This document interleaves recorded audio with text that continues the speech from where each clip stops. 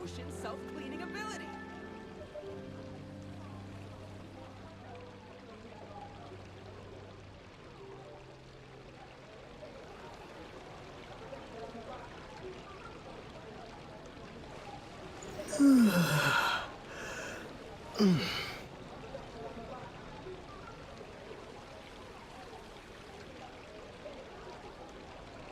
We cannot just rely on the ocean's self-cleaning ability.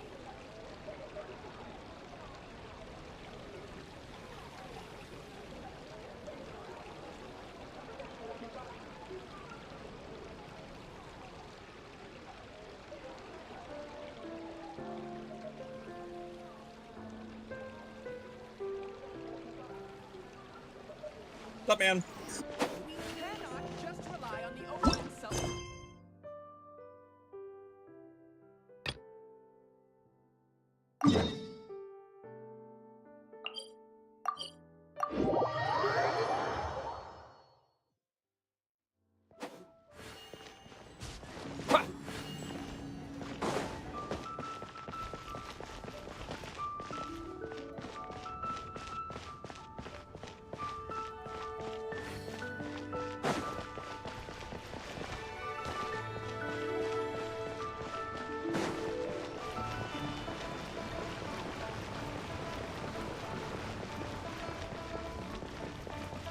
Oh. Baiju isn't in his shop. Oh, you're looking for Dr. Baiju. He's resting today, but he said to send any patients to the back room. Ah, okay. Thanks. We'll head on through.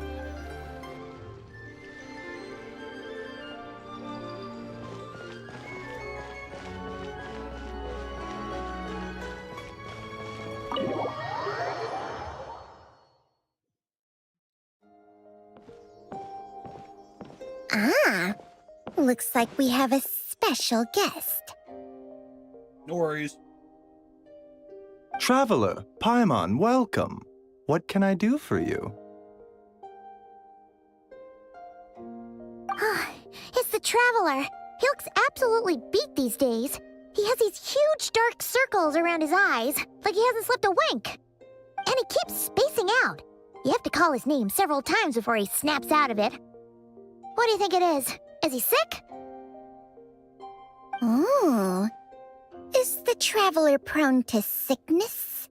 I find this surprising. Very peculiar. In all the time we've been acquainted, this is the first time you've come to me with a health complaint. Come, let me take a look at you.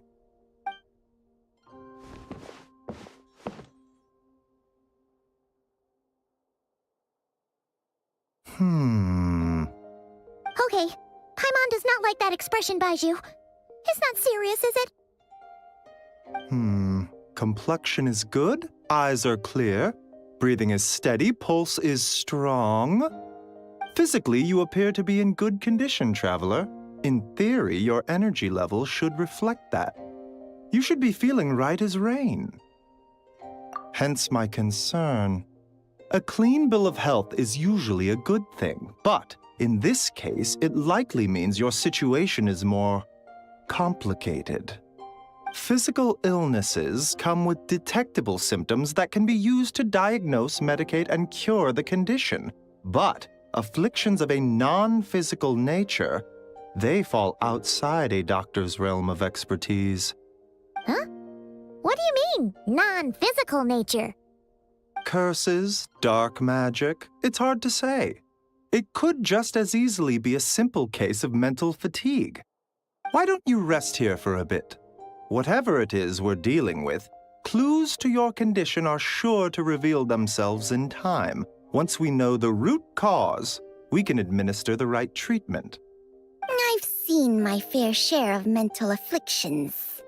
To start with, some calming incense, a good night's sleep, and a good meal will do you a world of good.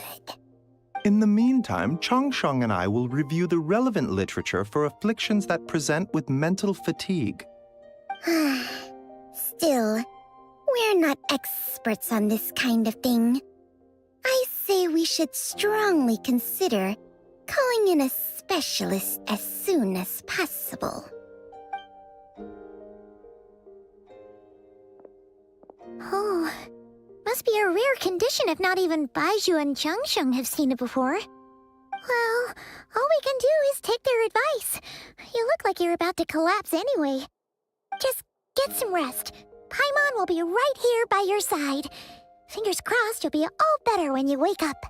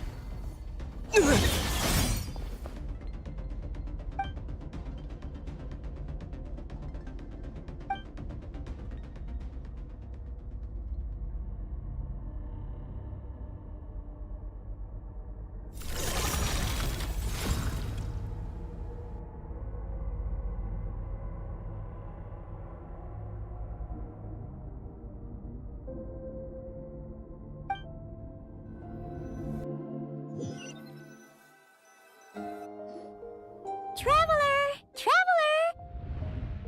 Rise and shine! Time to wake up!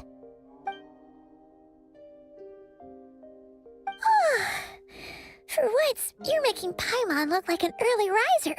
It's already afternoon. Hopefully all that sleep did you some good. Feeling any better? A cut? What? Did you scratch yourself in your sleep? All right, let Paimon take a look. Nope, nothing there. Wait, did you have a nightmare? Okay, don't panic. Paimon heard that dreams tell us what we need by showing us the opposite. So, if you had a nightmare, maybe all you need is something to cheer you up. Come on, Paimon will treat you to something yummy.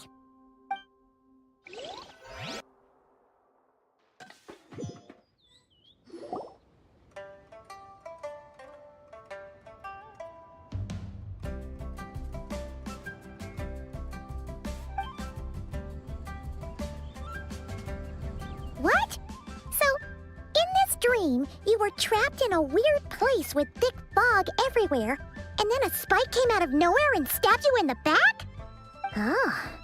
Okay, well, that's a new one. Are you sure it was a dream? 'Cause from the way you describe it, it sounds like you were really there. But then again, you woke up right where you went to bed. And you were definitely in a deep sleep this morning.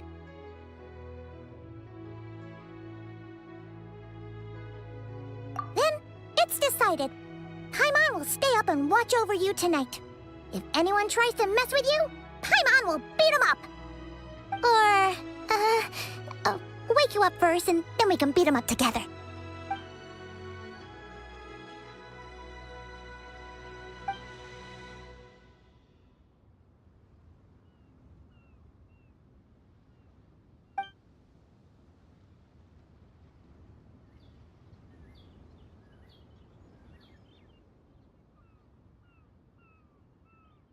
Something is missing.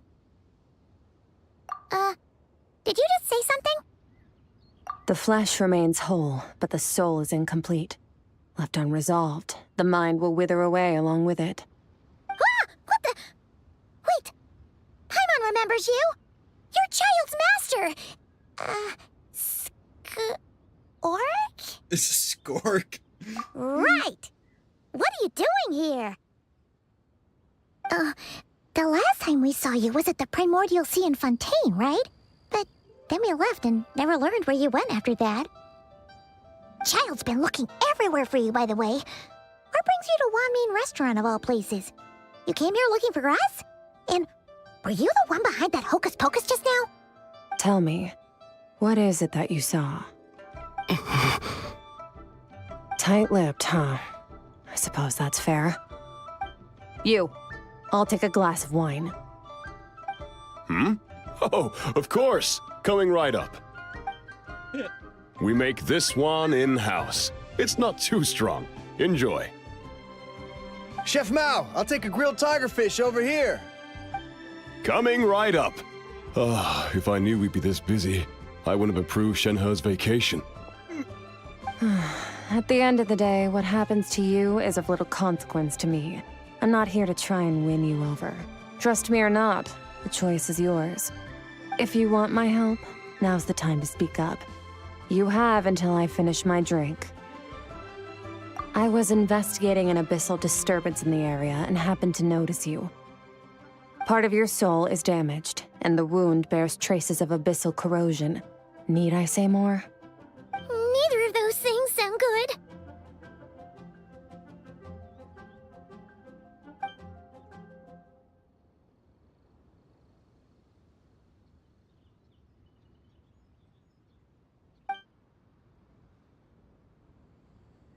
Well, should we trust her? She mentioned an abyssal disturbance. Maybe that has something to do with what's going on with you. But we could always find a different expert on the abyss to help us out.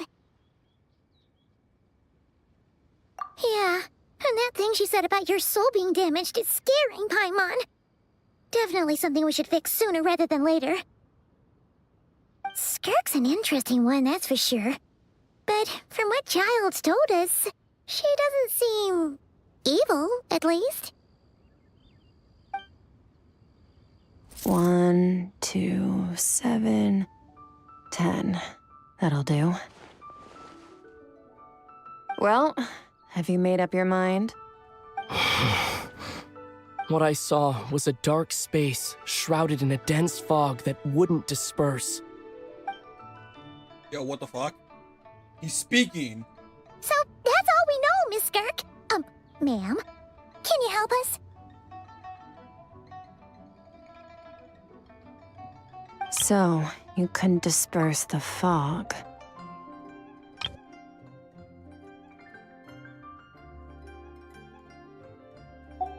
I understand. Come find me in the Guili Plains when you're done here. Oh, and I left cash for the drink on the table. Settle the bill for me, will you? Oh, okay. Huh? She disappeared!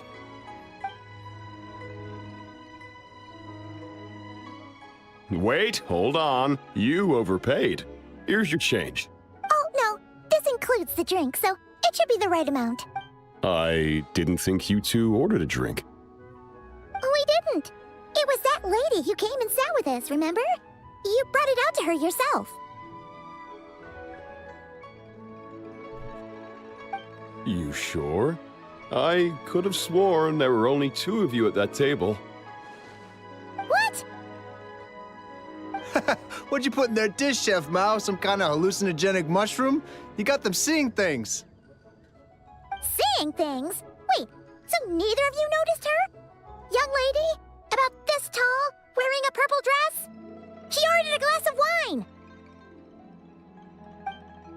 Oh, now you mention it, that vaguely rings a bell. And it looks like I did open the wine jar, so it must have just slipped my mind. In any case, that settles your bill. Come again soon. Chef Mao? Check, please. Coming!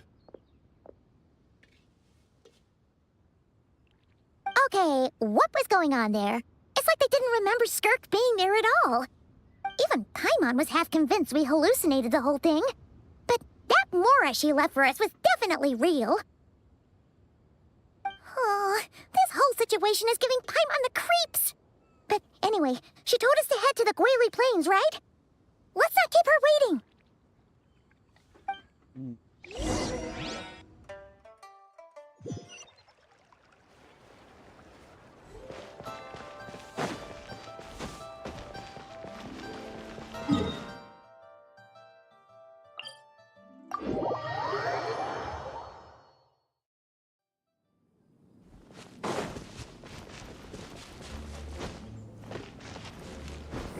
light!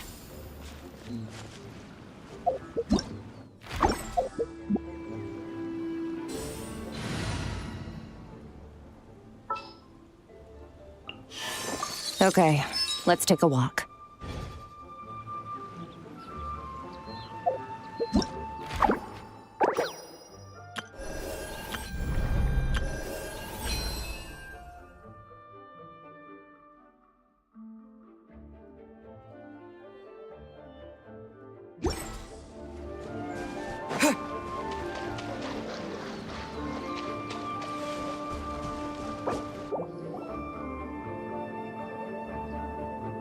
Whoa! What are all these rift hounds doing here? Huh. Looks like they're collecting something. Huh. Let's go check it out.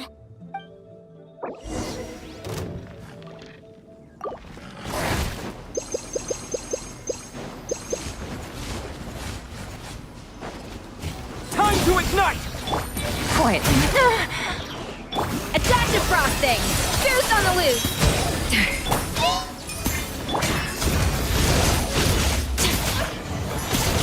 Mine to wield.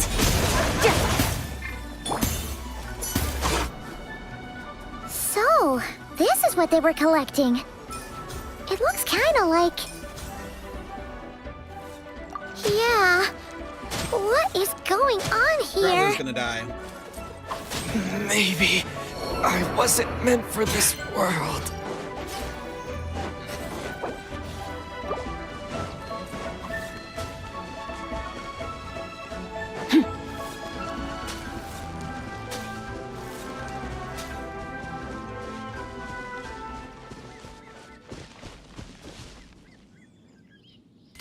Merciless.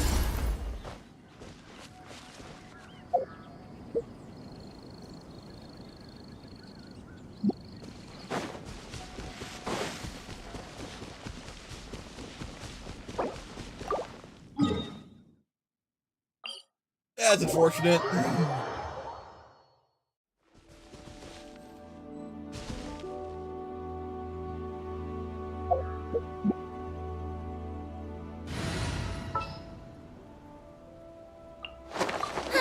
I knew you'd miss me.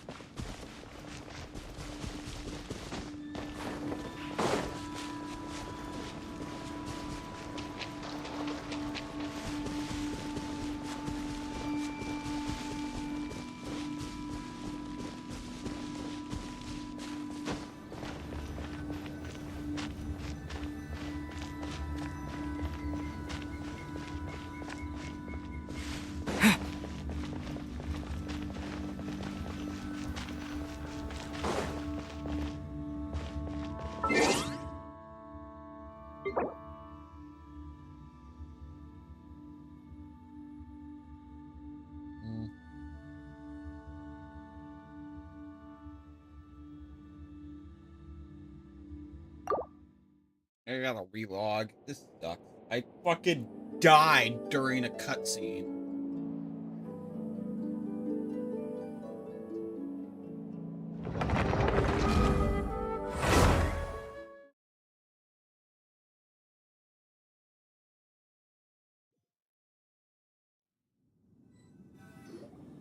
So, this is what they were collecting. It looks kinda like... Yeah. What is going on here? From the moment they are born, all beings with great power have an impact on this world. Even if their body is sundered and their soul extinguished, their influence remains. Gods are the most common example of that. The remnants of gods who fell thousands of years ago remain buried deep within the earth, carrying within them a warped will and a dark curse.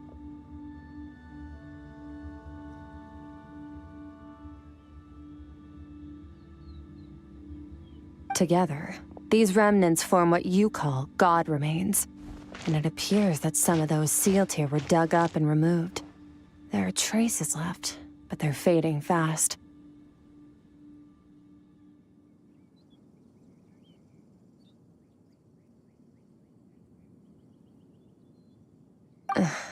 What are you doing? Nothing! Just wanted to make sure you were, real? She's definitely not a ghost traveler. Paimon poked her, and she's solid. Your life hangs in the balance, and that's what you're fixated on? Strange set of priorities. It was just a trick to avoid being perceived. If someone notices me, those memories are erased. Simple as that. Unlike you, I have no desire to establish a connection with the world. The weak and the lowly have no right to remember me. They're lucky they only have a few missing memories to show for it. Now, can we please get back on track? Okay. Where were we? Right. The god remains. So, basically, there's now less of them here than there used to be, right? Isn't that a good thing? In our experience, god remains are 100% bad news. A lot of terrible things have happened because of them. Maybe it's a good thing by human standards, but power doesn't come from nothing, and it doesn't just disappear for no reason. The remains aren't just gone, they were taken.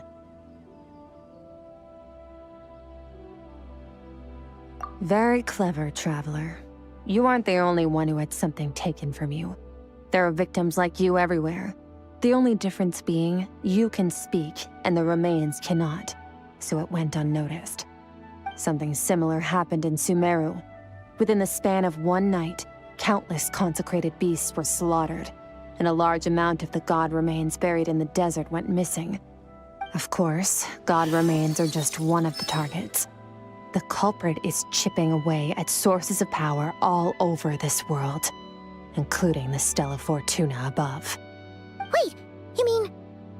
the stars? Mm-hmm. 42 of them have died out in the past few months alone. In Conria, people believed that powerful individuals have corresponding Stella Fortuna. Even should that individual fall, their Stella Fortuna would not disappear, but gradually evolve into a new constellation. Yet now, stars are disappearing from the skies entirely, and it's not hard to deduce what's happening to the power they contain. Something has been leeching power from this world like a parasite steals nutrients from a host. And now, it's no longer satisfied with the remains of the dead. It wants you. This time, it only took a fragment of your soul. But next time, there's no telling how far it could go. No one knows. All I know for certain is this. Getting back what you lost will not be easy.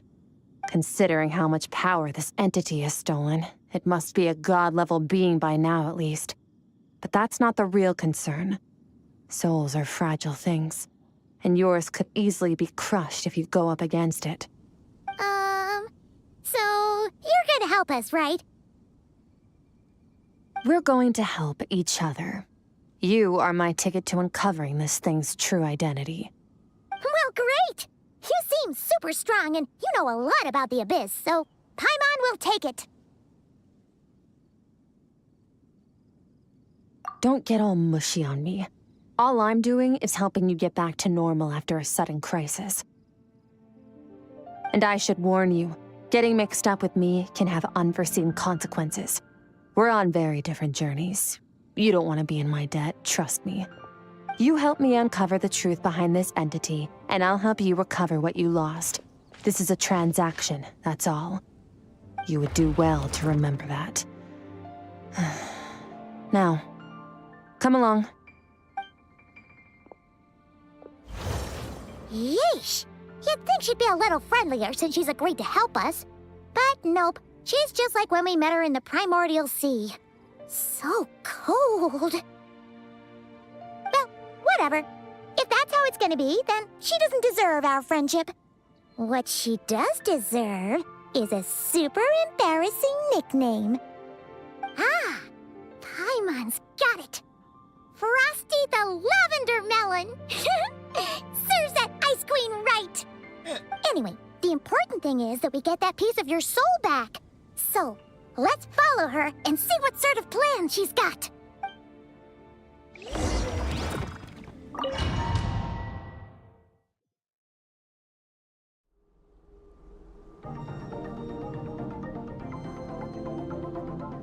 Whoa! This place is way bigger than Paimon expected. Where are we? This is where I live. I suppose it's the closest thing I have to a home here. It is. I brought you here because time flows differently in this place. I don't know how much Ajax has told you, but when he fell into this space, I mentored him for 3 months. In that time, only 3 days passed in the outside world. Ajax? Oh, right! That's Child's real name! Yeah, Paimon remembers him mentioning something like that. So, a month here is equivalent to 1 day in the outside world? That should mean we're safe from that power-hungry soul snatcher for now, right? Yes, well, I didn't bring you here just to show you around. In the outside world, the Traveler could be attacked at any moment. But coming here has bought us quite a bit of time. Now, we just need to figure out how to investigate that place you saw. The one full of fog. Both your description and the abyssal disturbance I felt point to that space having some connection to the abyss. It could even be a domain similar to this one. The thief who stole that fragment of your soul is hiding there. But the abyss is a chaotic and turbulent place. If we want to pinpoint their location, we need to see what that space looks like without the fog. Abyssal power can grant a special form of sight. Have you ever wielded abyssal power before? Okay. Do you plan to learn? That tracks. All the information you have suggests the abyss is something sinister, and that abyssal power is a wild and dangerous force that always spells disaster. And you're saying that's not true? Depends on your perspective. Floods and hurricanes take countless lives too. But if one day you gain the power to control them, what was once a calamity is now just another tool in your arsenal. I'll respect your opinion, though. Just means we have to turn to the second best option. A little abyss crystal that contains my power. Wear it on your head, and we'll be able to perform dream mirroring when we fall asleep. Dream mirroring? It means experiencing whatever the other person is dreaming.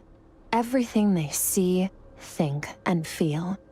Since you haven't studied the art of using abyssal power, and have no plans to jump in the deep end right now, I'll have to do the investigating for you. With dream mirroring, every time you slip into a deep sleep, I'll see with my own eyes whatever scene plays out in your mind. Then, I can guide you through the dream environment, and we'll take back what was stolen from you. Huh. You make it sound so simple. Tough to say. This is an unprecedented situation for both of us. Even assuming we do manage to find where this entity is hiding, like I said, getting your soul fragment back won't be easy. To play it safe, I need to give you some special training first. Wait, you're gonna teach him some of your martial arts? Does that mean the next time we see Child, we have to treat him like our senior? Do as you want. For my part, I don't see you as my disciples. You're already a pretty good fighter. All I'm planning to do is build on your current skills, and train you for the specific scenarios that I think we might face. But that's enough talk. If you're ready to do this, then come with me. Time might be more lenient here, but that's no excuse to waste it. Oh, she moves fast. Paimon can hardly keep up with her. So, special training, huh? Kind of a rare opportunity. With your skills, there's not a lot of people qualified to train you. The last time something like this happened was probably anti-Raiden Shogun training, right? Oh, feels like a lifetime ago. Skirk seems pretty strong too, though. Remember how she said that the all-devouring narwhal was just her master's pet? Maybe we really will learn something here.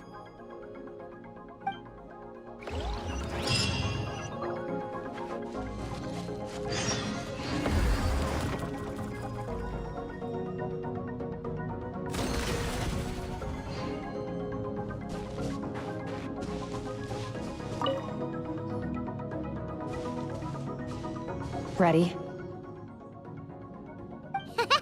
Bring it on!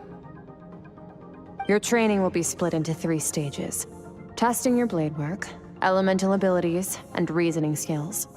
We'll start with blade work. You're no rookie in this area, so I won't bore you with the basics. During your long journey, you've no doubt sparred with a lot of talented sword fighters. Consciously or not, you'll have picked up all kinds of techniques from them. You bet! There's Kaya, Master Jean, Kuching...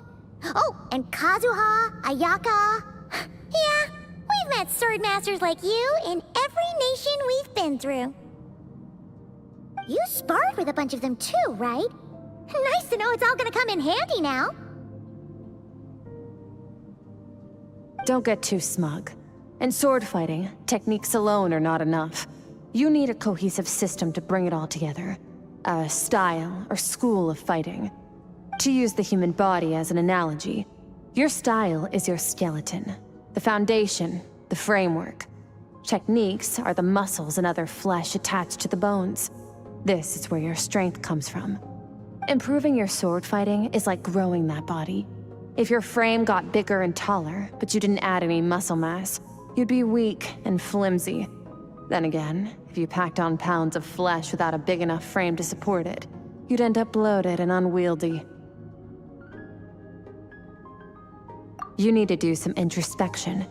Take a good, hard look at your past experiences and figure out which parts of what you've learned are just techniques, and which parts can be used to form your own system of blade work. Only then will you get the full utility out of all your thoughts and observations along the way. Only then will every strike you deliver make perfect sense. Wait, is that it? Paimon thought you were gonna teach him some cool new moves. Like when you went swoosh and opened a tunnel to another place. One day, you'll reach a new level of power where you realize that even that's as basic a trick as any other. But right now, our sword styles are so wildly different that teaching you mere techniques is pointless. There are no shortcuts in the pursuit of power. Failure is your best teacher, and rigor is your coursework. That's all I have to say. Time to make a start. Train until you're satisfied with yourself. Now focus. Destroy the crystal columns as swiftly as you can.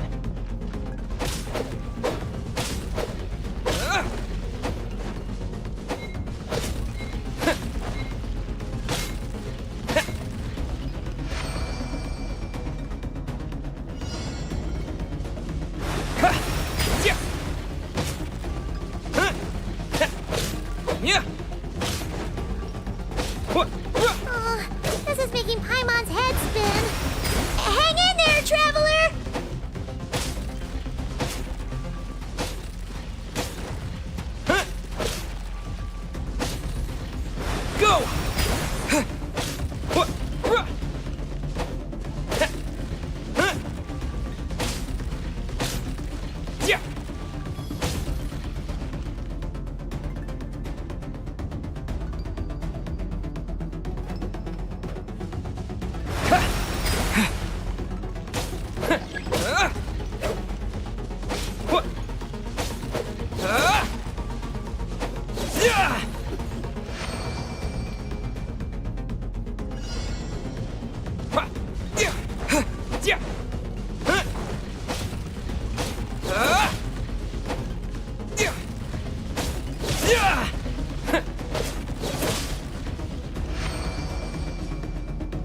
Stay calm. Use your head. You have to keep it together.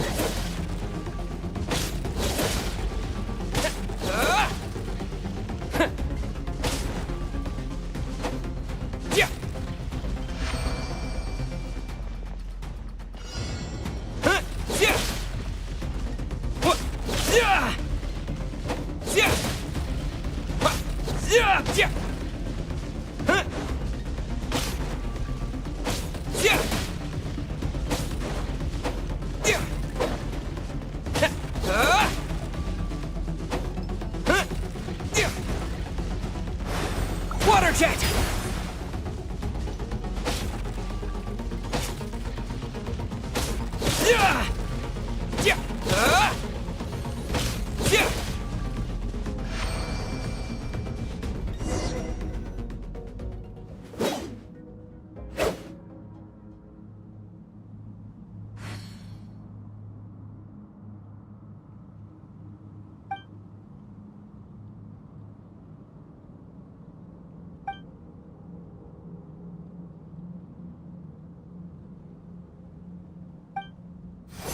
This moment will be frozen in time.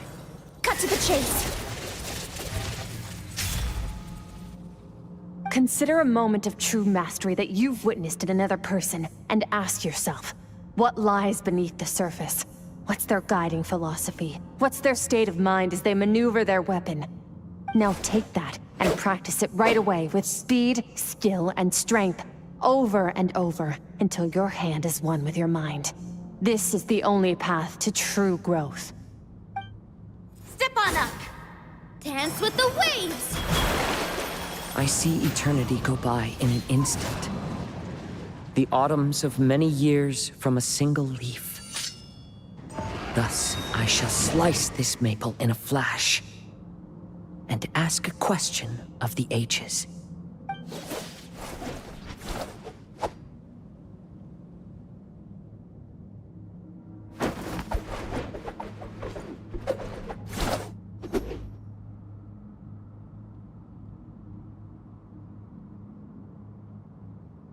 If you start to tire, empty your mind, but do not stop.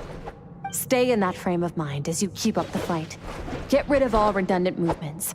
Imagine your sword is an extension of your own body. Wield it just as you wield your arms, hands, and fingers. 'Twas on a deserted, moonlit night that the hero approached the vile dragon's limpid lair. Ring cutter! Feathers fleeting wet, the white heron treads water, a sight without flaw. Master of Inazuma Kamisato art Tachijutsu.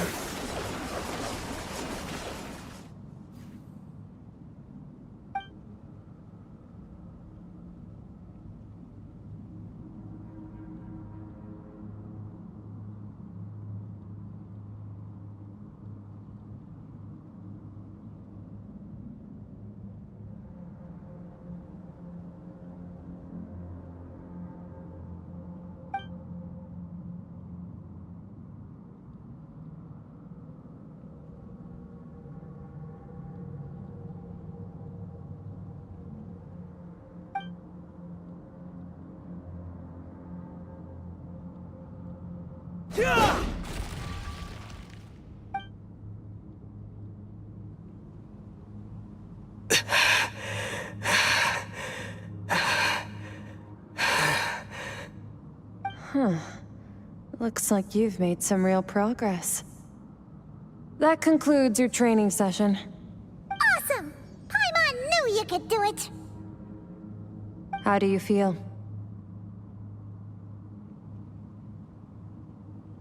As you should be. Time flies when you're training hard. You've actually been going for several days now with no rest. Yeah, meanwhile Paimon's had a whole bunch of naps. But you were so focused, she didn't want to interrupt you. Go get some sleep. I'll be doing the same very soon. Let's hope you see that foggy place in your dream, so I can get this investigation over and done with.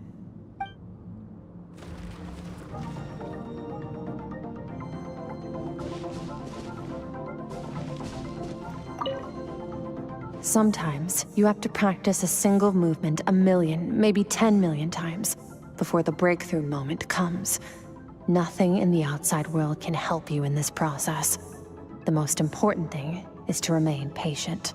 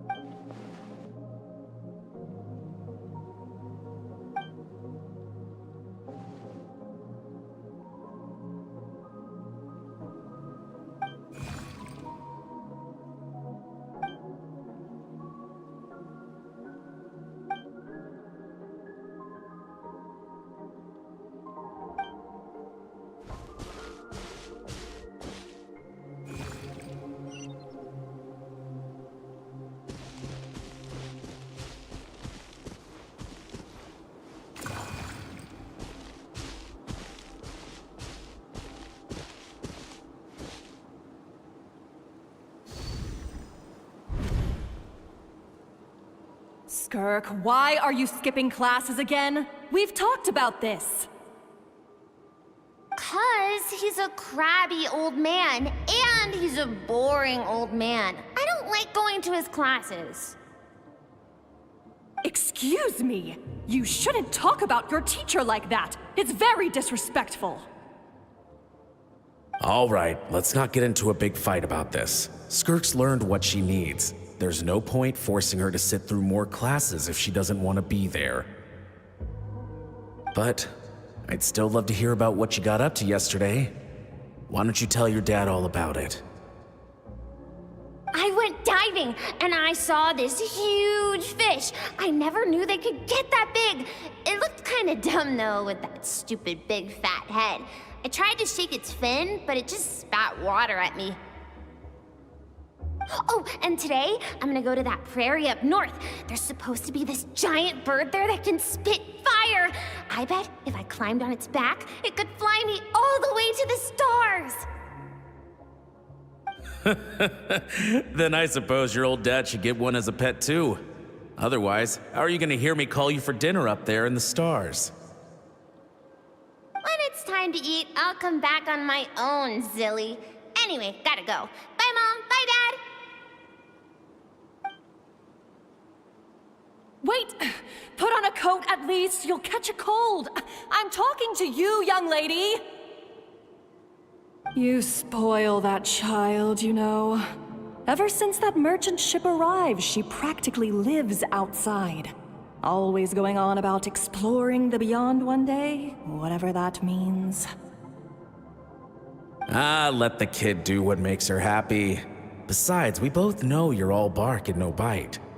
Come on, our little adventurer's gonna be hungry when she gets back. Let's get started on dinner.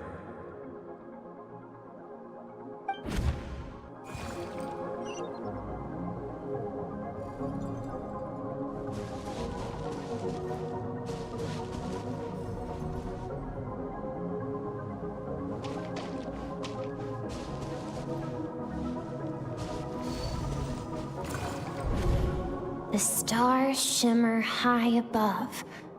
But what lies beyond the stars? Mountains as far as the eye can see? An endless snowy plain?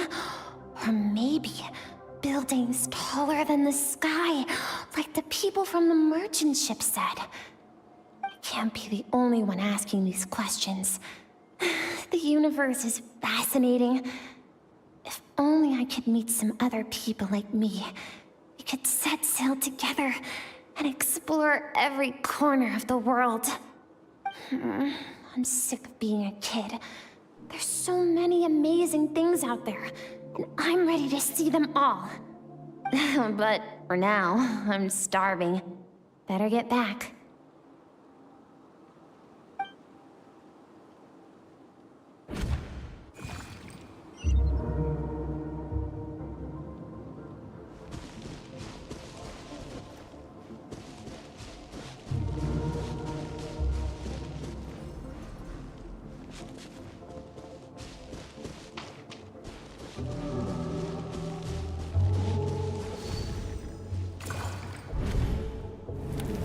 Don't let a single one of them get away! No, please, spare Why? the children! Stay back! They're coming! Run! Help! Eliminate the threat. Take them down. Don't be scared. Ah! This way! We'll never make it! Fire. There's fire everywhere. What happened? I told you we shouldn't have trusted these outsiders!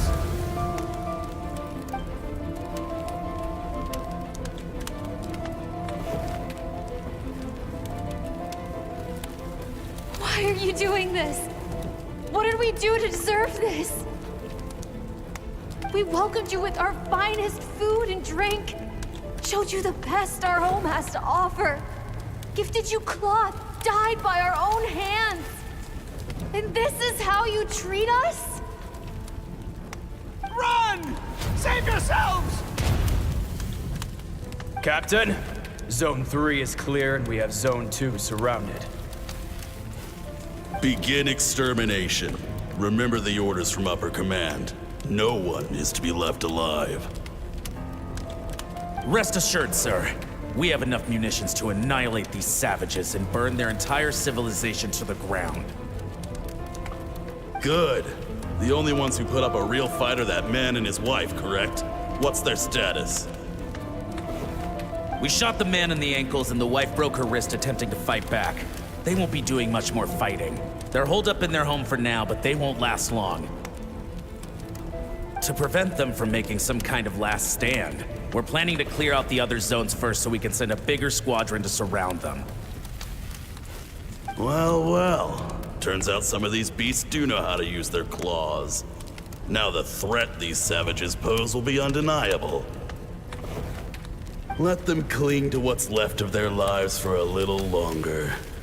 Once the other zones are cleared, I'll cut off their heads myself.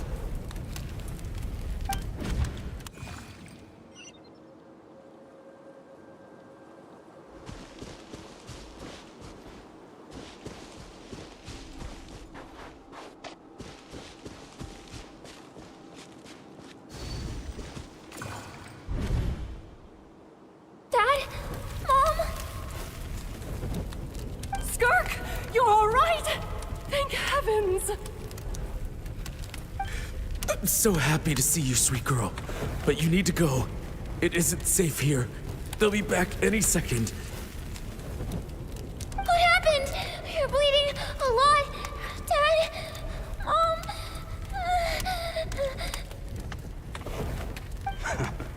This is the place.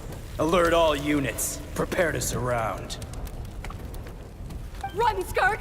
Run as far away as you can. Don't trust anyone. Your dad and I, we're not afraid to stare death in the face, but we need you to survive. My clever girl, so curious. You're already so brave. I know you're going to grow up to be such a positive light in this world. Whenever you miss us, just play this song. Remember, life is a gift. Don't let darkness claim it. Break down the door! Look what we have here. A savage that can pluck a tune. Well, the show's over.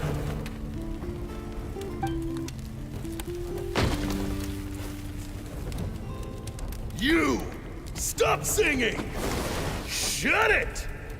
I said shut it or I'll make you! Fine. Have it your way!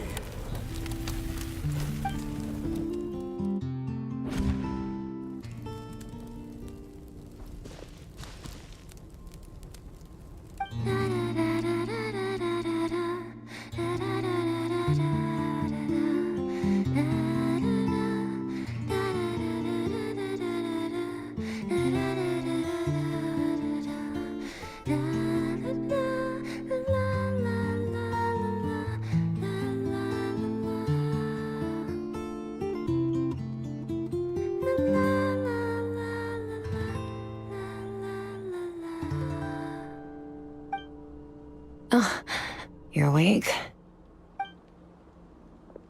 I found a few clues while you were asleep, but it's only a start. Now, time for the second stage of your training. This time, the focus is elemental energy. Come find me when you're ready to begin.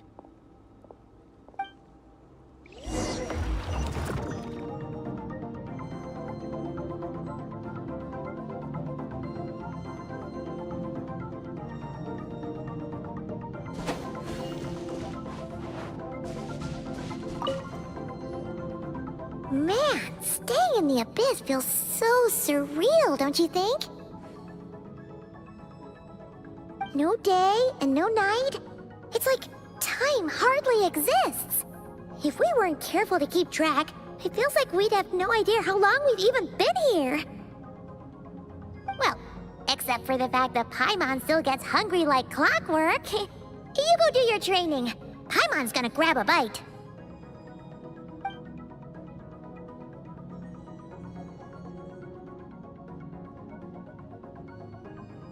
The way I see it, the pursuit of power is divided into 3 stages. The first is mastering the use of standard weapons. Next is learning how to harness natural energy. And after that, you're free to challenge even higher dimensions. The natural energy of Teyvat is, of course, elemental energy. But that's not my area of expertise. I draw from a different source of power. Abyssal power, yes. Also known as the power of the Void Realm. My master, Sertologi, is a true expert in that area. After all, he was one of the group of 5 that infamously stole the all-encompassing power of the Abyss, an act for which the people of Conria gave them the epithet, the 5 Sinners. The elemental energy of Teyvat, on the other hand, is derived from the power of the Light Realm. These 2 forms of energy exist in direct opposition to each other. Suffice to say, there's not much I can teach you this time.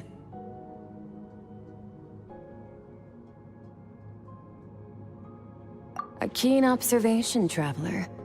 Call it respecting local norms. The Abyss stands in direct conflict with the will of this world.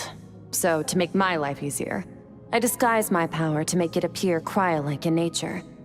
It's a technique I learned from some Conrian ruins, known as the 7 Shifting Serpent. If you ever change your mind about delving into abyssal power, I can teach it to you.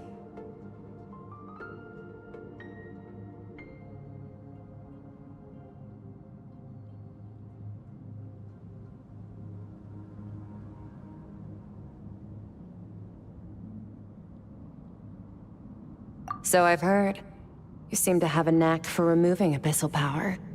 But is purification really what's going on there? Like I said, power does not simply disappear.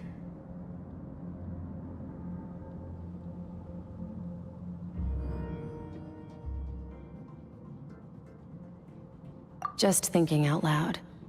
Let's focus on your elemental training. That's what's gonna help us if the situation gets tricky. True growth comes from adversity, but only if you make the choice to pick yourself up again every time you fall. So, It's time to push yourself to the limit, and then keep pushing. This is the only way to advance at pace. Use the power of Animo to clear the field as fast as you can.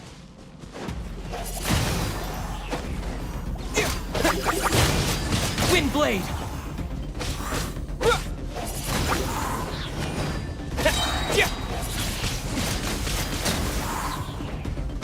With the wind!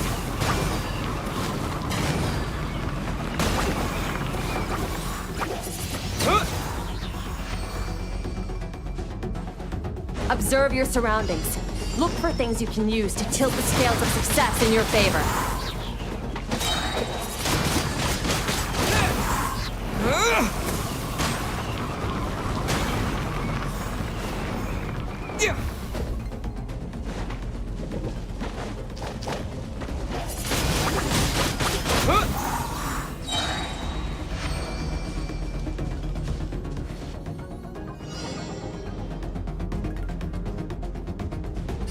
Use the power of Hydro to destroy the spikes.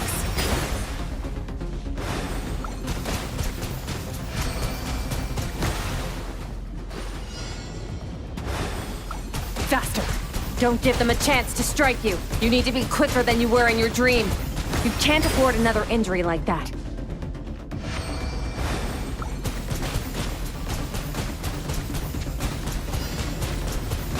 Go!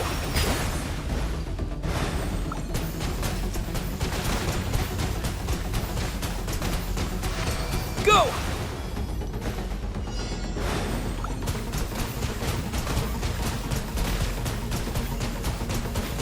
Go!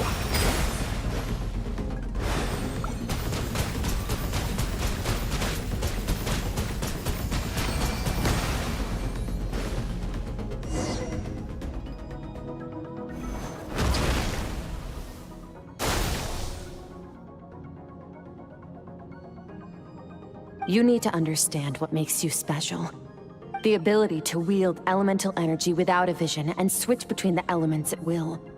It means your aspirations need no approval from the gods. Your power is not bound by the rules of this world. So be bold.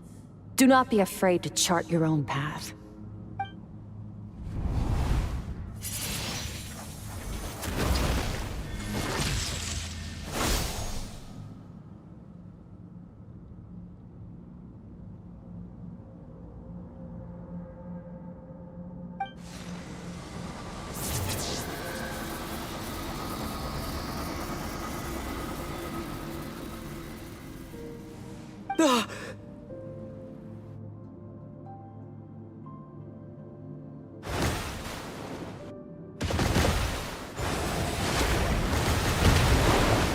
Very good. It seems you've reached a deeper level of connection with the elements. Jesus. Long enough for you to lose yourself in your training, which is a good sign. Relentless practice with the elements has drained all your strength, but it's also what allowed you to make progress. Get some rest. When you wake up, we'll proceed to the final stage of your training.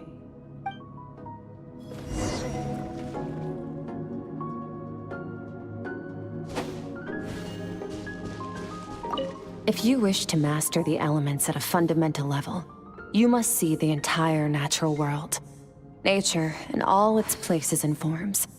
That is part of what it means to be a traveler.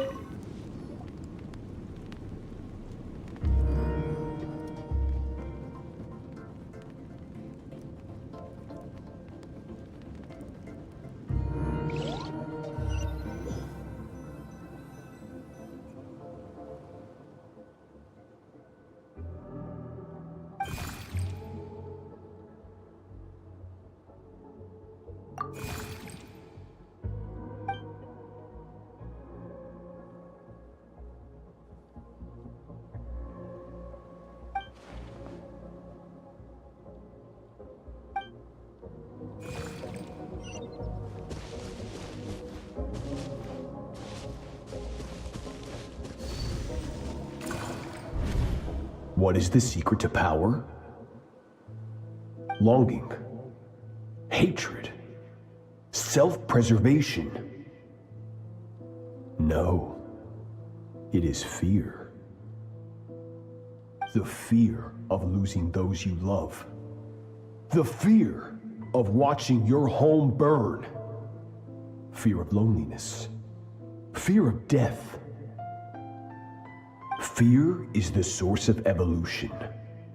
It forces humanity to adapt to their environment and overcome hardship. It is in the process of prevailing over our fears that we surpassed first ourselves and then the rest of the world. That fear is now part of you. It calls on you to evolve. And it is time to answer.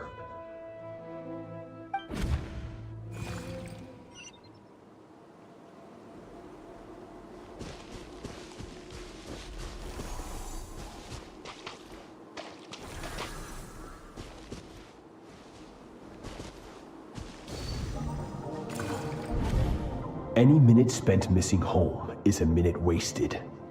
Practice your sword work instead. Do not make me tell you twice. But, Master, I can barely lift the sword anymore. If I keep going, I feel like my wrist is going to break. So it has not broken yet. Then pick up your sword and keep practicing until it breaks. I want to hear the cracking and splintering of bone. After all, bones can always be reset.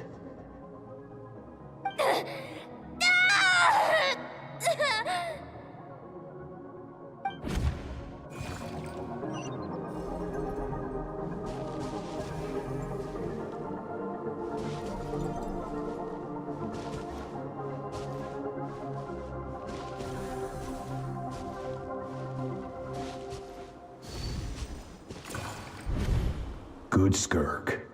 Once again, you survived. How do you feel? Cold and pain.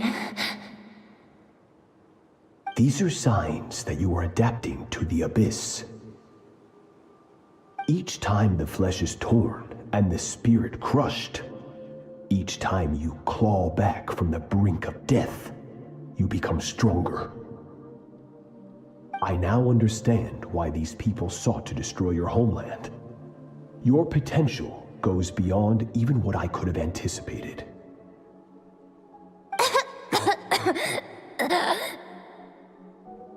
But you still have much to learn in your pursuit of strength. Your mind is rife with distractions. From now on, I shall show no mercy in your training. You must learn to shut out all the pointless emotion, crush the self that makes you weak, and become master over your physical form. Get up, Skirk. Wipe the blood off your face. Cut away the rotten parts of your flesh, and mend what is broken. Then take up your sword.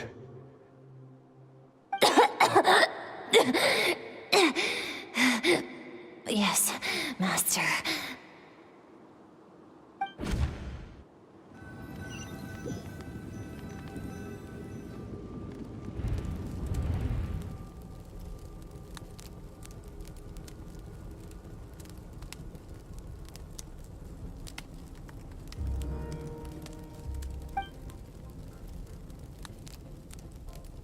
You're up! Hopefully you got some good rest. Skirk said to tell you that she's ready to start the final stage of your training whenever you are. So, want to head over now? Or did you want to wait a little?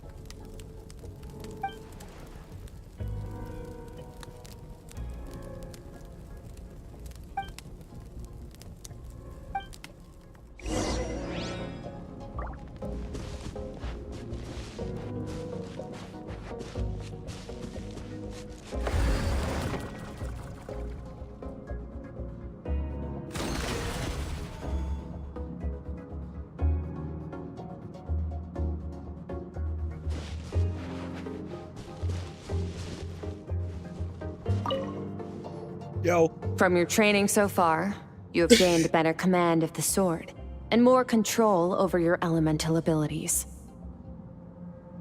Man, I feel so sorry for Skirk. That's only part of it. Experience is the real teacher. Your journey, the friends you have made, the dangers you have faced. These have taught you more than I ever could. Now, it's time to focus on how you react under pressure. You must be able to think rationally, even in unpredictable combat situations. To simulate this, I'm going to attack, and you're going to block. Ready?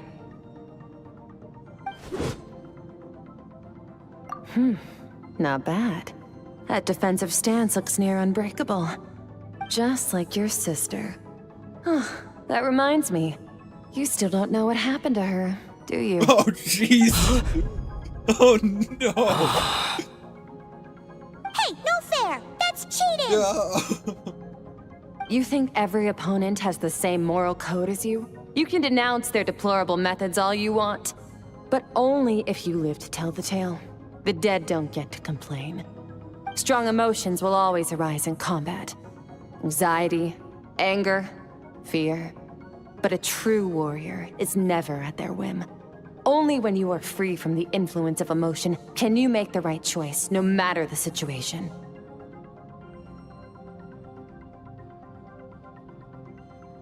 How amusing. Almost sounds like you think you know me. But you don't. You can choose your own path. We are not the same. Let's begin. Try to use reason over emotion. Make the most rational and advantageous decision in any given moment. This is your final training session. Look alive. Same drill as before, but this time I'm going to interfere. Hold your focus. Yeah. Go!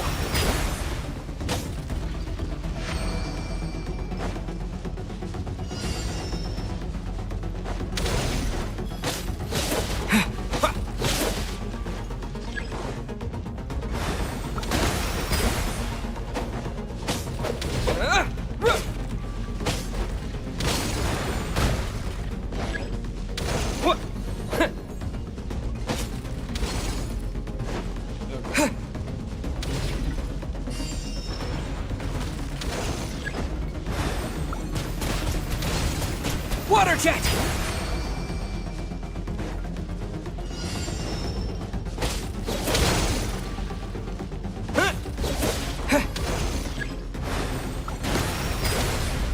Yeah! Yeah!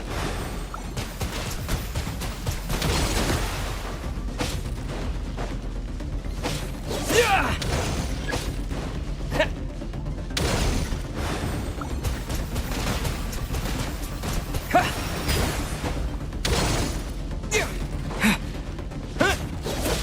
Not bad.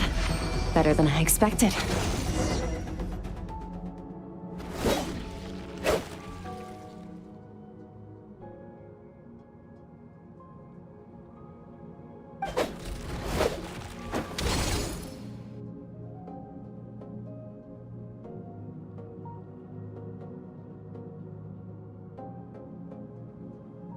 You're getting the hang of it. The first step to controlling your emotions is controlling your mind. You want a unified train of thought. It all comes down to focus.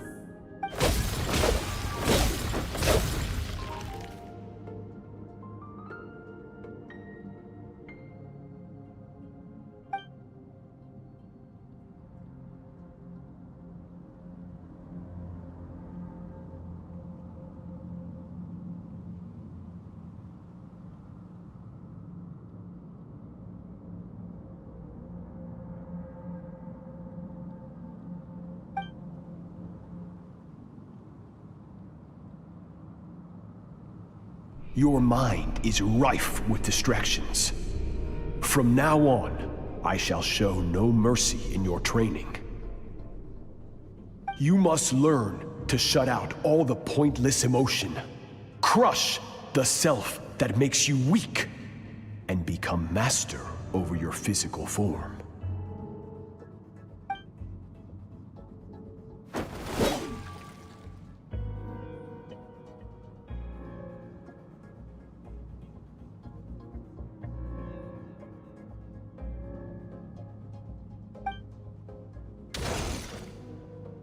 Stop. Let's pause here. One look, and I can tell your mind has wandered. That's to be expected. There's a limit to how long a human being can concentrate on one thing. Staying calm and focused sounds simple in theory, but in practice, it's more demanding than sword work or elemental abilities.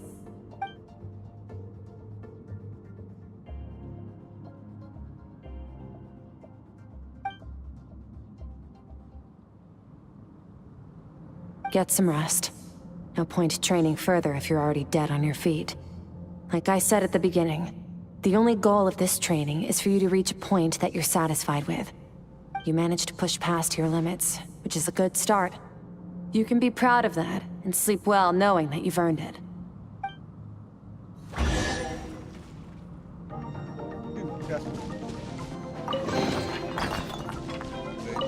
Warriors will train day and night to perfect their skills. But when the battle comes, their fate may be decided in a matter of seconds. One mistake, one moment of hesitation, and just like that, all their blood, sweat, and tears were for nothing. You need to push yourself to perfection, or you might not even live to regret it.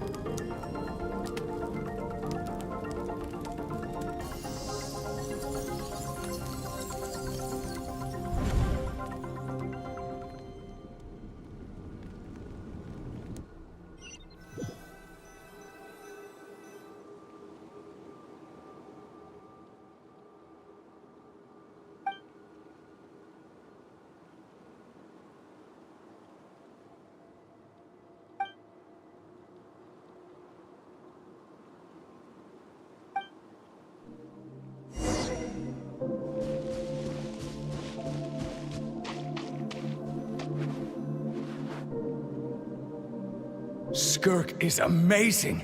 She faced down that terrifying giant and cut its head clean off. Oh, she got hurt though, didn't she? I heard it was pretty bad.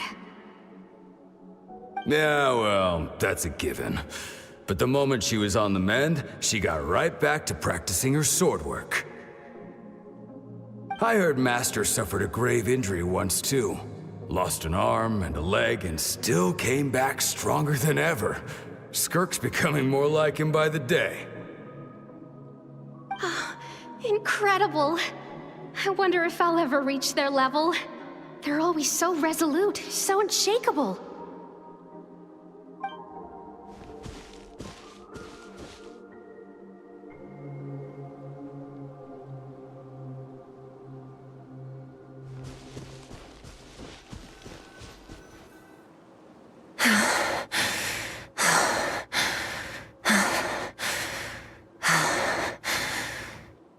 Pathetic. You're not even trying. You're so much weaker than you think. Skirk, have you become a positive light in this world?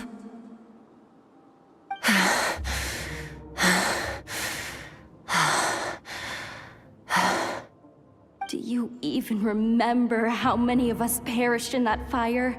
How many bodies were left to rot on the scorched earth? Yet you alone live on. Keep your gaze fixed on your blade. You don't deserve to rest.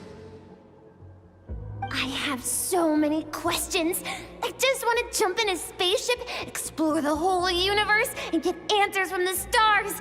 I just need to wait till I'm grown up. Then I can do anything. Now, you must bid farewell to who you were in the past and become someone stronger. Run, Skirk, run! Only death awaits us here. Keep running, and don't ever look back.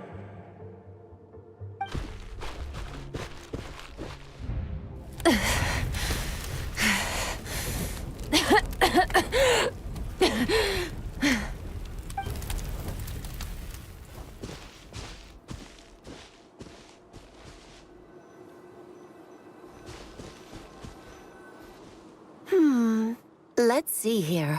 First things first, you need a new identity. Going around telling people you're from somewhere beyond the stars won't do, now will it? How about saying you hail from beneath the earth instead? As the Conrian saying goes, venturing out into the universe and down into the abyss are the same in that both are braving the dark unknown. Well, I'm a visitor on this planet, so I'll follow the rules. Ah, splendid. That saves me quite a bit of trouble. Let me offer you a piece of advice in return, although it might not be what you want to hear. I know the pursuit of strength is important to you, but taking a moment for yourself every once in a while is never a bad idea. Ignore her existence for too long, and there will come a day when you can no longer hear her voice.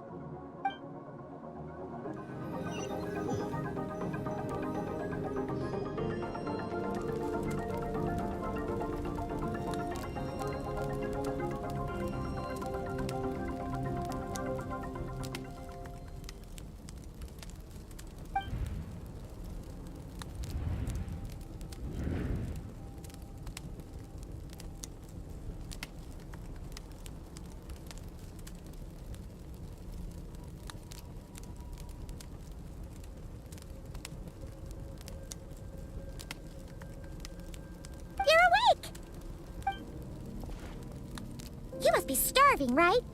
Ta-da! A barbecue feast just for you!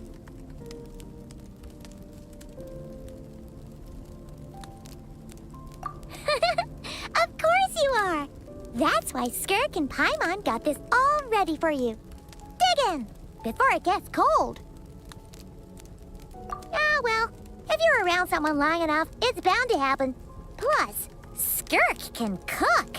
So, Paimon decided she can forgive the whole Ice Queen thing. Paimon's not one to hold a grudge. Here's an idea.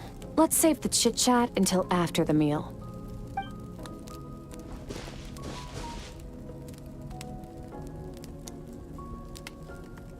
Ugh, so full.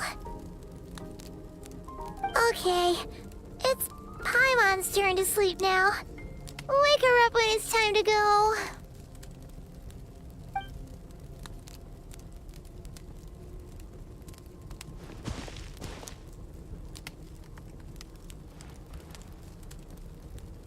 I have good news.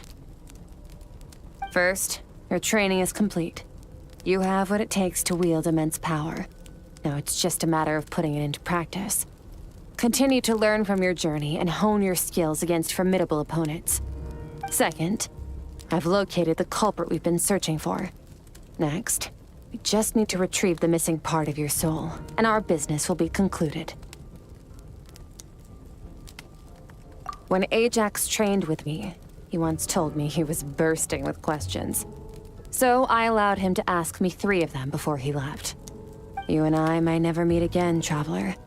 So if there's anything you want to ask me, now's your opportunity. Just like Ajax, I'll answer 3 of your questions.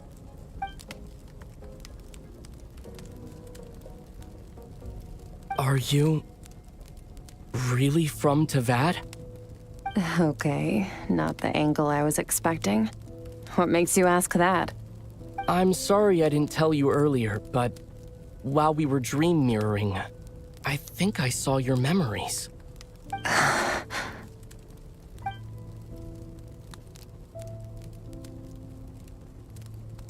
I knew that was a possible side effect.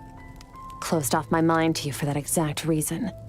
Even with the dream mirroring, you should have seen nothing but endless darkness.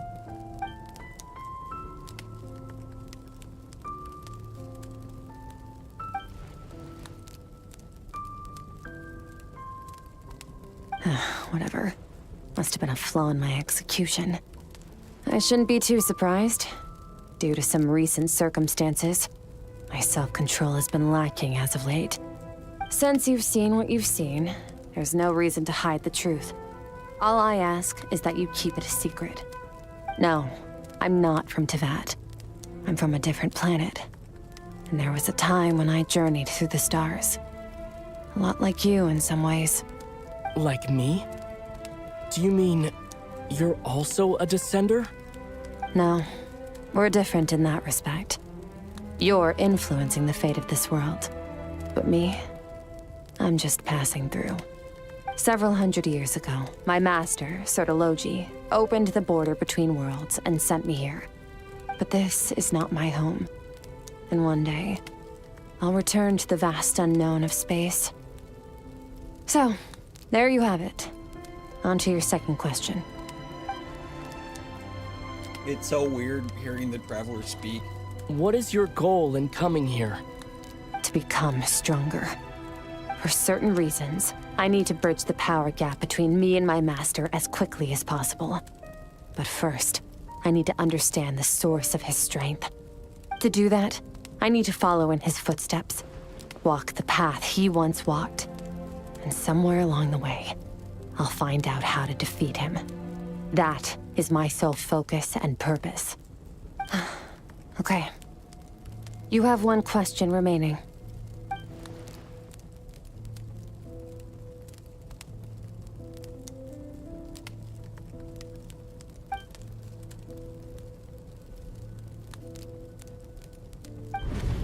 You make it sound so easy. Ever since the incident I experienced there, I've never stopped searching for Master Skirk and that unknown abyss. But it's been years now, and I've still found nothing.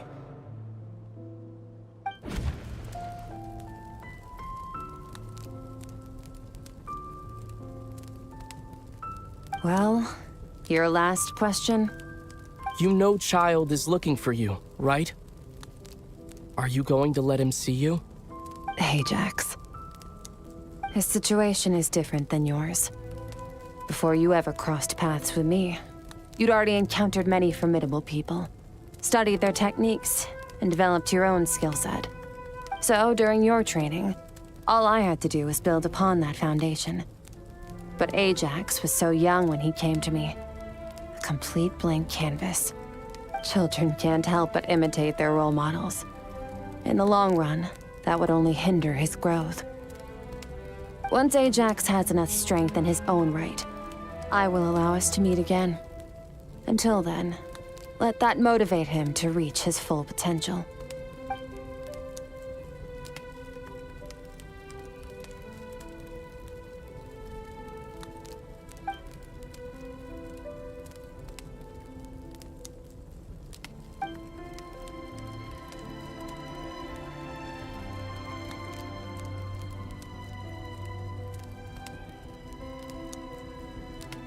Yeah, it's crazy.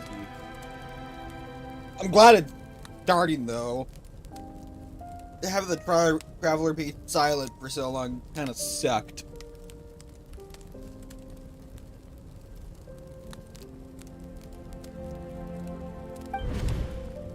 Unlike you, I have no desire to establish a connection with the world.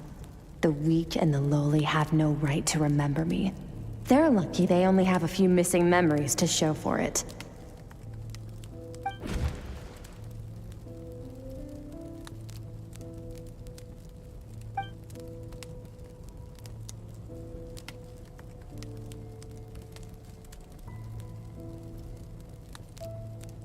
Wake up your companion. It's time to go. Oh, and everything I just told you, best keep it a secret from her as well.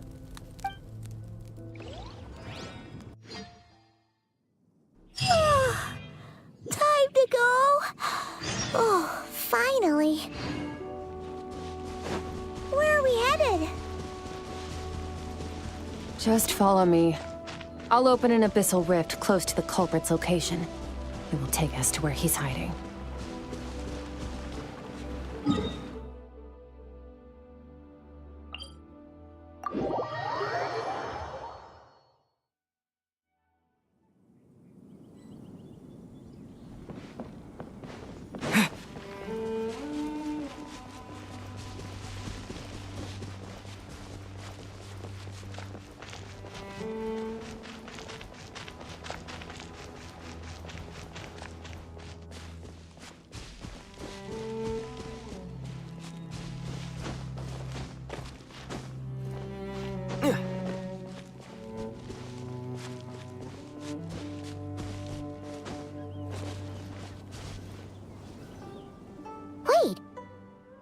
near the chasm, right? Way to go, Yes. Pokemon. If we enter from here, we'll be able to reach that place from your dream. You have some experience with abyssal domains by now, but still, this is someone else's territory. Best to proceed with caution. Don't worry. Paimon's an expert at hiding behind other people for safety. Oh, but, that means you need to stay safe, traveler.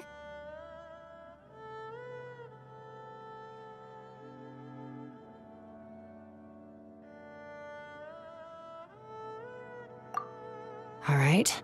Remember your training. Time to put it to use.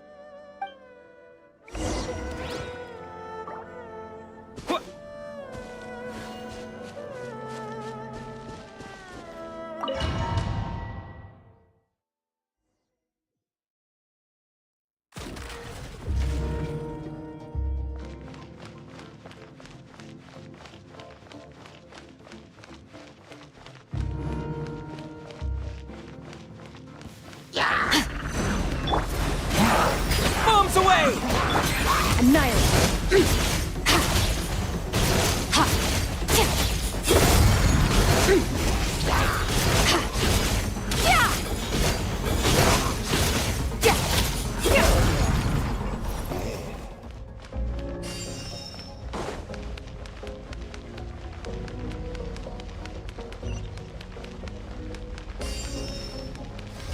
Whoa!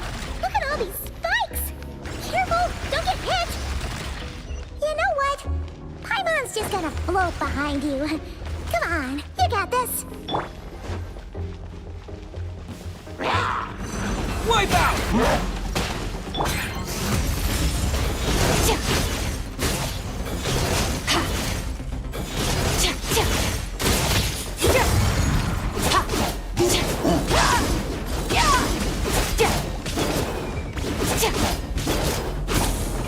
Hey, what are you two doing here?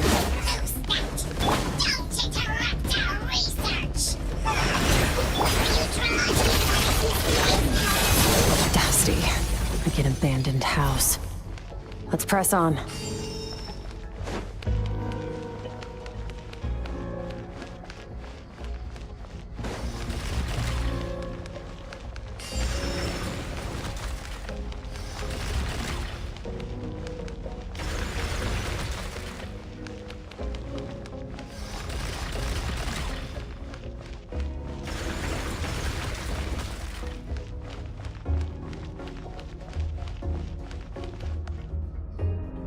Oh, looks like this is a dead end.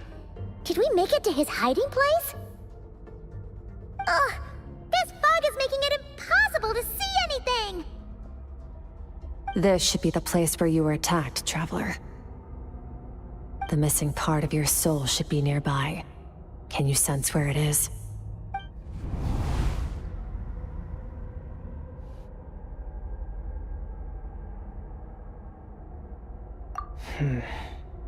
Our opponent must have covered his tracks just in case. Otherwise, you should have sensed it much more strongly. Hold on! Look! The spikes are back! Stay calm. Let's hold back a little. Give our enemy some wiggle room so we can see what we're dealing with. If you're too reckless, we might be playing right into his hands. Our enemy took part of your soul for a reason. It's likely he integrated it into his attack somehow. If we're smart about this, we can track it down. Yeah.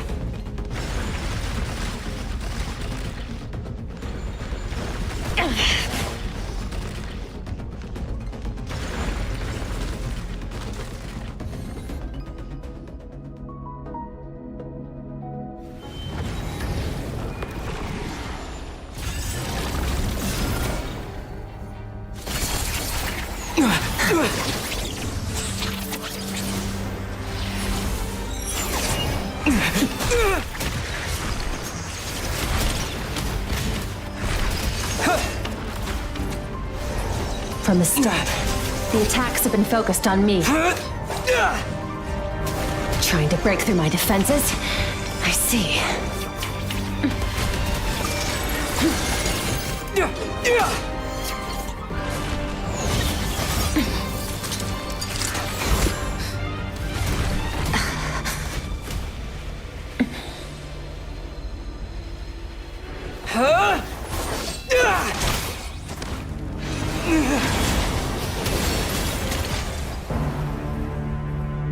You alright?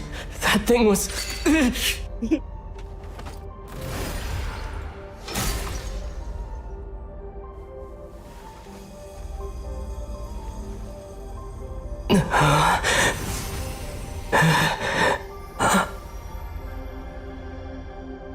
There. I got it back. Traveler! Skirk! What happened? It looked like Skirk just got...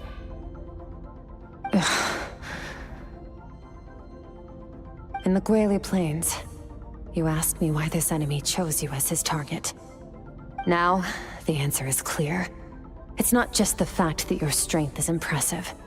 It's also because of your ability to, as you put it, purify abyssal power.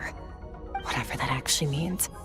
The fact is, that ability allowed him to do something that should have been completely impossible. Namely, break through my defenses and steal my power.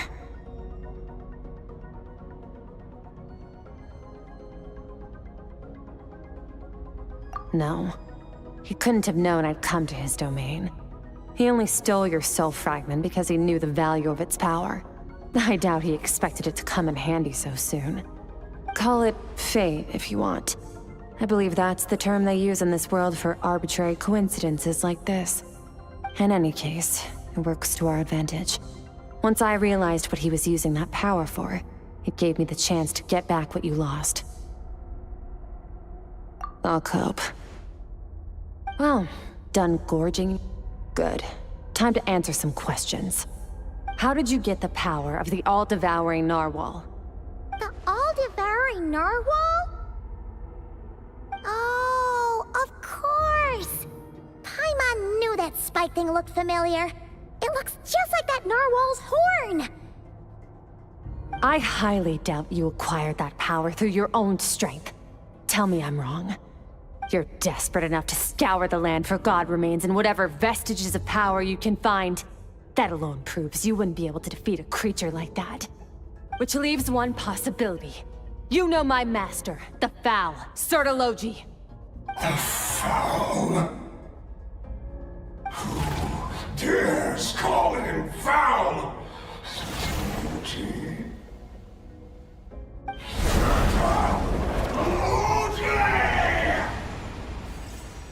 What's wrong? Bit off more power than you can chew? You're struggling to hold a basic conversation. Just a little longer. I'm still...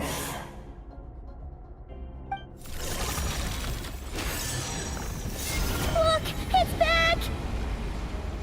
Those obsessed with power will let it devour them before abandoning their pursuit.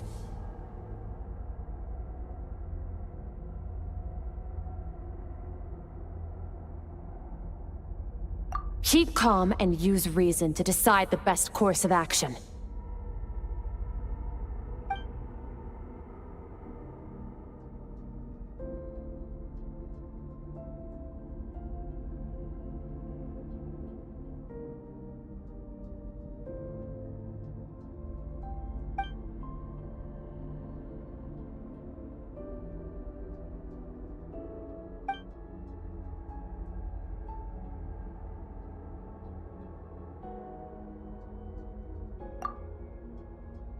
Wise decision. Final victory doesn't always come after a single battle. You've got your soul fragment back, so we both got what we came for. Let the enemy draw breath while he can. It won't be for long. Get us out of here, Traveler. You'll need to lead the way this time.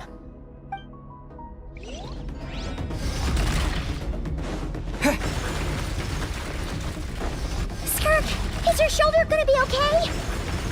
The wound is minor. It'll heal in no time. You should focus on getting out of here alive instead. Uh-oh! Falling spikes! Run!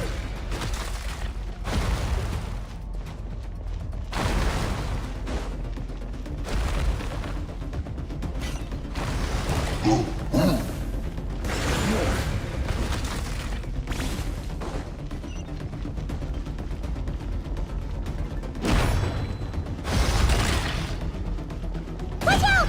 Looks like this place is about to collapse! Ow.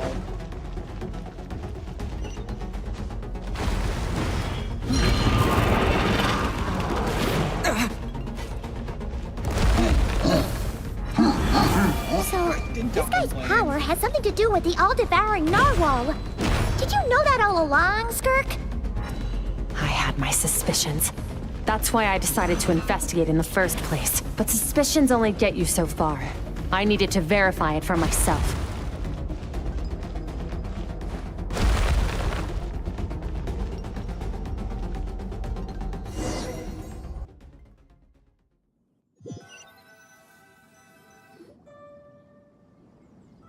Phew. Oh, I should be safe here, right?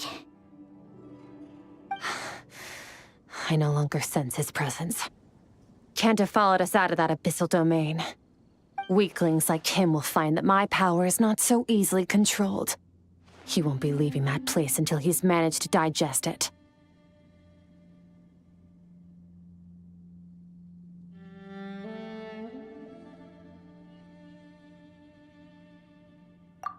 You seem surprised.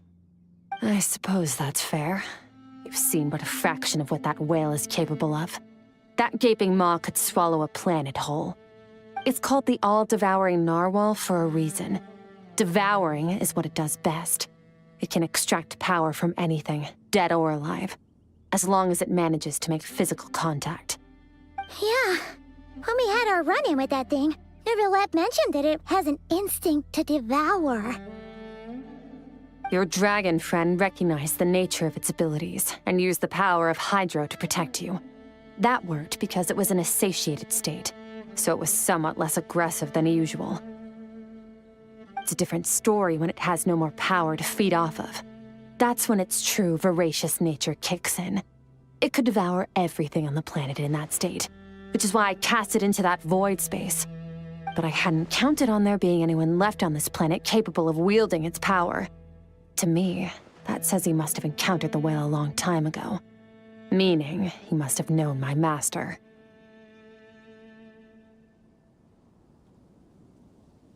Exactly. It told me everything I needed to know.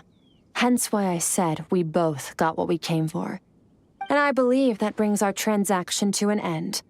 Now that you're whole again, you can get back to your own journey. I'll handle the rest of this situation myself. No way! We can't leave now! Something was stolen from you because of us! We have to help you get it back! This isn't my first taste of failure or losing power. When you fall, you get back up again and become stronger. That's how it is. But what if that monster finds you before you're all better? Plus, how are you gonna get home? It's not like you can just go swoosh and open a door to the abyss again. Not without your full strength. So, sticking with us for the time being doesn't sound so bad, does it?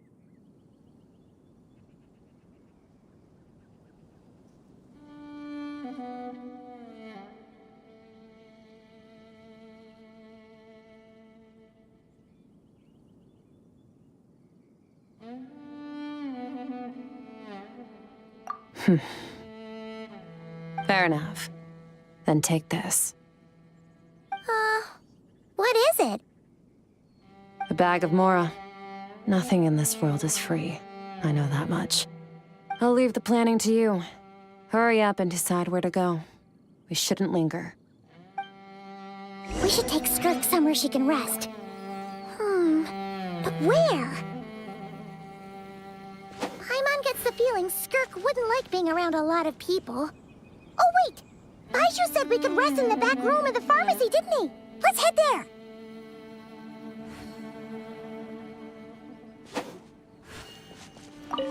He'll know something about Master. I'm sure of it.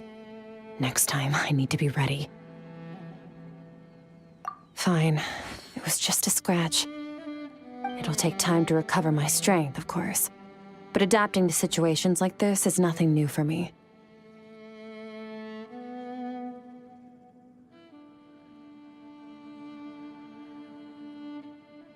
Oh, this?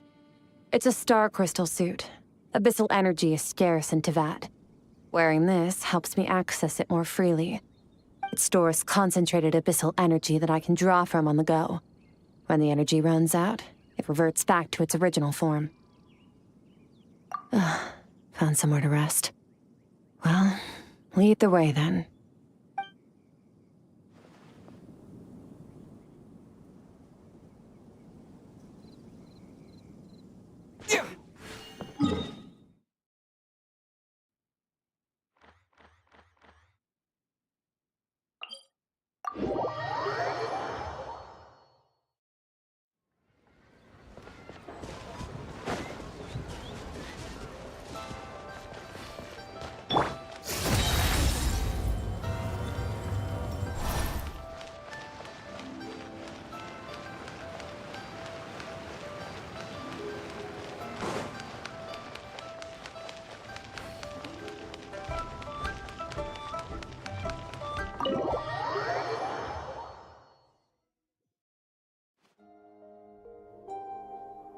Huh.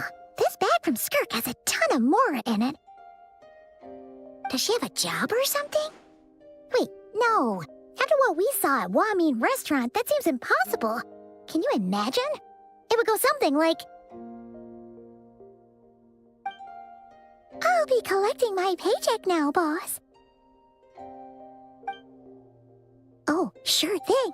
Wait, who are you? Have we met? Huh. Can't hold a job if you make everyone forget about you. So, what did she do to get all this Mora? Claimed some buried treasure, took care of a few monsters that were causing trouble. Nothing untoward. It's safe to use. Ah! You heard all that? A sonorous voice like yours is hard to miss. I wouldn't be surprised if the sound of it traveled to the nearest mountaintop. Then, did you by chance happen to hear Paimon's little, joke earlier? You mean when you called me Frosty the Lavender Melon? No,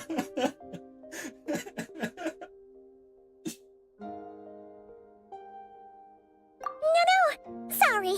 Paimon totally misspoke just now. She didn't say that at all. It was, a Paimon lookalike. Yeah, she's a piece of work, that one. Always impersonating Paimon and giving people weird nicknames. Okay, fine. The truth is, Paimon didn't like you all that much at the start, but things are different now. You helped the Traveler in a big way, so what do you say? Friends? I noticed there was only one bed. Go ahead and get some rest.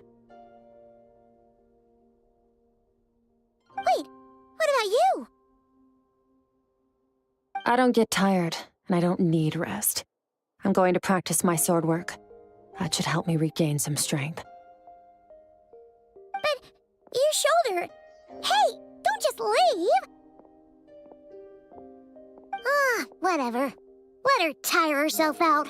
She'll come back eventually. Let's get some sleep, Traveler. That comfy bed is calling, Paimon.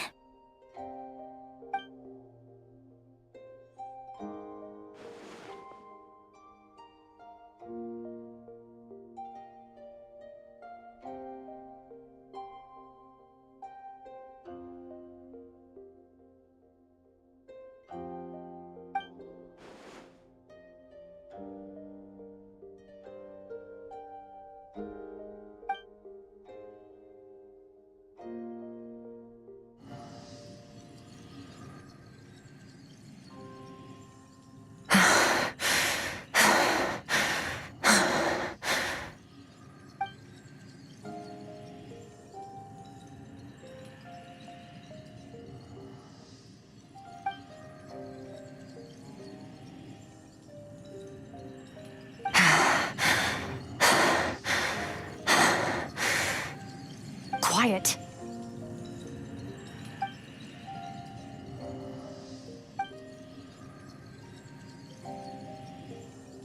Do you even remember how many of us perished in that fire?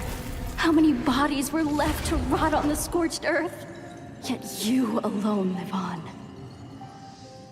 Keep your gaze fixed on your blade. You don't deserve to rest. Run, Skirk. Run! Only death awaits us here.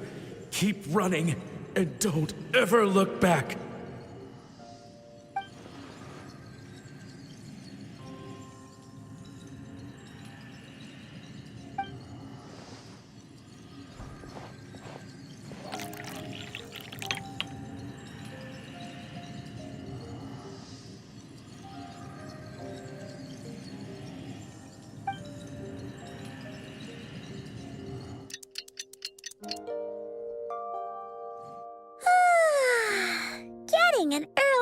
sleep is the best.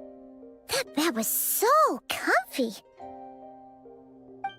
Wait, Skirk? Have you been sitting out here the whole night? The bed's all yours if you want it. About 60%. Maybe 70. Whew! Paimon thought it would take at least a couple of days. That was fast. No, not fast enough. That's 20% less than last time. Same training regimen, same intensity. Nothing felt different, but somehow the outcome fell short. No, I think the problem's with me. I need to meditate for the next 2 days. Deep introspection should help me find the issue. Ooh, sounds intense. We'll watch over you in the meantime, then. Thanks. See you in 2 days. He drank the tea.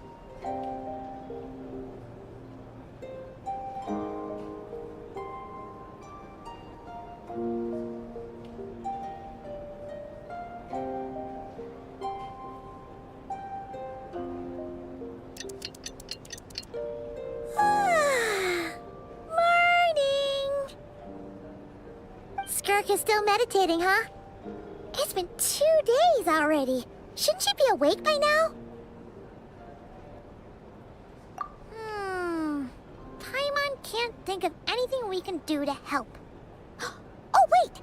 Breakfast! That's it! Paimon will go get breakfast! Skirk is gonna be starving when she wakes up. Be right back.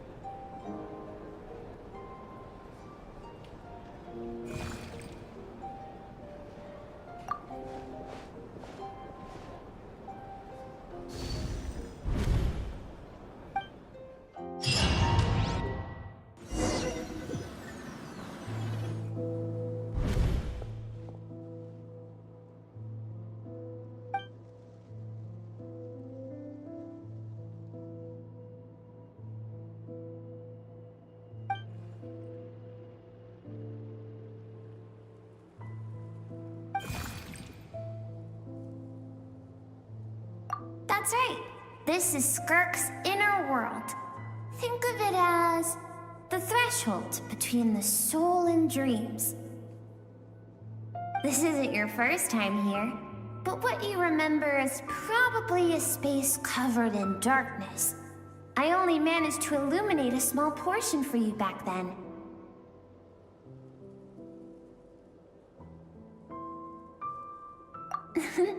Actually, it's my first time talking to someone like this.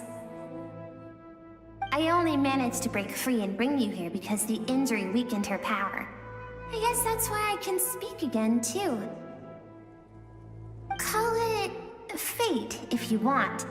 I think that's the word they use in this world for lucky coincidences like this, right? Now, before I take you to her, I gotta ask. You're the first outside visitor to ever come here, so what's your impression of this place? Oh, you noticed. This river represents Skirk's strength. Strength accumulates over time. It is the summation of a person's lived experience. So this river is where all the fragments of Skirk's life should converge into a single stream of memories and emotions, flowing forward as one. But as you can see, this river has been severed numerous times. It's because Skirk doesn't like who she was in the past. When all she sees reflected in the river is a disgraceful shadow of who she was, she cuts through water and rock with the sword of reason, severs her connection with the past, and begins anew.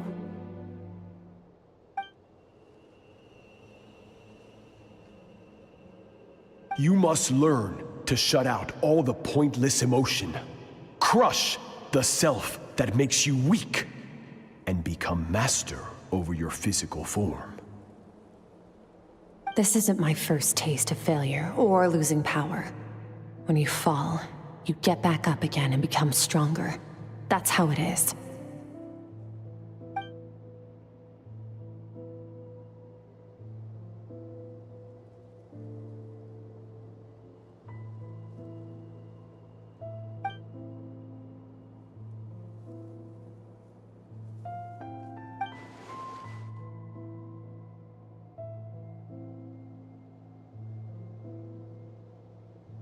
The answer to one mystery invites another question, I see.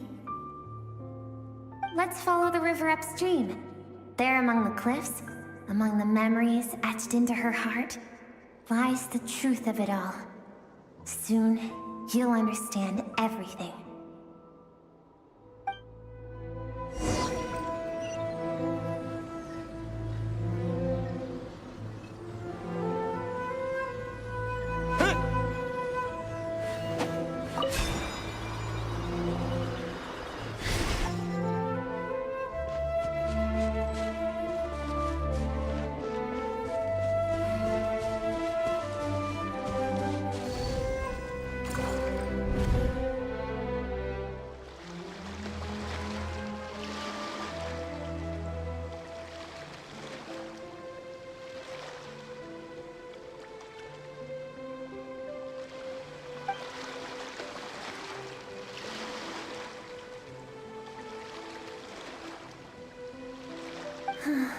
I've always thought that, even when falling leaves don't come from the same tree, they can still form bonds of kinship when they meet. Like meteors, you both made a journey through the stars. Both travelers who have landed on a planet that is not your home. Yet, when she first noticed your presence, although she hesitated for a moment, she still chose to walk away. Indifferent as ever.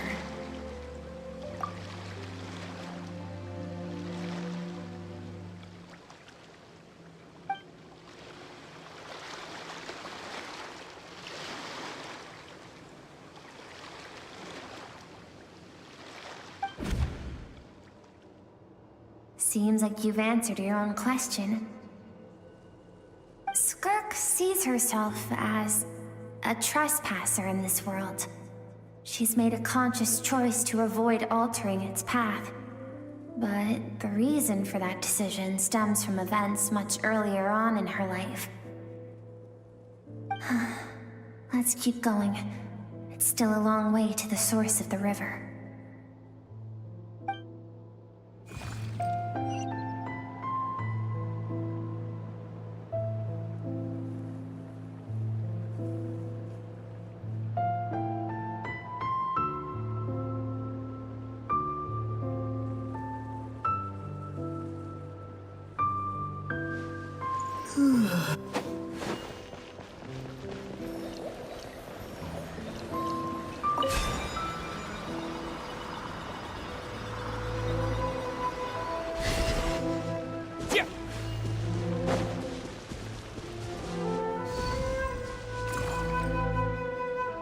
You now have what it takes to wield immense power.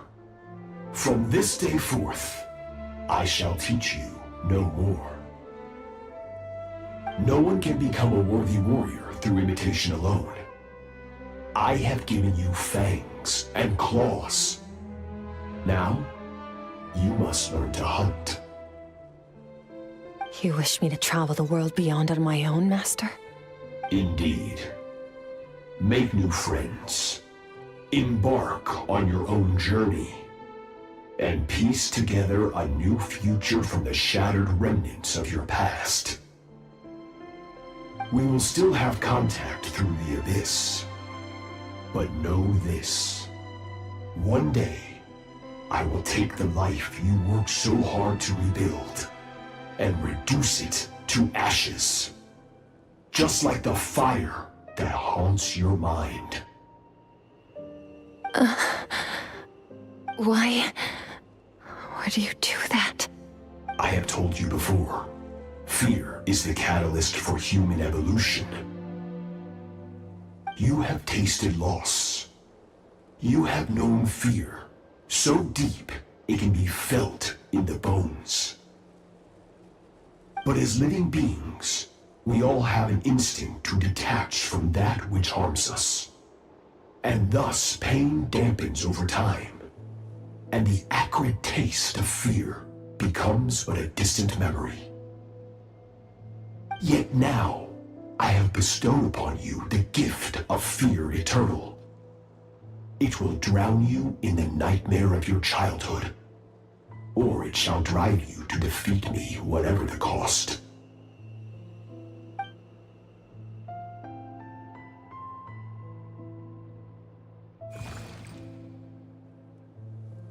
That is what Skirk's master, the foul Sertologi, looked like at one point in time. Of course, as a higher being, physical form is a triviality to him. He could appear as a beast, a human, or even a monster that defies description. The form you see him in here, clad in abyssal armor, is the one he usually wears when traveling through the stars.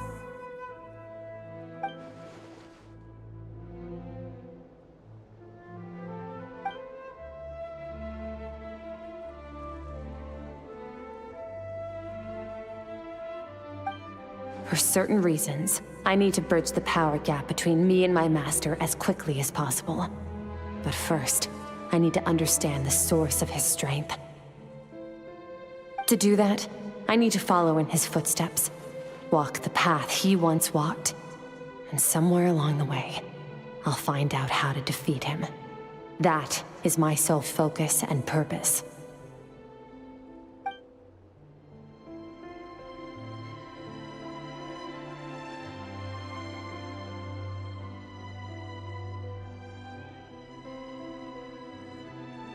I'll let you in on a little secret. The real Sertologi is terrifying. The scope of his power is impossible to understand until you experience it firsthand. It is absolute, the power to crush all things. Shall we keep going? Let's see.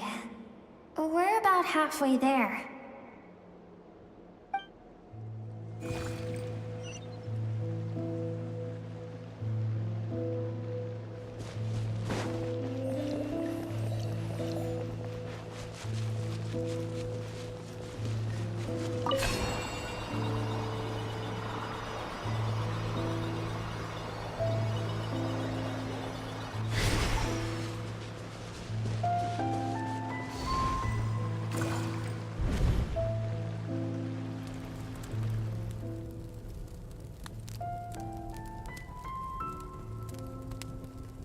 We've made it quite a ways already. This is Skirk, when she first began training under Sertologi. I have set your broken wrist. Tomorrow, you're to train twice as hard. No tears this time. Good. Attempting to garner sympathy through tears is a habit of the weak. A pitiful, useless ploy. Can I ask a question, Master? Why did you save me? I keep thinking, maybe it would be better if I had died. I wouldn't be haunted by that fire all the time. I wouldn't have to go on like this. I saved you because I have a plan for you. It has been too long since I fought a battle that demanded my full strength, and I hunger for it. Every so-called genius and prodigy I have faced has crumbled like sand underfoot. Before me, even fate bends the knee. So, I will teach you everything I know. Train you by whatever means necessary, in the hope that one day, you might surprise me. But I don't want to draw my sword against you, Master. What you want matters little. Among the boundless sea of stars, the cries of the weak are but faint murmurs that disappear into the void. You of all people know that well. Yes, Master. From that day forward, all she knew was grueling training, emptiness, and fatigue. After some time, her talent bloomed, and she gained control over her emotions, like her master. How should I put it? It was not that human emotion disappeared from her heart, but that reason came to dictate all she was allowed to feel. I suppose it was at this point that she became the Skirk you know today.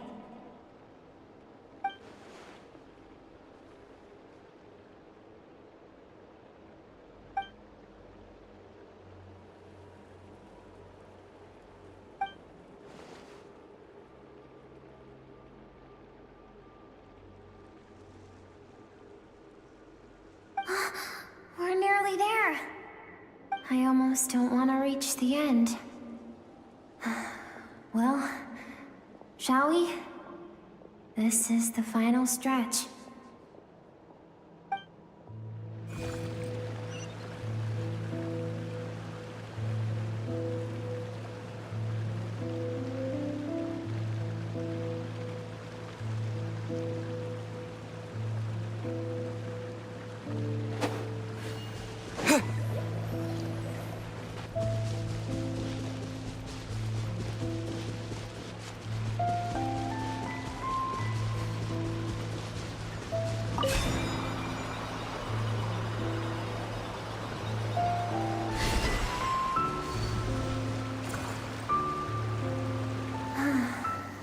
These are Skirk's happiest memories. What a simple and carefree time it was. Wisps of clouds dotted the sky. The sun bathed everything in golden light. And when song filled the air, not even the shyest of flowers could resist swaying along. This is Skirk's homeland. She was so curious about everything as a child, always skipping school to go exploring instead. There was so much to discover. The treasures at the bottom of the sea, the secrets beyond the stars, and that merchant ship packed with adults wearing those strange clothes. Yes, the ship. That was the beginning of the end.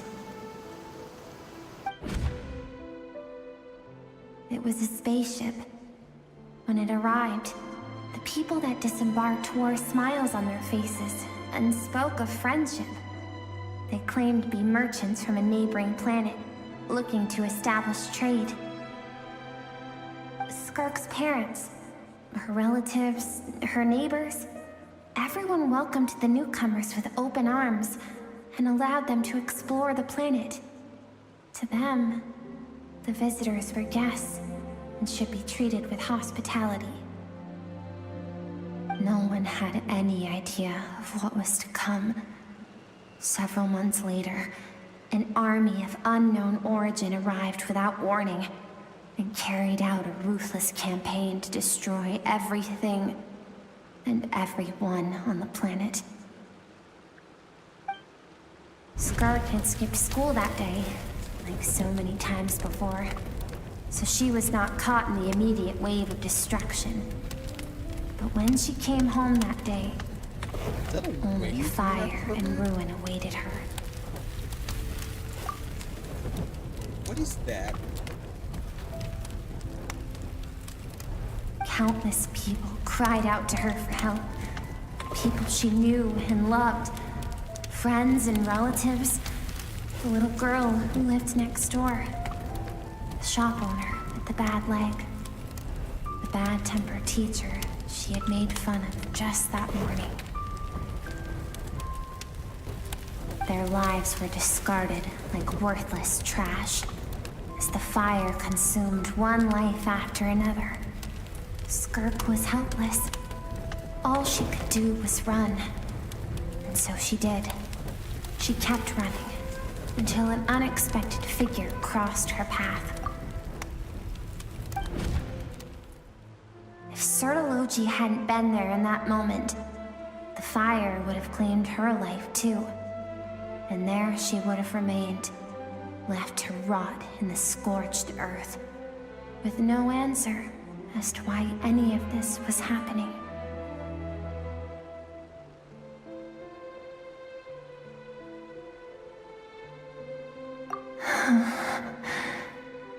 Because she and her people were seen as a threat.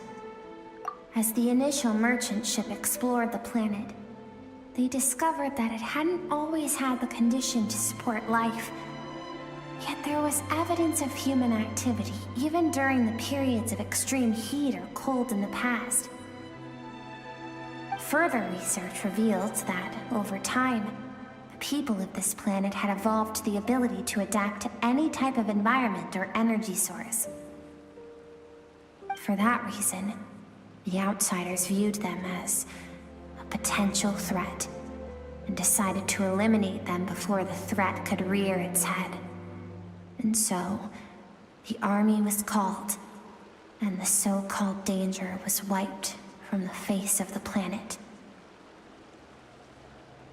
Senseless, isn't it? Deemed a threat because of a gift they didn't even know they had. Perhaps it was their own innocence and kindness that doomed them. But in the end, that was lost to the blaze as well.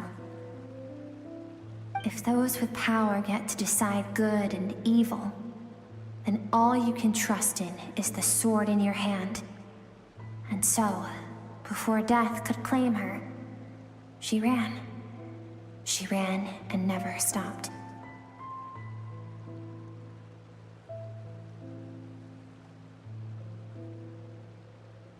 No one wants to relive their most painful moments. Well, that brings us to the end of the story. This is as far as we can go. Skirka's waiting over there. For both of us. Let's go to her. It's time to fulfill my purpose. And my greatest wish over all these years.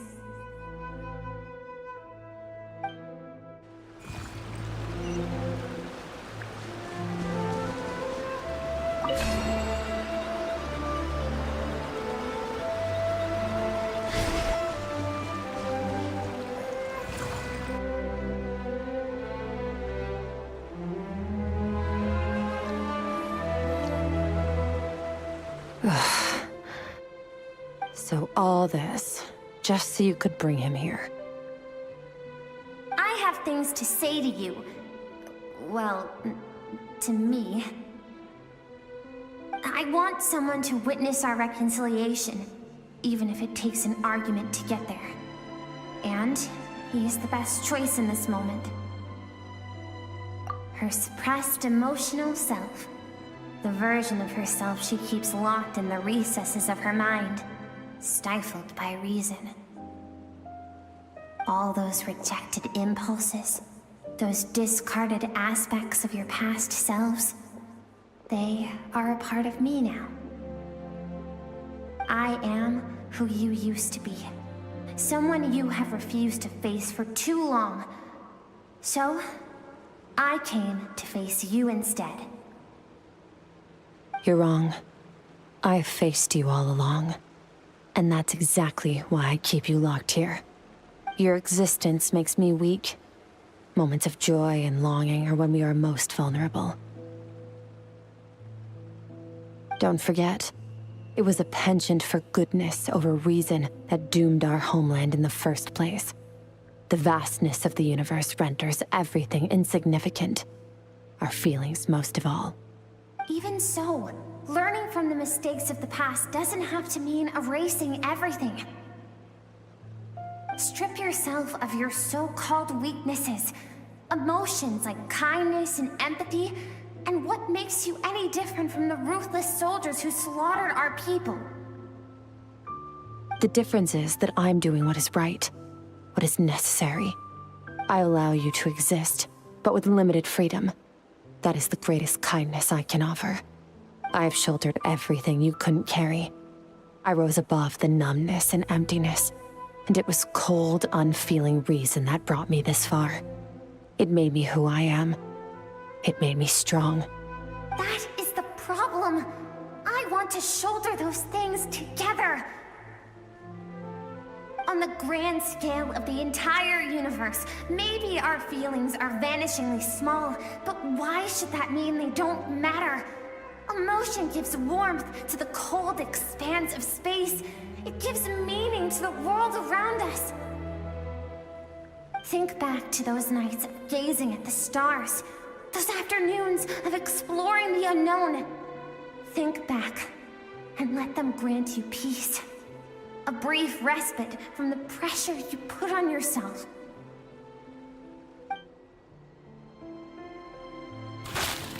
That isn't what we need. It's exactly what we need. Aren't you curious about why recovering your strength has taken longer than normal this time? Finally, you get to the important part.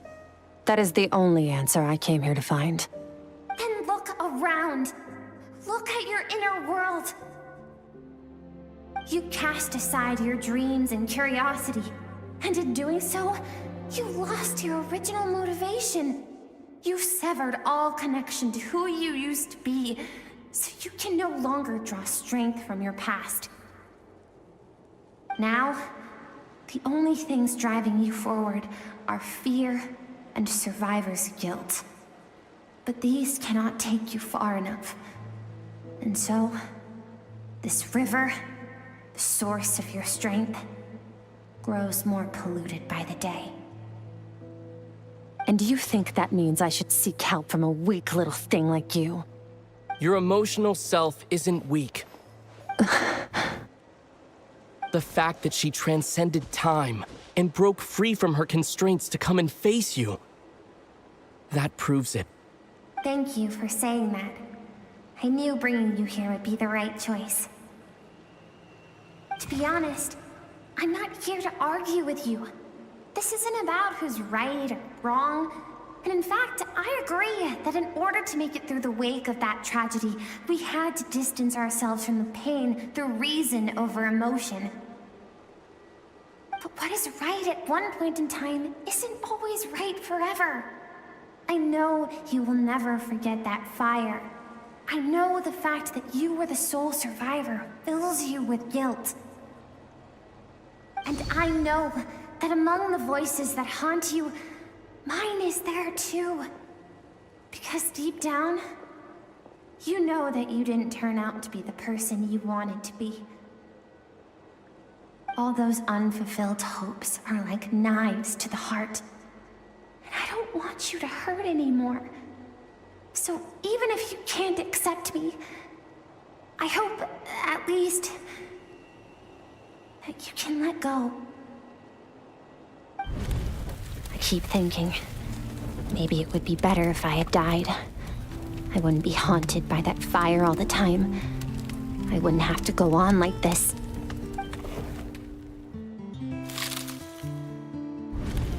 Your dad and I, we're not afraid to stare death in the face, but we need you to survive.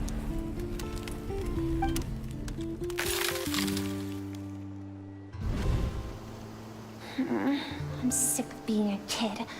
There's so many amazing things out there, and I'm ready to see them all.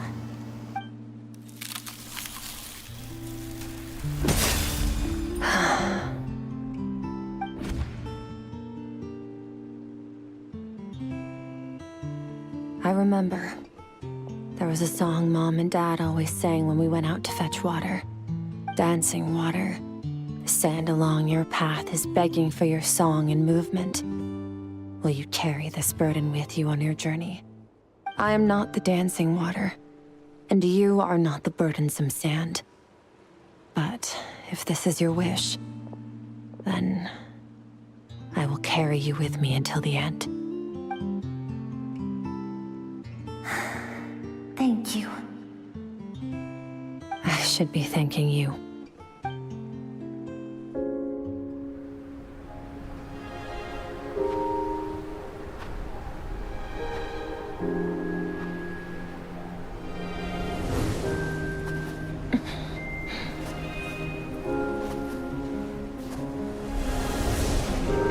Run, Skirk, run! Remember, leave no one alive! Heed my words, Skirk. Let fear take root in your soul. Did you survive? Why was it only you? Skirk, did you become a positive light in this world?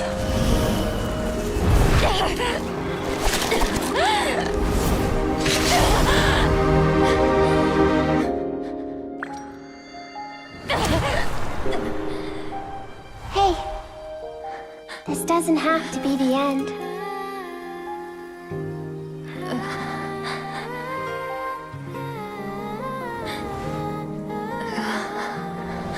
Life is a gift. Don't let darkness claim it.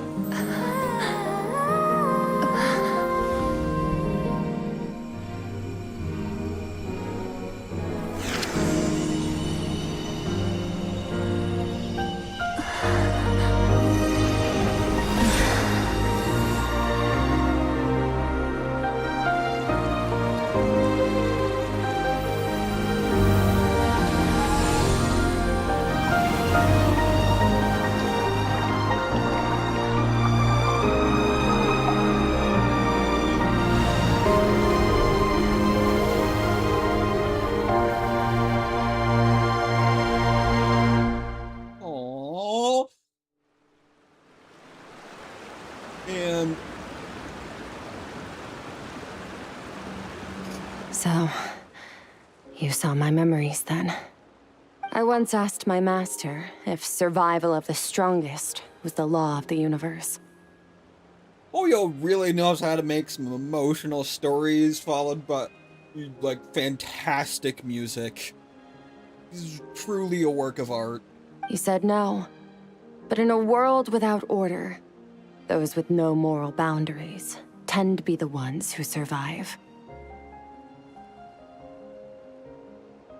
That's why, after hearing his answer, an idea came to mind.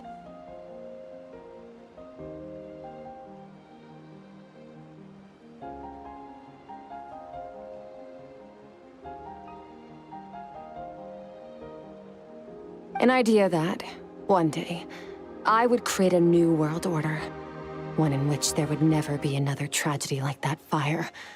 One in which power was not the law of the land.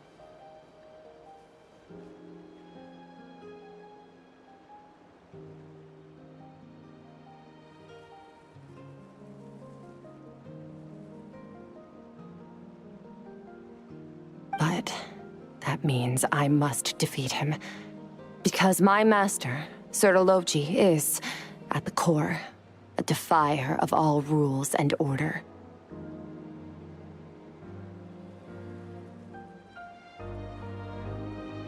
Yes, and not just because of the gap in our abilities, but also because I have no reason to see him as an enemy. Although his decision to train me was not made out of kindness, he did everything a master should.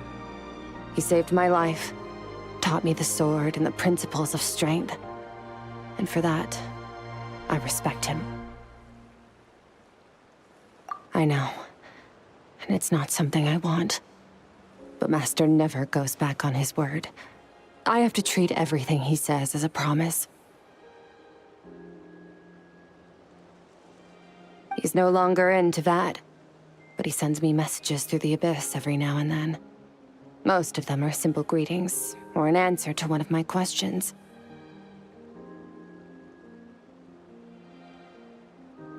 Every time I hear from him, my heart skips a beat. And I wonder if this is the moment where he'll finally appear before me and tear down everything I've built to pieces. Maybe that means I do live in eternal fear, just like he said. Yes, I respect him, but I'm also afraid of him. And for that reason, the pursuit of strength consumes every moment of my life.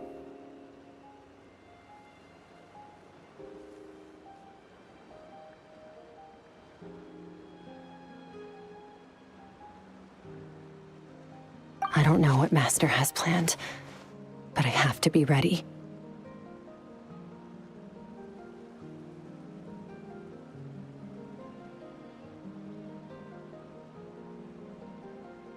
Help me? Why? This isn't your fight.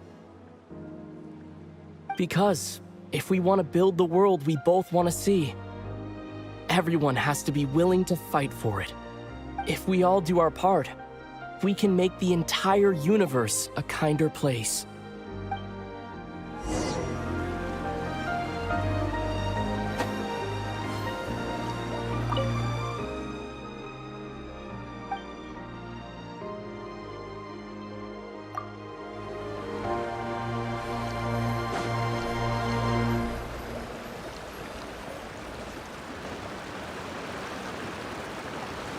Damn. This is such a beautiful scene.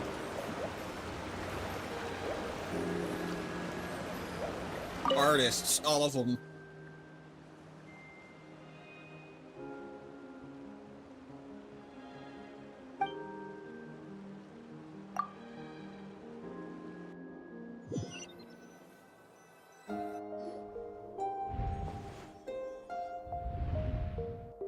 Oh, you're finally awake!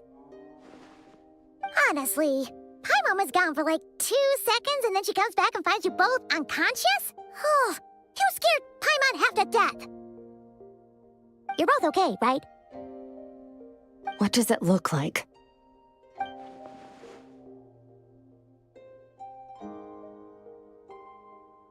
Only water from the source can cleanse the rot and filth that flows from the past into the future.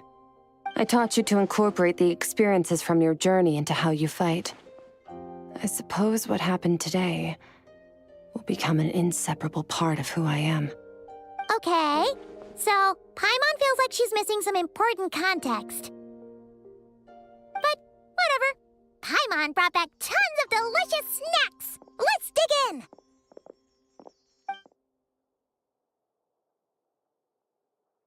All right.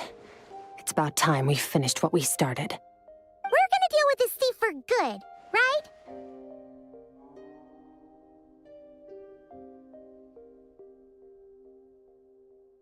This time, I'm not going to tell you to hold back. But having digested even more power in the meantime, he's going to be tougher than before. The good news is, we have no reason to pull our punches this time. So, let's go. Same place as last time.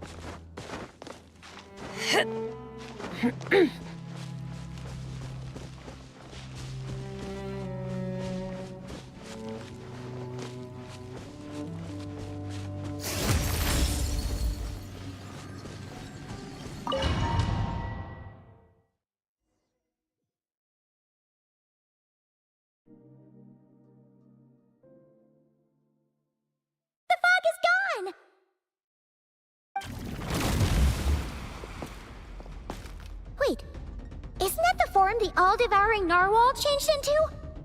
How come he knows that, too? Really? So, you're telling Paimon that giant whale and this guy can both turn into the fowl? It's a subconscious instinct. Any intelligent being who longs for his level of strength is bound to mimic his appearance. It's a natural response after encountering someone as powerful as Master. Really? So, you're telling Paimon that giant whale and this guy can both turn into the fowl? How does that work? To them, he represents ultimate power. We know the person before us has encountered Master, and we know he stole a portion of my power. So it's not surprising that he would assume this form.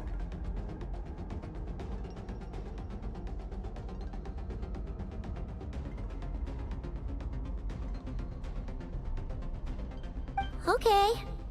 Oh, the closer Paimon looks, the more intimidating it gets.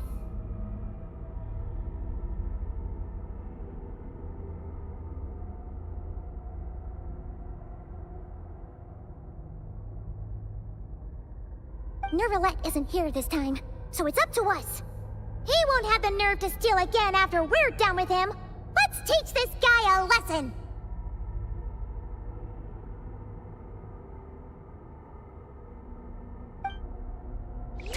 Eternal, infinite, everlasting. Another star goes out! Sir! Haven't forgotten your training, I hope.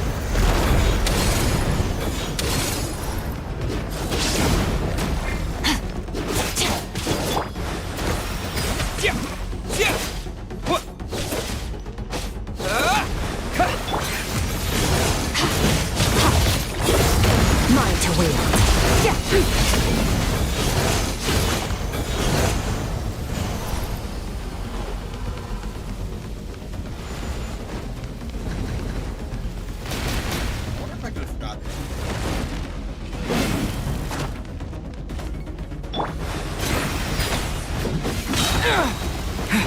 Wipe out! Paradigm shift!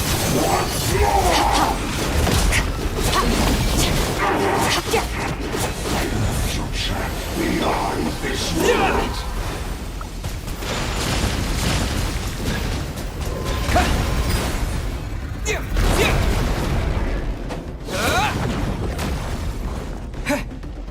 Water jet! Annihilate! Mine to wield.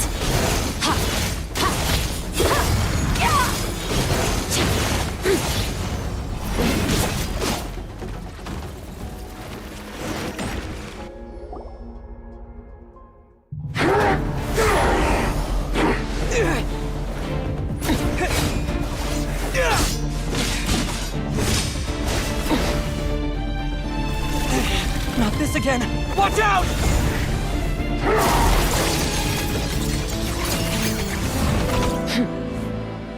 Haven't had enough of my power.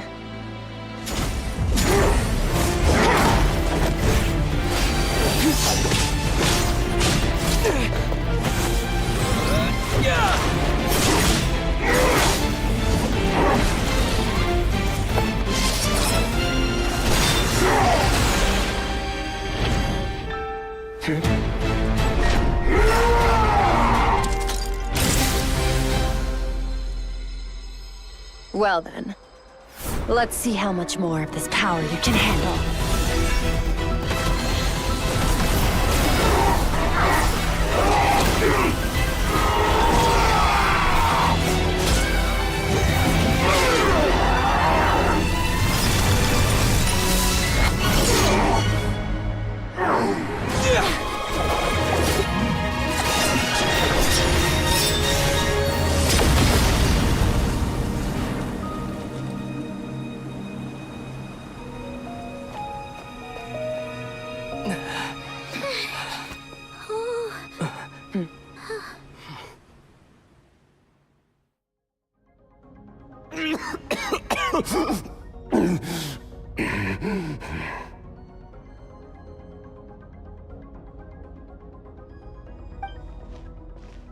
Well, have you come to your senses? You saw that my body was at its limit. So, you deliberately channeled your power into me, knowing that it would destroy my shell from within. Such power, such keen battle instincts. So you must be.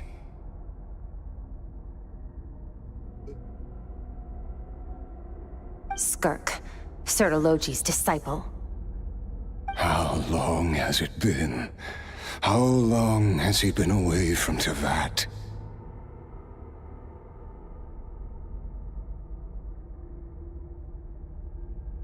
Hundreds of years. Hundreds?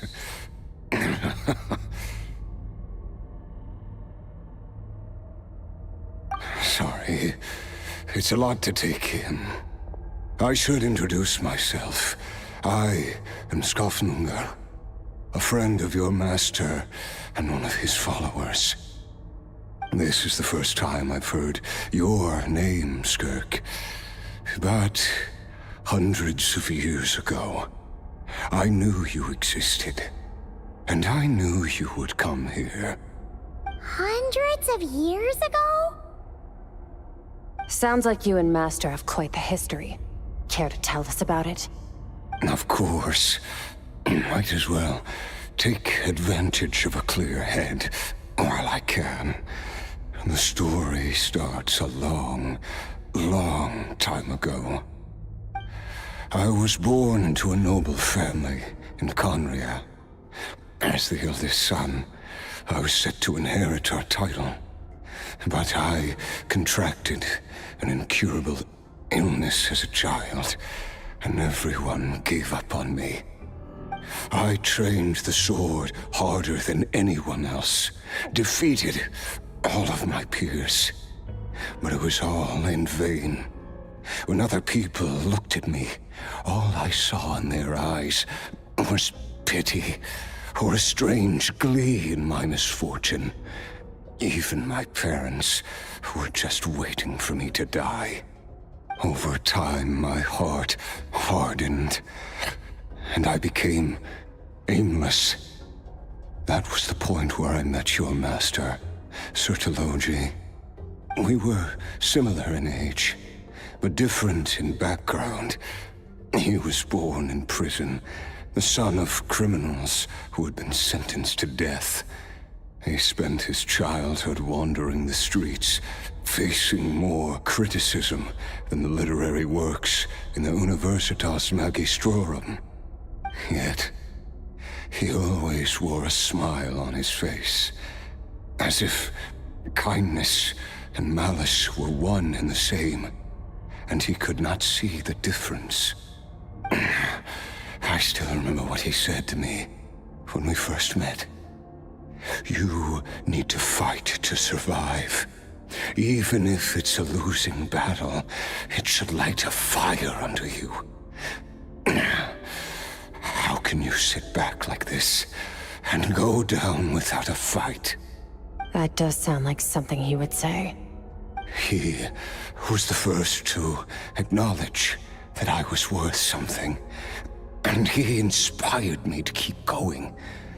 When we sparred together, it was the first time I'd actually felt the thrill of combat. When I was 10, he stole forbidden research materials and managed to cure my illness. It was like there was nothing in this world he couldn't accomplish. When it came to the human form, he was always intent on pushing the boundaries of possibility. But somewhere along the way, I fell behind. My talents were nothing compared to his, and at some point, I realized he had pulled so far ahead, I was too embarrassed to even ask him to spar. After his grand endeavor was successful, he sought me out and said to me, "This planet no longer holds anything of interest to me, so I'm leaving.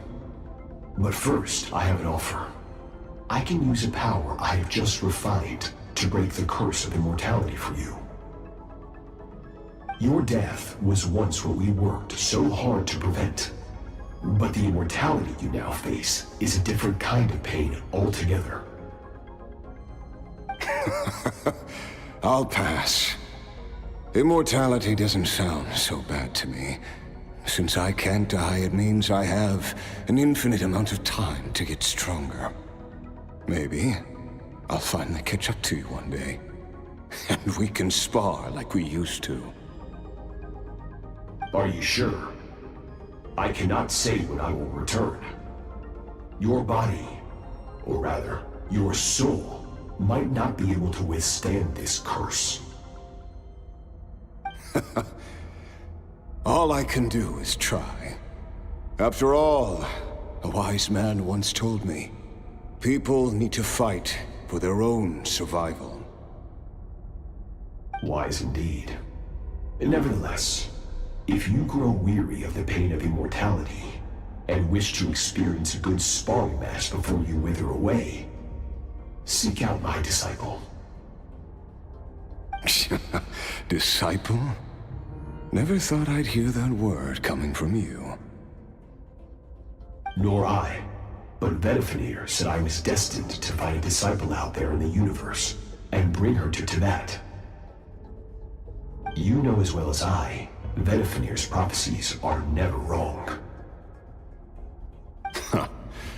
Well, now I'm curious about who this disciple of yours will be.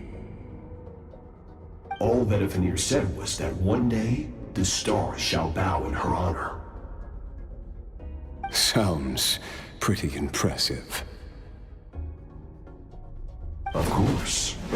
Only the most outstanding people would have the right to become my disciple. Still self-assured as ever, I see. But you're not wrong. I'll be leading them. Oh, and if you are serious about getting stronger, I left you a little gift in the primordial sea. As I've said before, walk whatever path you want. Freedom means even the wicked get to make their own choices. Waiting for me in the primordial sea was the all-devouring narwhal, already beaten into submission by Sertologi. In its weakened state, I was able to cut off part of its flesh and sew it into my own heart. Your heart? That sounds like torture! How did you even survive that? Because, of course, I bear the curse of immortality. So, you used the curse to turn yourself into a vessel for power. Even with that whale's ability, devouring power like that is not something the human body can withstand. With your body and soul constantly at the breaking point, it was the curse of immortality that sustained you. But that is not the path to strength. You have to pour your heart into it, work for it, dream of it. Instead, you stole something that didn't belong to you, and it backfired. You're right. I should have known better, but I had already pushed myself to my limits, and he was still miles ahead of me. So I had to take a leap of faith. I miss your master. I miss the days when we were all together, troublemakers without a home. I don't regret the choice I made. But if you'll allow it, I do want to apologize. To both of you. After the beating we just gave you, I think we can call it even.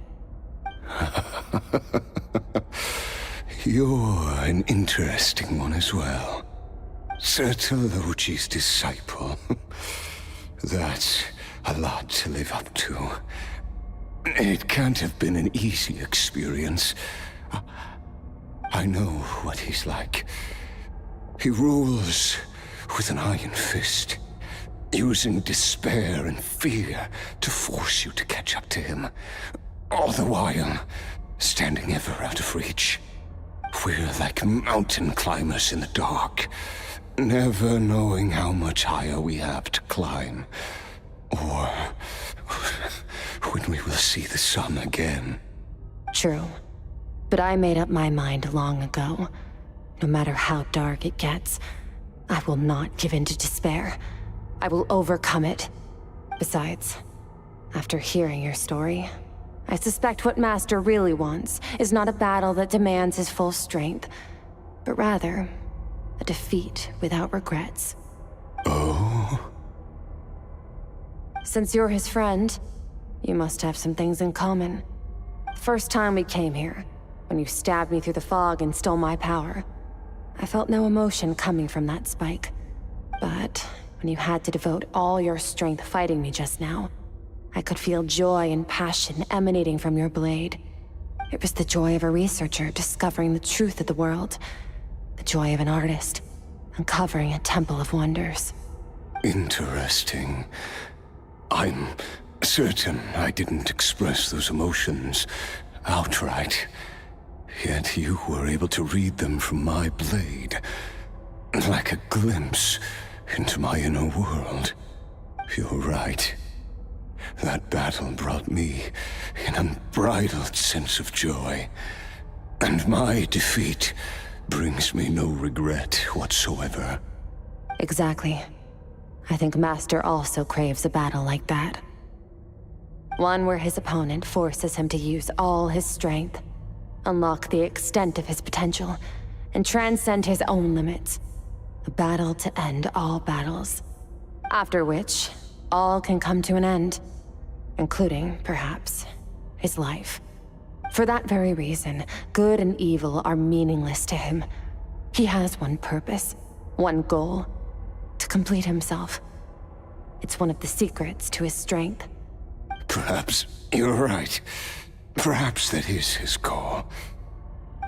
What a battle that would be. Oh, to witness such a...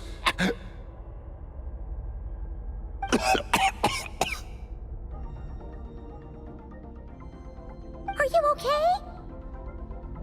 Too many different kinds of power are surging through my body. The curse of immortality allows it all to coexist, but it does not remove the pain. I won't be able to hold on to my sanity for much longer. What a shame. I would have loved to witness that battle. Sertologi once offered to free me from this curse. Now, I must ask that of you, Skirk. Can you release me from the pain? I can, but not through death, if that's what you were hoping for. It's not a suitable punishment for your crime. As an alternative, I can take your consciousness, along with all the power you've consumed, and smash it to pieces. The impurities will dissipate, and under the curse of immortality, your mind and body will regenerate. When that process is complete, you will be back to who you were before, no longer tortured by powers you can't control. But it will be a time-consuming and painful process. The decision is yours to make. I accept. And who knows? Perhaps I'll wake up in time to witness your great battle with Sertologi. I have faith that you'll be able to stand against him one day. Though I know it'll be a long and arduous road. If we are climbers in the dark, it appears the dawn has finally broken for me. But your ascent continues. At least, it looks like you are not alone on your journey. I will reach the top of this mountain, no matter what it takes. And you, Skofnungur, will be my witness at the end of all things. That's finally over. Let's get out of here. Huh! At least we don't have to make a mad dash for the exit like last time.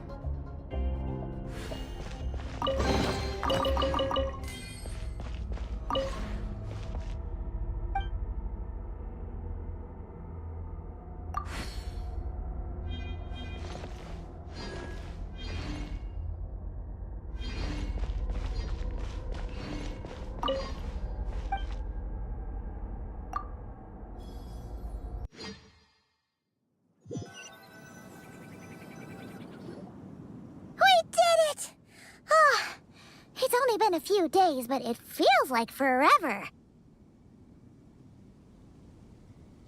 Once again, we've proved there's nothing we can't overcome. We're just that awesome. Wow, You sound even more confident than usual. Guess you really have become stronger. Today sure went by fast. It's night already. Oh wait, that reminds Paimon. The stars you mentioned, the ones that died out, are they back now? Yes. The power Skofnungur stole has been returned. So, the stars have regained their light. Great! Huh, it's crazy that you even noticed their light was gone. There are so many stars in the sky. If a few disappeared, Paimon definitely wouldn't be able to tell. I suppose it's because I have gazed upon this sky for centuries. The false stars, hanging in the meticulously planned sky, glittering with rotten light. It's not real. And yet, it is for that very reason that I can look upon it and enjoy the momentary peace it brings.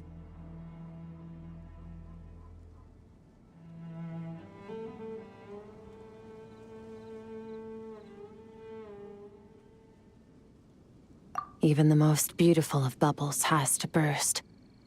We will return to the real universe one day, whether of our own volition or not. Time marches ever forward. Even the innocent and naive will taste life's bitterness. Yet through hardship, we grow, until we learn to seize the sands of time for ourselves and uncover our true strength. Though we gaze upon a false sky, its vastness and majesty is palpable.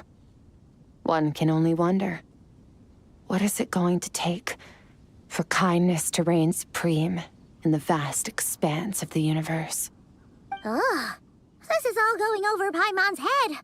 But if she knows one thing, it's that the Traveler always finds a way. Ever since we met, he has filled Paimon's days with happiness. No matter how tough things get, he always finds a way to make it better. If it's too big a job for one person, then we'll do it with two. And if two's still not enough, then three. We've met so many amazing friends and accomplished so many amazing things. As long as we don't give up, we can make any wish come true. I suppose when it comes to you, anything is possible. Well, I should be going. Now that my power is no longer isolated from my emotions, I need more practice to get used to it.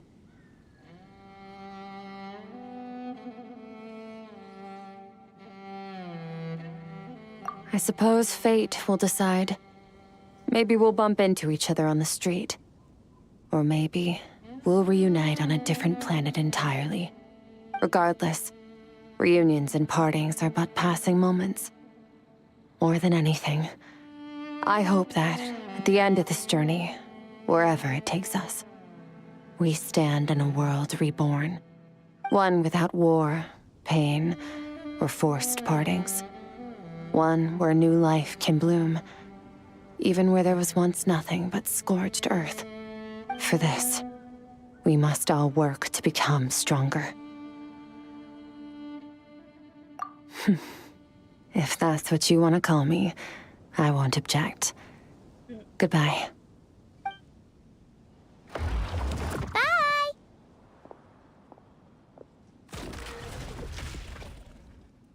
Is it just Paimon, or is she being nicer than before?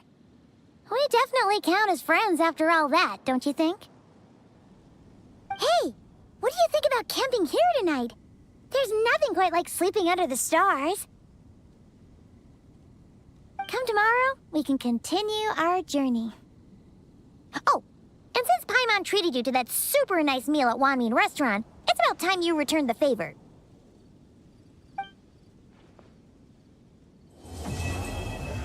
That was a good quest. I like that one.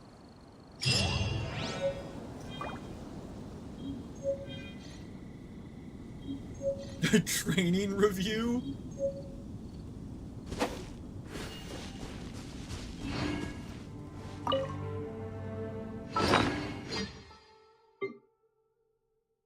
Wait, can I like actually?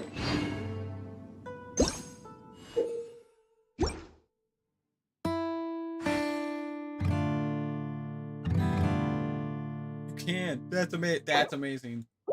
Yeah, what else did I get?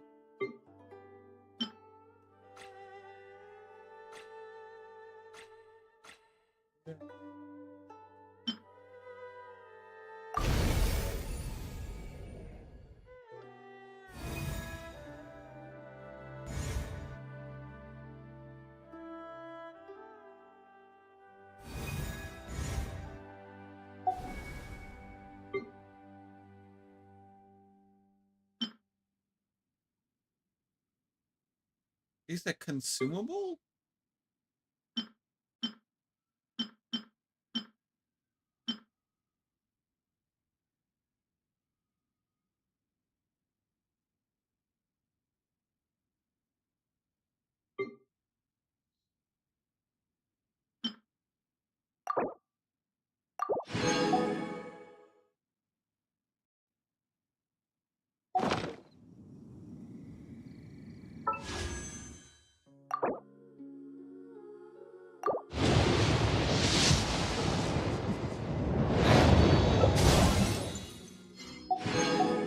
Alright, time for 5-week quest. I want to get all like the story quests done so I can start on Nod Cry tomorrow.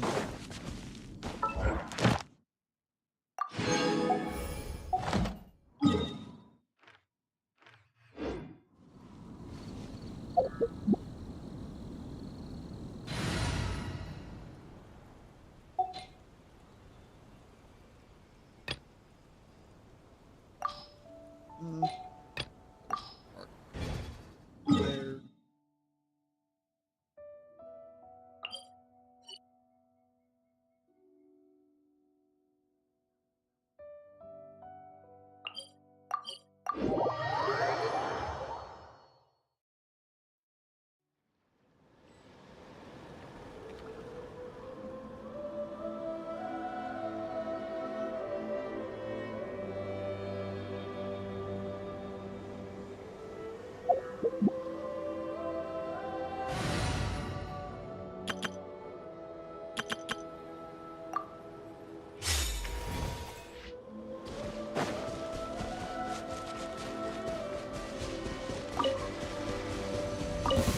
Now, it's your turn. Change it, light it up!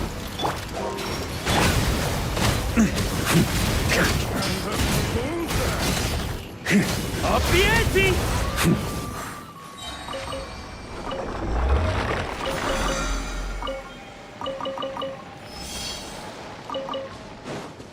Rise with the sun!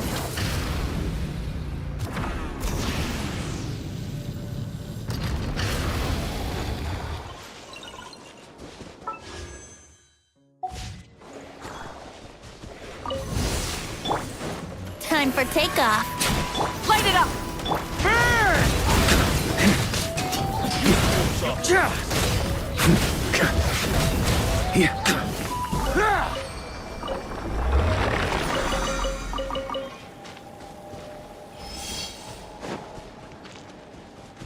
Use of force authorized.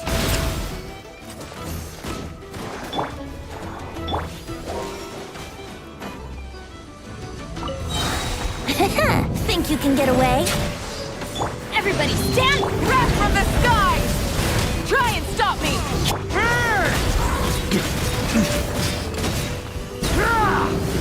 Up the ante! Got a bit too cocky. Flash! Furious sweeping in! Furious can't end here. Plastic surge!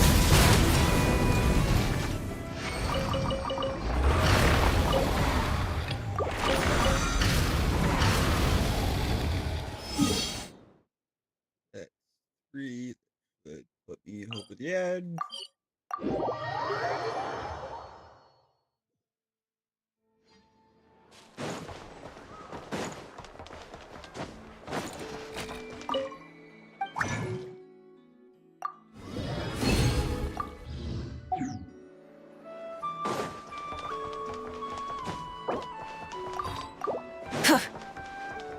Ad Astra Ab.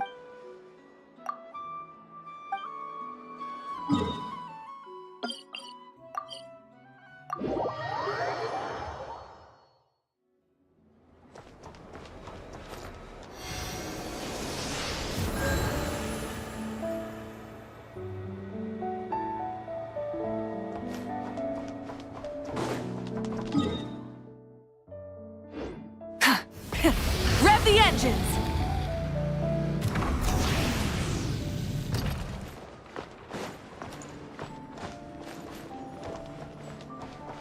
Ad Astra. Thank you for Ad Astra Abyssosk. Welcome to the Adventurers Guild.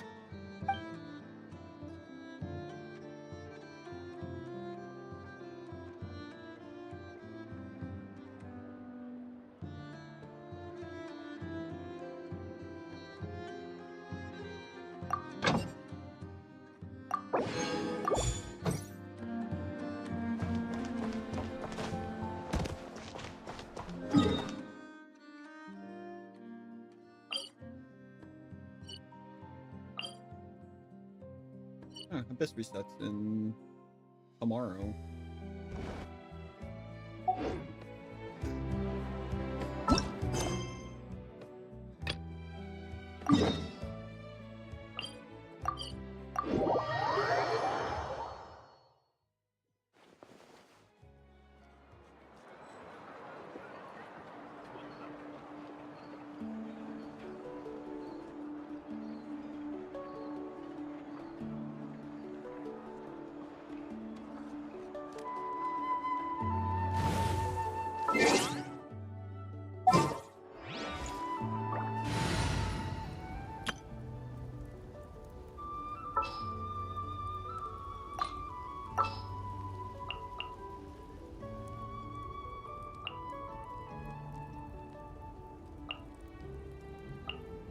Whatever you need.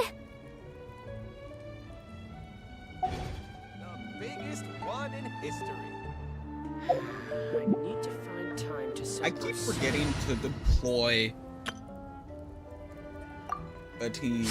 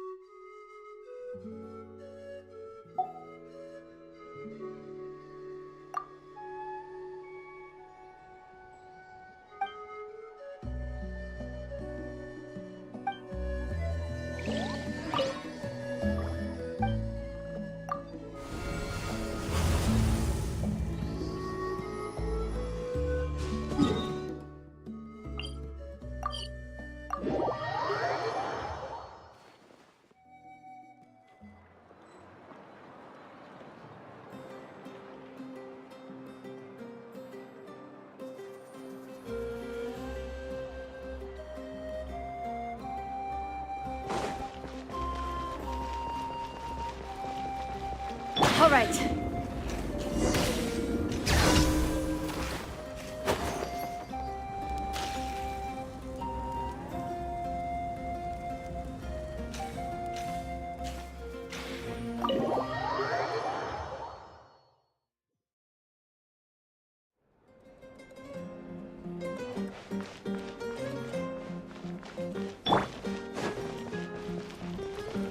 All right.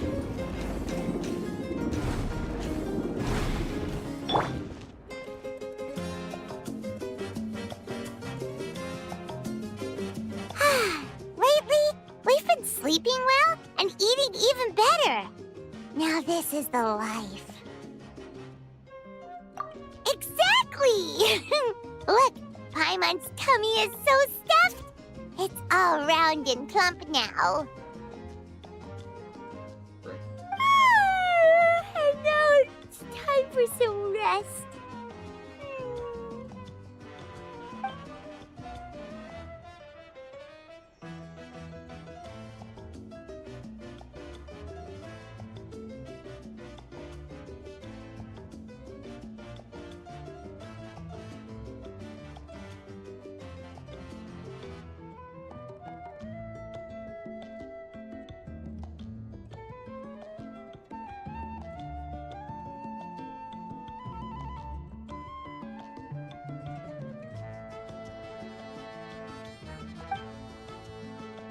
we've got trouble.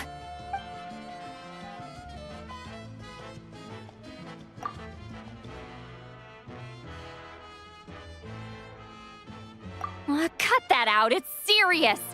What are you doing sleeping this late? Who are you, me? Come see us in the speaker's chamber once you've cleaned yourselves up. We're waiting for you here.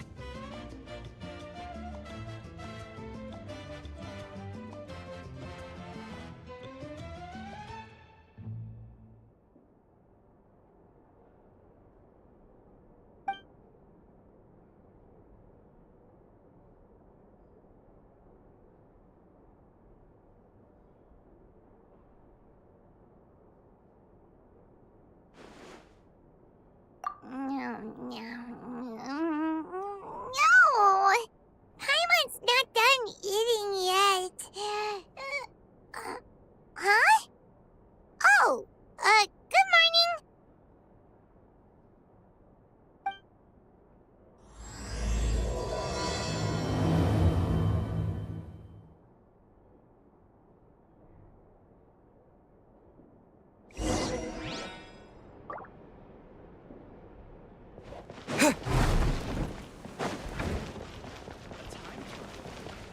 All right.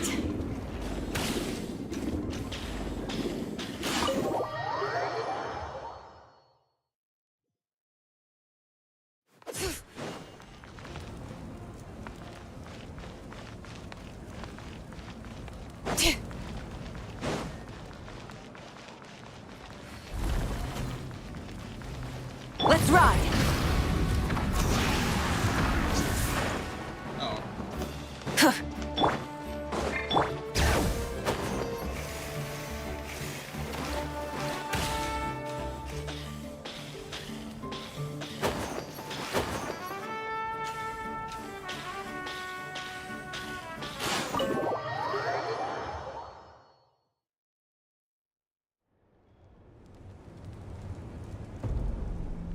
I wonder if they've eaten. Or if they've even gotten up. Maybe I should buy some snacks? Oh, don't tell me something came up on their way here. Relax. I'm sure they're fine. Ah, there they are. See? Just like I said. Moika, see Lolly! We came running as soon as we got your message. Thank you for coming all this way. Here, have some water and catch your breath first. Well, you could certainly say that. I'll let Lolly explain. Strictly speaking, I'm just passing on something I heard as well. Basically, the Wyab passed a truly shocking piece of news to me through the smoke last night. You're aware that Mawika's not the first Pyro Archon, yes? On occasion, there were those who lived longer than an ordinary human. Not unlike my situation. But all in all, the title has changed hands many times. And now, the Wyab have sensed a special surge within the ley lines. A truly ancient soul is about to return to the mortal realm. His name is Xbalanque. Xbalanque? But isn't he the very first? Yes, that's him. The first Pyro Archon. According to legend, he was the greatest of heroes and leaders, and the one who made a deal with the ruler of death, thereby creating the rules that saved Natlan's ley lines. Hasn't he been dead like a really long time? How can he be resurrected? Even in Natlan, it's impossible for someone as ancient as him to ever return. Still, nothing's off the table when Xbalanque is concerned. Hence why this really is something major. Let me be clear about this. I did not mishear, nor is the Wyab mistaken. We would never jest about something like this. Don't worry. Both the Traveler and I have complete faith in your abilities. Whose interpretation of the Wyab's will could we trust if not yours? Yeah, that's the one thing I'll never be modest about. But the fact I'm not wrong about this only further begs the question. Just why is Lord Xbalanque suddenly about to be resurrected now? As you can see, Citlali's even more concerned about this than I am. Still, it's understandable. Waiting to find out the whole truth must be torture for a great shaman who can only peep at the outcomes without knowing the causes. Mawika, I hope you'll approach this with a measure of caution. Depending on how things go, everything could change or nothing at all. Well, I think you know what I mean. I do. Xbalanque's arrival will shake our nation. After all, we still don't know if he's satisfied with the outcome of this war. Wait! Do you think he'll come and find you? Huh! Well, you can't just up and say things like that! You scared me half to death! That's actually pretty likely. Think about it. People in the same line of work tend to have some similarities, right? Maybe all Pyro Archons share my disposition. I don't want to meet him! I haven't really mentally prepared myself yet for such a grand occasion. Anyway, my job was just to pass on the message and bring the Traveler over. Now that that's dealt with, you can discuss the pilgrimage. I'm done here. Wait! Where are you going, Citlali? Back to bed! You have no idea how much that scared me. I was up all night. Ugh, can barely keep my eyes open. Nighty-night.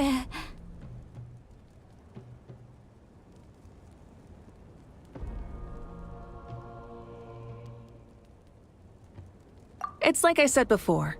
Our cultural legacy shouldn't end with our triumph over our suffering. Instead, it'll burn brighter than ever. So, the pilgrimage of the return of the sacred flame has been given new meaning. We have chosen to turn it into a pure athletic competition, promoting fair play and encouraging the personal growth of contestants. And this grand tournament will begin soon. Ooh, that sounds awesome! Heroes are drawn to tournaments like this, and naturally, you're no exception. The news of Lord Xbalanque's impending resurrection may be a bombshell, but I believe that we should keep our focus on the pilgrimage. Huh. Okay. So, not in a hurry to find him, huh? That's right. I've already informed the tribes that we'll be hosting the next tournament right away. It'll help sweep away the shadows cast by the war. Preparing supplies, cleaning up and remodeling the competition venues, recruiting staff for logistics, moral support, and pre-tournament weather forecasting, all of that's been assigned. We need to make sure everything is completed well and on schedule first. Traveler, Paimon, you are our cherished friends and a part of our nation. I'd like to invite you to serve as special supervisors for this event. Paimon can do it too? Of course. On that note, my 2 new supervisors, would you come with me to check on the progress of each of the tribes? Sure!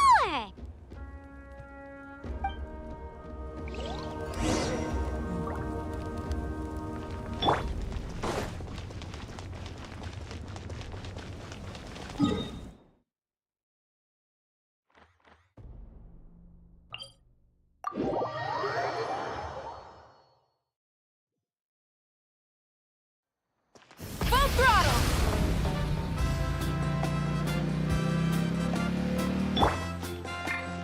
All right.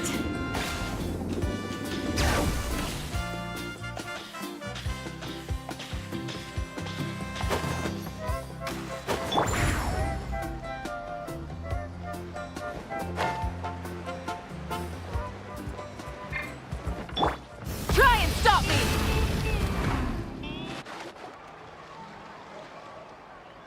We're here! This is our first stop! Looks like someone's in a good mood. Of course! Paimon's here as a special supervisor this time! It's only been a few days, but Paimon's back and cooler than ever! It's nothing. We've got a long road ahead, so it's good that she's so motivated. Pretty much all we need to do is talk to everyone and confirm how the preparations for the pilgrimage are going. Hold on a sec. Take a look over there. See that? Someone's fishing. It's them! It's a quartet, you insolent ignoramuses! A quartet!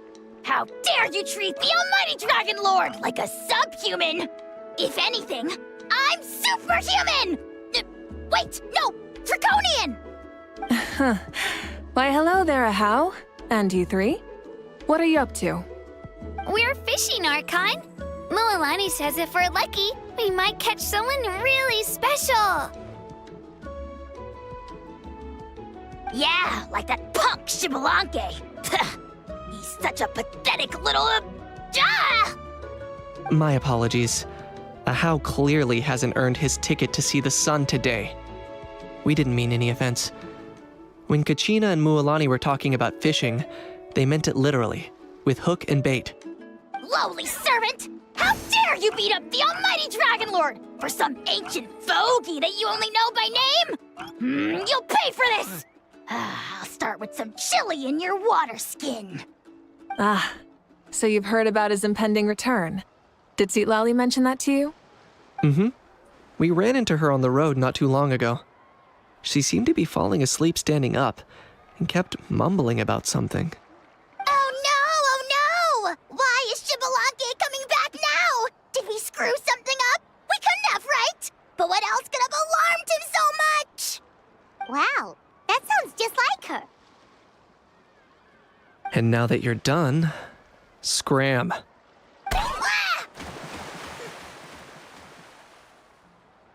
To be honest, it's been bothering me quite a lot. Under normal circumstances, it shouldn't be possible for us to meet Lord Shibalanke, right? So, does this mean something's wrong? As you can see, there are many people that are thinking along those same lines. I believe that... Hey, we've got a bite! Help! Help! Something's pulling on me! It's what's going to save your life. Are you having leg cramps? Help! What? Hold your breath for now. We'll get you out right away.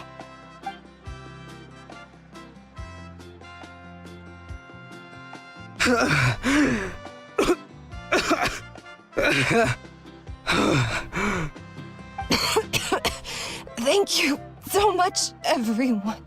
Wait, why is her Archon here? Well, would you look at that? You actually caught some people after all. Thanks for your help. Otherwise, that sudden bout of leg cramps might have ended our entire surfing squad. The two of us are in charge of transporting supplies. After safely delivering some of the equipment, medicine, and a few other things for the tournament, we had some time to spare, so... Didn't warm up before going into the water, did ya? Thank you. Thank you so much.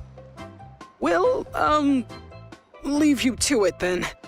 We'll never forget how you saved us. We know you're busy though, so no need to worry about us. We'll see you around. Well, you gotta give it to Mualani. When she wants something to happen, then it just happens. Then it won't be long before she reels in Shibalanke himself. Now that'll be a wonder of wonders.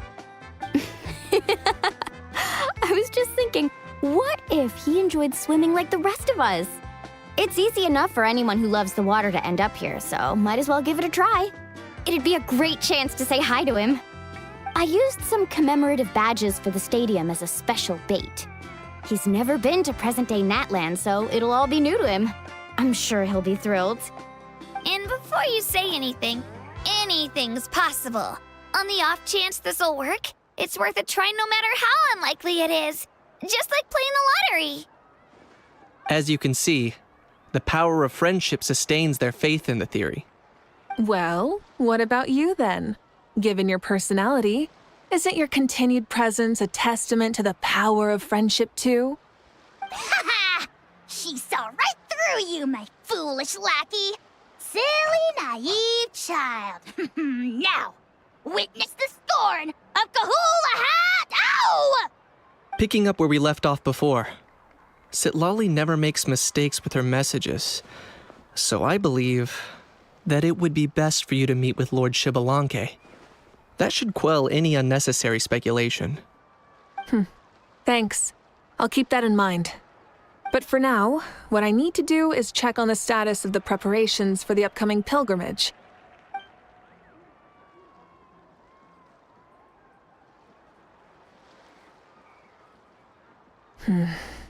Seems like the people of the Springs have done a great job. Yep, don't worry. We only came here to fish after finishing all of our work. We're all done, all three of us. Everyone at the Children of Echoes has been hard at work too. I only came here after finishing my tasks for today. It looked like everyone else was about finished too. Same for the Scions of the Canopy. We're all wrapped up. Huh. Now that's efficiency. I trust you. Well, looks like we won't have to make the trip to your tribes then. Everyone, this iteration of the pilgrimage holds great importance to Natlan as it is now. We must pull together and work as one, creating the best atmosphere possible for all our participants. Sure. Don't know why you'd worry about this stuff. You're always so ready to pounce on and fight just about anything. Why, you even dare to disrespect the almighty Dragon Lord! Remind me again, has Ahau done anything besides talk? I'll send the dirtiest jobs his way right this instant. What are you doing to me, you son of a... hey! Let me go! It's always a party with those three. Seems like we can check off the people of the Springs. Oh, wait, 4! No, sorry, 4.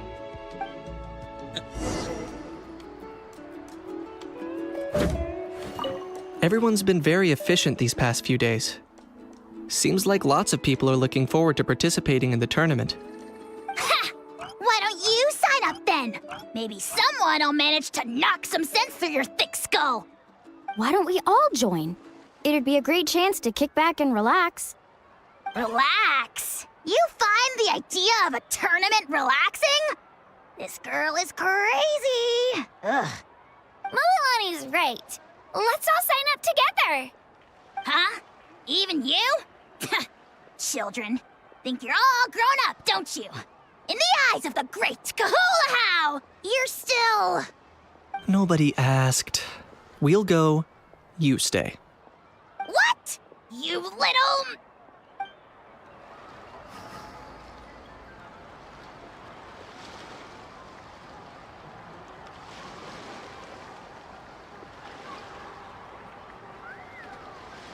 I'm thinking of buying a new surfboard again. No, I have to...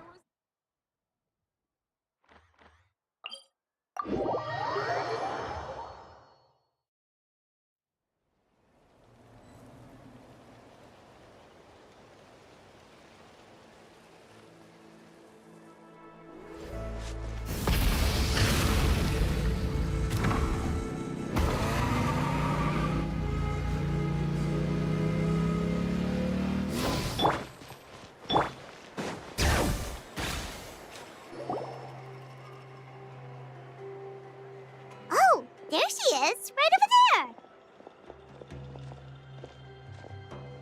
See, Lolly, didn't you say you were going to get some more sleep? Why are you still here? The chief came to me for help just now. Not like I can just ignore someone in need and go back to bed, now can I? What? You didn't tell him that you stayed up all night? I just told him about Shibalanke's imminent return, and told him to be prepared. There was no need to mention anything else. Right. You've still got a reputation to maintain, huh? Can't have people thinking Granny Eatstily would lose sleep over something like this. Now you're making fun of me too, huh? So even children are ridiculing me now. This cannot stand. And you, do you also think I'm just trying to keep up appearances?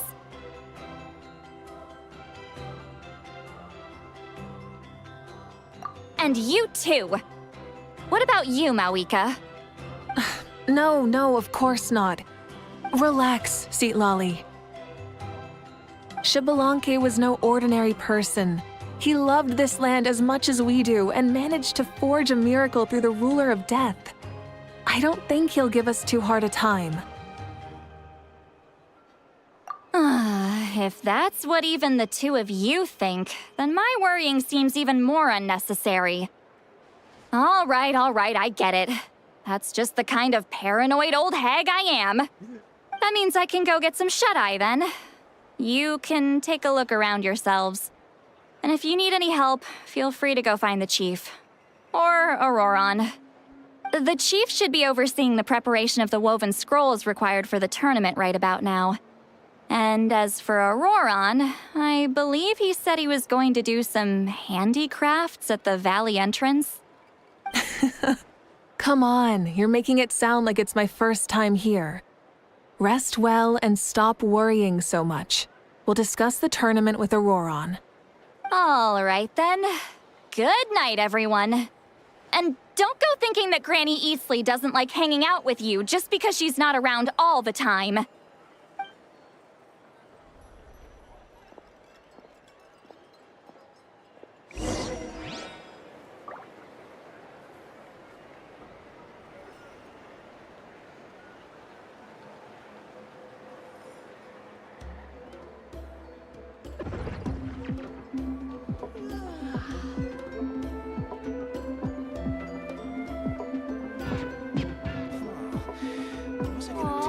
I let myself get distracted for a minute, and now this is all that's left.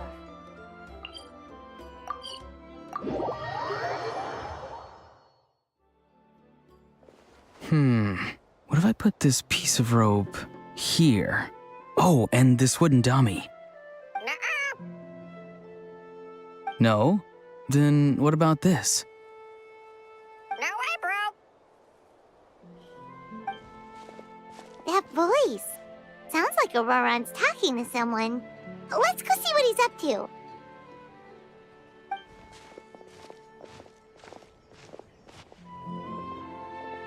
What you up to, Auroron? Oh, hello. Oh dear. A bird? No, a juvenile Cucosaurus. This one looks a little different from the others, though. Yeah, a very special look indeed. The heck are you on about? Whoa, he's quick on his feet. That retort was instant. For real now? Do you even hear yourself, bro? Did Paimon just say something wrong? Oh, wow. No way, bro. What the heck? Don't worry about him. He's just... how should I describe him? No, he's an assistant at Aoife's clinic, and one of my friends. His name is Kakuku. The heck are you on about? Is that not his name? Oh, wow. No way, bro. Yeah, that's what he does. Those are all Aoife's catchphrases, so Kakuku picked them up after hearing them day after day. The last time I delivered some vegetables to the people of the springs, I ran into Ahau, who was there for a soak in the hot springs. Ahau and Kakuku were stuck in an endless back-and-forth argument. Eventually, Ahau got really agitated and just started immediately shouting, "No, you!" no matter what Kakuku said. How unbelievably childish. No less than I'd expect of Ahau. Even I have rarely witnessed things like that. They went on like that for an entire afternoon. Wait, how do you know that? Did you stay and listen to them the whole time? Yeah, I did. It was so dumb I couldn't look away. Anyway, I'm here because I'm trying to capture Xbalanque. Capture, huh? Wild choice of words. Then how about hunting for Xbalanque? Sorry, you're trying to do what now? We've never seen someone so ancient come back to life before, right? So I wanted to see if I could intercept him. See, this is the trap that I made. I've used it before. It's quite good at catching wild animals. Don't worry though. I've already told everyone that there's a trap here, so they won't get too close. See, I've even made a notice board. Bro wants to trap the first Pyro Archon? What the hell, man?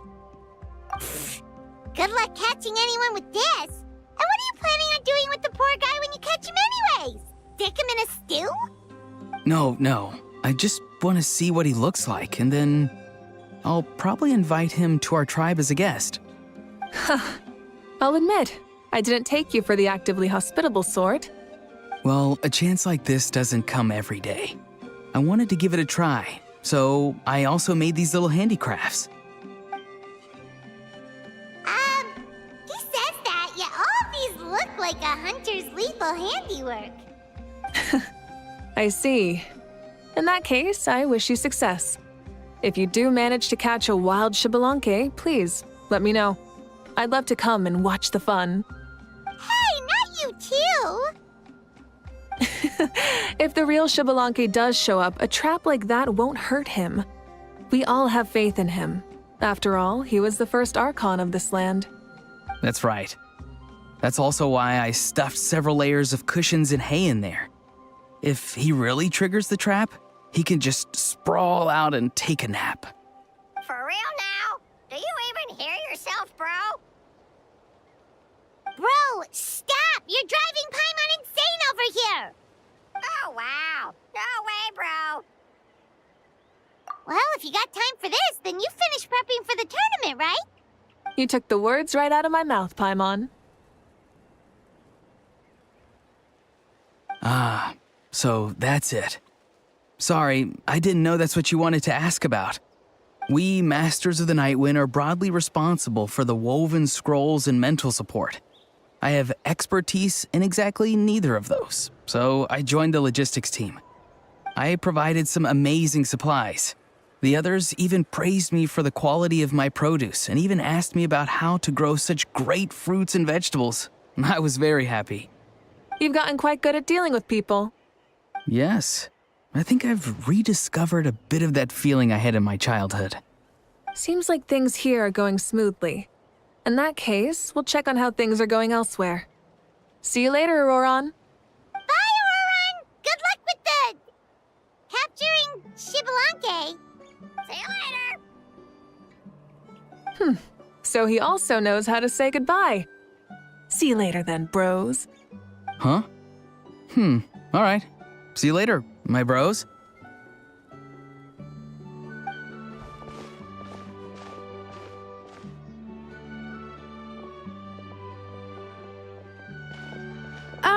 Oh, Moeka. Oh, shoot. What are you doing here? Shilonin? What a coincidence.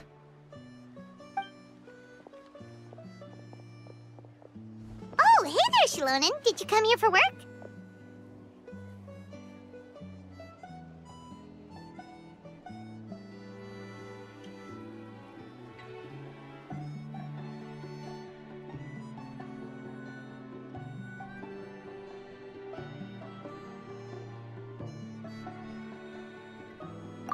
Auroron.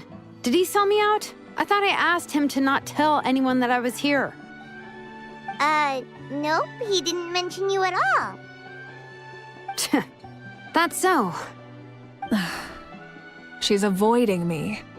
There are a few big pieces of equipment we need for the tournament, and I've been wanting to ask her to make them. I went straight to her place because I was worried she might refuse, but each time there was nobody home, and the neighbors said that she was busy. Turns out, she was here.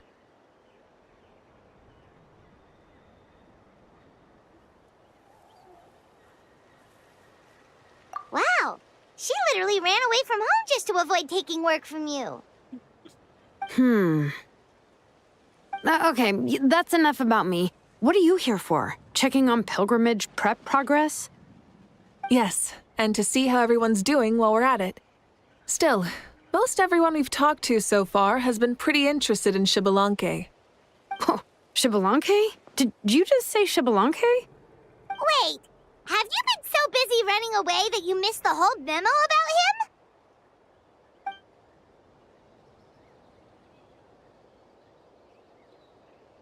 Yeah, I'm still trying to wrap my head around it, but if that's what Lolly said, then it has to be true. Everyone's reaction makes sense too. Who wouldn't want to see the first Archon? This isn't a bad time for it to happen either. The war has only just ended, and with their long-standing goal suddenly gone, people are feeling a little lost. I met a warrior from the People of the Springs near the Speaker's Chamber a few days ago. He spent the entire afternoon pacing around the area. I asked if anything was bothering him, and he said that he used to train for battle every afternoon. But now that the crisis is resolved, he doesn't know what to do with himself. Paimon can definitely see that. It's tough when what you've been doing all along suddenly stops being necessary. That's why you want to hold the pilgrimage again, right? To help everyone find a new goal? That's right. We will have competition take the place of ceaseless battle. It'll give us an outlet for our pent-up energy and offer a reward for the blood and sweat we've put into improving and growing. That's the meaning of the pilgrimage of the return of the sacred flame today and in the future. Yeah, sounds pretty good to me. I am starting to like this new pilgrimage already. But, how do you feel, Mawika? About Xbalanque, you mean? It's okay, I guess. Shouldn't you be, a little more nervous? He's our nation's progenitor. You sure he's not coming to just supervise your work? You sound like someone who's finally gotten the chance to strike back after years of oppression. Hey, don't put it like that. All right, maybe a little. It's not every day that someone who could bring you down a notch shows up. I knew that's what you'd think. Don't worry. If the real Xbalanque does make an appearance, then naturally I have my ways to meet him. Really? How? No spoilers just yet. Take a guess. Wait, you have a playful side too? Of course she does. This whole glorious righteous leader thing is just one facet of her. And it's the side of her you've seen the most so far. But... Tragically, this is how my longtime companions think of me. Shilonen's always saying how awful I am. Hey! Don't just put words into my mouth like that. I've only ever said that you can be quite terrible sometimes. Sure, whatever you say. Come on, Traveler, Paimon. Let's head to our next stop. Oh, and Shilonen, now that you've been busted, be sure to stop by my office and pick up the documents I left for you. I wrote down everything you need to do for the tournament. Good night. And she's fallen asleep just like that. Well, she's gotta wake up eventually. Let's go. Good night, Shilonen. And sleep well.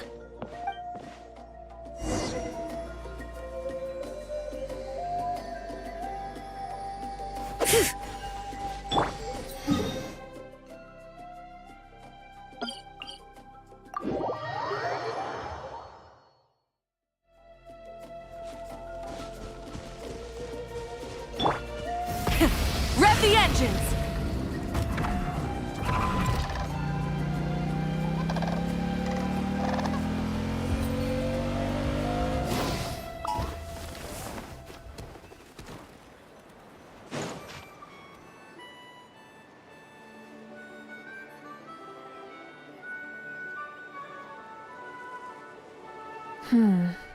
Doesn't seem like there's anyone around.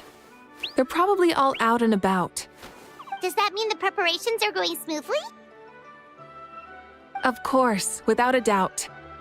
I'll be honest, I'm more concerned about how everyone's doing than how the preparations are coming along. The amount of rest they get will directly impact their tournament performance. It's my hope that everyone is eating and sleeping well, so they can enter the stadium full of anticipation. What are you guys doing here? Oh, it's Cheska! It's been a while. How have you been? Great! Things have been good on my end, too. How about you? Same old, same old. Back to the grind. Flying around to break up fights when they break out. Taking walks with my family when I'm free. You know, the usual. That said, I haven't had much work to do lately. I take it that means there haven't been many fights? Yeah, the war just ended, and the bonds between people have grown a lot stronger in the process. Hard to start fights like that. I don't mind, though. More time for me to zone out. I just sit at a lookout point and tend to my weapons. The fresh air is also great for my mood. Sounds like you've been doing well then.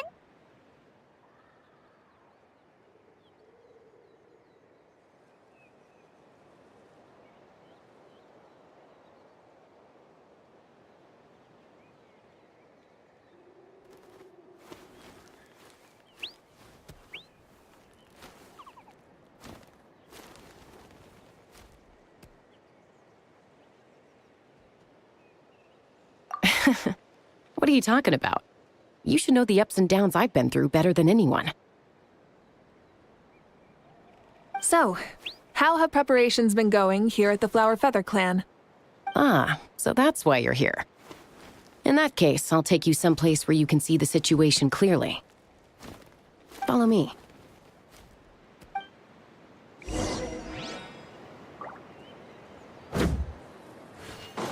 Full throttle!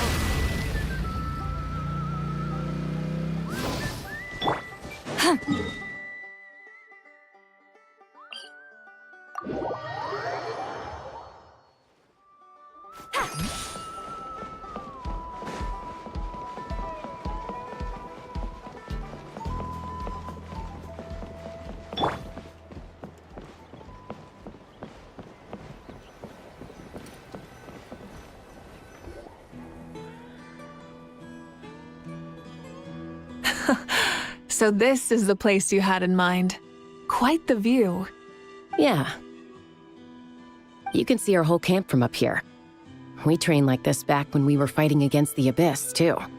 You can see people talking and laughing, some holding boxes, others pushing carts. Even some who are using some kind of special equipment to scan the skies. It's you, Pyro Archon, and the heroes of Natlan too. Ah, shucks. Heroes of Natland? Paimon's feeling kinda shy now. What brings you to the Flower Feather Clan? Are you here to check on our work for the pilgrimage? That's right. Everything going well? Please, rest assured, everything is going off without a hitch. Everyone is in good spirits as well. Coach and her students are also here, so they've been helping out. Coach? Oh, is Ansan here too? Oh, here to inspect our handiwork then. Lots of folks from the Flower Feather Clan have gone to train for the tournament, and my students just so happened to want to get some exercise, so I brought them along to help. The rules of this tournament are different from before. We're here to compete, not to select the strongest warriors. Everyone finds that quite novel and is taking it very seriously, treating it like a completely new type of challenge. Look, they're all over there.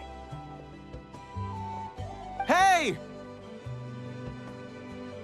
Please rest completely and totally assured that with us here, we'll get all the tasks done on time. No problem and no questions asked. Whoa, they're all so reliable. Like coach, like student, huh, Yansan? You flatter me. We're just here to help. These exercises are high frequency but low intensity, which is perfect for our training. I helped Aoife bring a whole stack of medical supplies from his clinic to the stadium yesterday. Didn't even break a sweat. Easy peasy. Didn't even break a sweat, you say? Yeah, Aoife was sure sweating a lot, though. Not that I blame him. Doctors don't need to be that physically strong. Not even vets. Especially not compared to the toughest coach in all Natlan. Tough, they say. Stuff like this isn't even intermediate level. And that's why they call you tough. I respect it, though. I doubt I can think of anything that you can't do. Paimon agrees. In fact, after staying in Natland for so long, even we've begun to feel like there's nothing we can't do. So you think it's something about this place? often finds herself thinking, compared to those super tough battles we fought and won, this is nothing at all. I'm glad you feel that way. It's not often that people can focus on the silver lining after everything that's happened. Being optimistic also tends to make people grow happier the longer they live. Keep up that attitude, and you'll go from strength to strength. The wind is rising. I think I hear something on the air. I'll head out on patrol. Have a nice chat, and just let me know if you need anything. Sounds good. See you later. And she's off. She really comes and goes like the wind. I'd say that it's effortlessly cool moments like this that make her so endearing. Well, what's next for you? You three look relaxed. So I assume you're pretty much done with all the important stuff? We've already checked up on each of the tribe's progress, and everything is going smoothly. Well, we didn't quite get around to the Children of Echoes, but from what Kachina says and seeing how Shilonen's doing, it seems they're fine. No need to check up on them. Don't worry. Things have been progressing over at the Collective of Plenty, too. So, that's it for the day. The only thing left to do for the next couple of days is persuade Shilonen to finish her part of the work. Oh, I'd love to see the face she'd make if she heard you say that. Since you have time, why don't you give me a hand? As you already know, Mawika, I'm responsible for designing the tournament course. Well, it's almost complete, and I've built a mock course. Want to do a trial run? Wait, so you mean we can get a sneak peek at what the competition will be like? Indeed. You know that Mawika can't personally participate in the tournament, right? As the Archon, she must serve as both host and judge. And as special supervisors, you can't sign up either. So, this is your best chance to experience the course. Say no more, or my hair might spontaneously combust. Come on, just show us the course already. All right, follow me.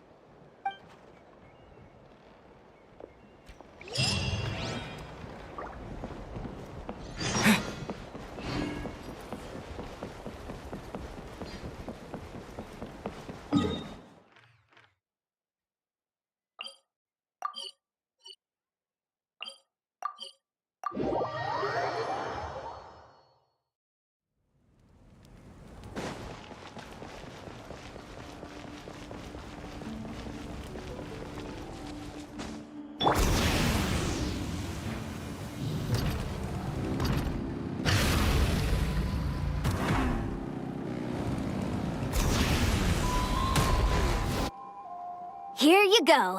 What lies before you is a mock-up of the course that will be used for the upcoming tournament. You mean this entire thing? If it's for the pilgrimage, it's gotta be grand. That's right. I've designed this one to make use of the stadium's maximum capacity, and I've given thought to every space, every placement, and every dimension. See this kindling? Contestants will have to chase it throughout the competition, encountering all kinds of terrain, and they'll prove themselves by using their abilities to overcome anything and everything that stands in their way. That's the focus of this course.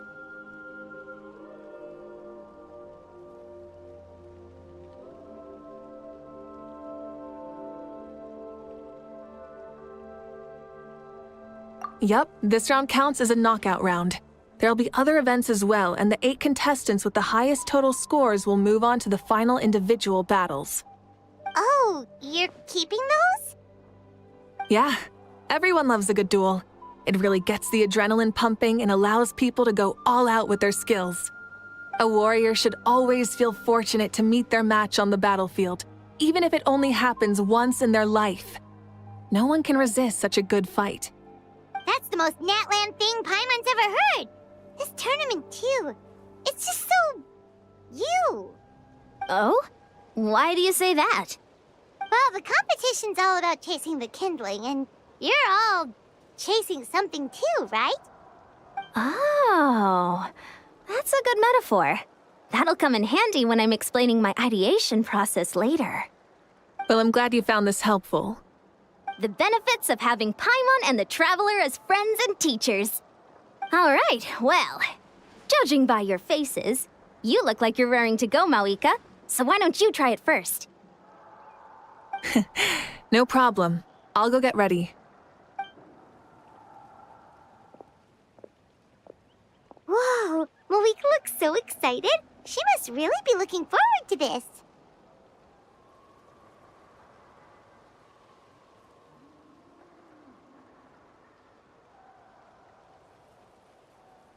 Do you think that she seems a little bit different after the war and all? Like, maybe in her sense of playfulness? She seems less serious than before. More willing to just loosen up and have fun. Nope, you're not hallucinating. I agree. Whoa, you heard too? So, Paimon's right? Yeah, the side of her that she hid during the war has now come out. Makes sense, though. Everyone wants to unwind a bit after accomplishing an important goal. She's really earned it. Oh, so that's why you called us over. It's all part of your grand plan, huh? Not exactly. I did expect Mawika to take this one, though, so I also planned some other events for you.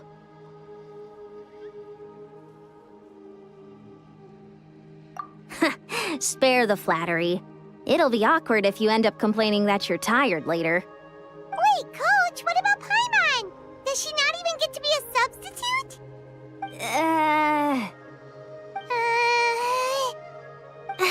You have not yet met the basic criteria to even begin training. Practice a few more years and come back, and then we'll see. Aw, come on! I'm ready. All right.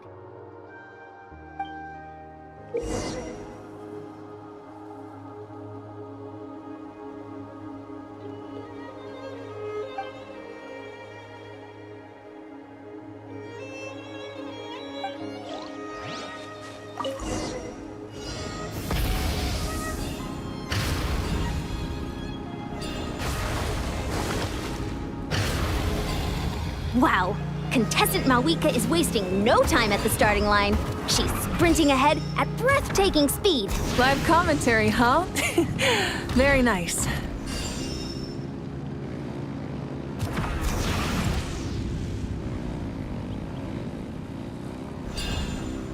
You doing all right? If you need a timeout, just let me know. It's a piece of cake. Huh? Did you hear that? Ah! Enemies incoming! Be careful!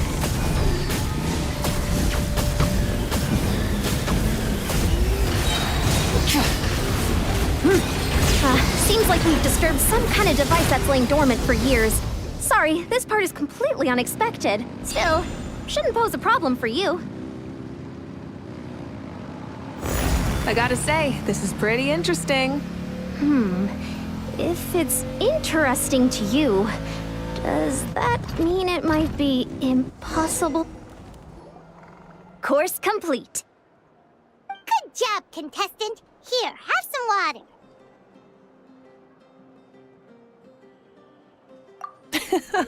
You're too kind. Thank you, my dear audience. And thank you, Coach. Well, what do you think? First things first, let me just say that the enemies at the end were definitely not part of the plan. The device never did anything before. Maybe it can't detect anyone under a certain height. In which case, you would have been fine too. Oh, good point. It's a solid course, but, there are a number of small problems. For example, take the chase at the start. I feel like it's too short to separate the best from the rest. Why don't you find a few more people to test it out and adjust the distance based on their feedback? Ooh, you're really thorough. And yeah, getting multiple opinions is a great idea. Also, about the vertical section. It's only so-so, and contestants might get dizzy from the sudden change of direction, which might cause some of them to fall if they get motion sickness. Also... Got it all down. Couldn't have spotted any of these issues without actually running the course. Thanks for your help, Mawika. I'll keep making improvements based on these suggestions. That reminds me of something I was talking to the Traveler about, actually. I've got a ball launcher here. Want to give it a try? A ball launcher? Yep. Ball sports are also a proud ancient tradition here in Natlan. I've decided to use one for an event. It's been a long time since I saw gear like this. This game can be played by 2, 3, or 4 people, and it's a fun one. Want to give it a try? Thank you for agreeing to be my opponent. In that case, get into position, you two, and I'll start the clock. Whoever has the higher score when the clock runs out wins. If you're ready, begin! Come on, Traveler! You can beat her!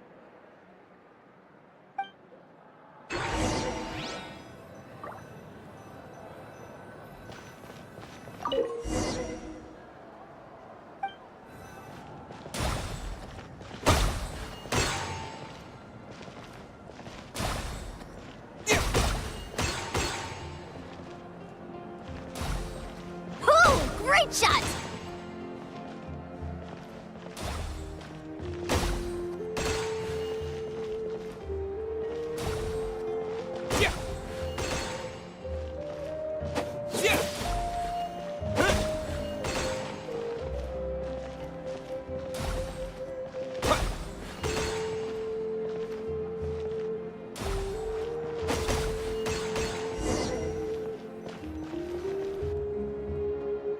That was a thrilling game! Paimon was on the edge of her seat! Indeed you did. I've noticed that you're very good at games. And now that I found such a great opponent, we've got to have a rematch sometime. That should be enough data and feedback on my end for now. Thanks for all the help, everyone. No, we should be thanking you. Both the mock course and the ball launcher were fantastic. I didn't know you were so good at making things like this.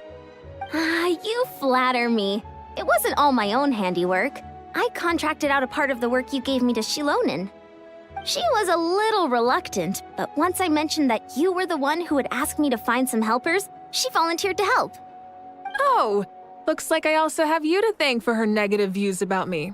How much would you say you contributed? 30%? Absolutely not. I'd say 10 at most. Please do not blame your problems on me. Your attendance was a pleasant surprise, Traveler. Paimon, I didn't think you'd have time to try the ball launcher out for at least a few more days. Thanks for coming. Ha! You know what they say, embrace the unexpected. Well, I'm just glad that you had fun. You know, we should probably call it a day. I need to get going now anyway. Those improvements won't make themselves. See you later. Bye, see you soon!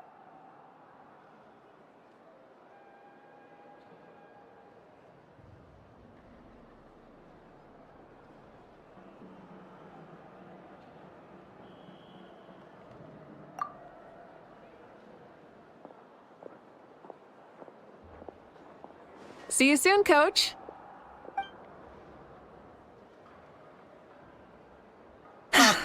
It's not every day I get to call Yansan that. Did you see the look on her face? She almost jumped out of her own skin. You kinda enjoy messing with people, don't you? Really? I never noticed.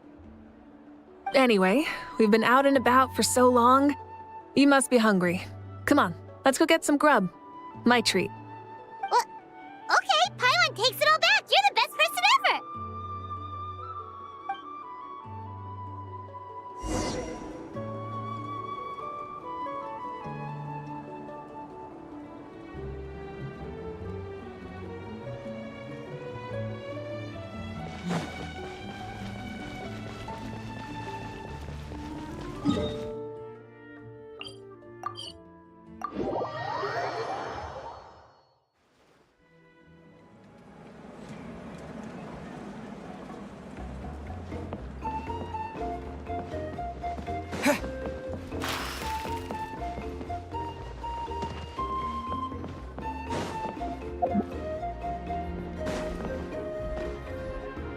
Hey there, boss. I'm here with some guests. I'll have the usual. Ah, Pyro Archon. Welcome, welcome. It's been a while. Glad to see you with our new heroes, too. Boss, this is the Traveler, and this is Paimon. Hi there! Greetings to you both as well. You'll have the same as before, then? We worked out today, so yeah, that would be great. So what is the usual?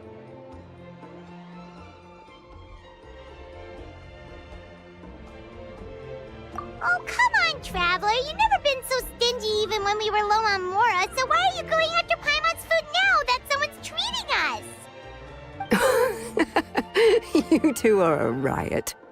I get where the Traveler's coming from, though. You're too cute not to tease, Miss Paimon. If someone's down in the dumps, your banter can cheer him right up. And that's not just from me, by the way. I've heard it from plenty of other people. For real? So, were you teasing Paimon on purpose, Traveler? Just leave it to us. Please wait a moment. Your food will be out shortly. All right, eat your fill, Paimon, but just remember, the tournament is in 3 days, so try and make sure your food coma is finished by then. What? Food coma? Huh. Don't know what you're talking about. Paimon will be there on time, don't you worry. Don't worry, in the event that you do oversleep a bit, I have my ways of waking you up. Really? You do? Speaking of your ways, Moika, you still haven't told us about how you plan to find Xbalanque. Oh, that? It's actually quite simple. Xbalanque is a native of Natlan. The records speak of him as a wise, brave, and upright man, and refer to him as the first son. People like that tend to be like me, passionate about competition. The more they disdain dishonest ways of winning, the more they'll celebrate a fair victory. You could call that a trait shared by all the heroes of Natlan.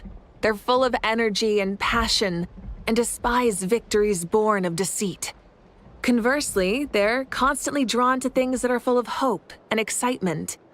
You mean Xbalanque might want to take part in this upcoming pilgrimage? It's not a matter of might. He will. It's precisely because such an important figure will be participating that we must prepare the best tournament possible. Checking in on the various tribes was also to ensure that we'll be prepared to give him a warm welcome. So, all we need to do is to look for him in the stadium on that day.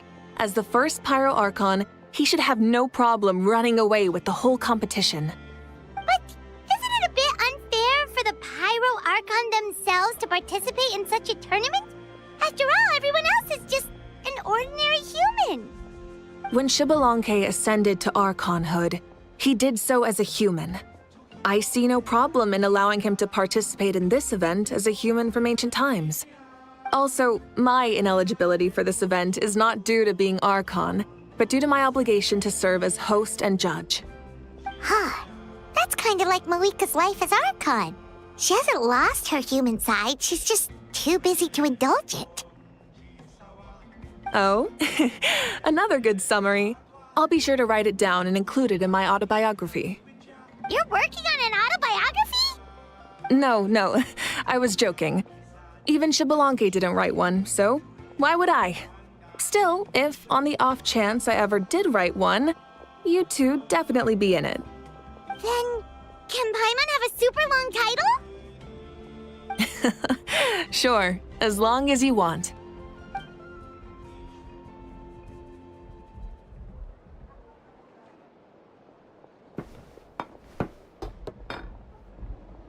So many dishes and such huge portions, too! Paimon spies mountains of meat as well! Wowee! You know this is just a normal breakfast, right? Wait, what? Our Archons always had a healthy appetite. Please enjoy the food while it's still hot. Food never tastes as good once it gets cold.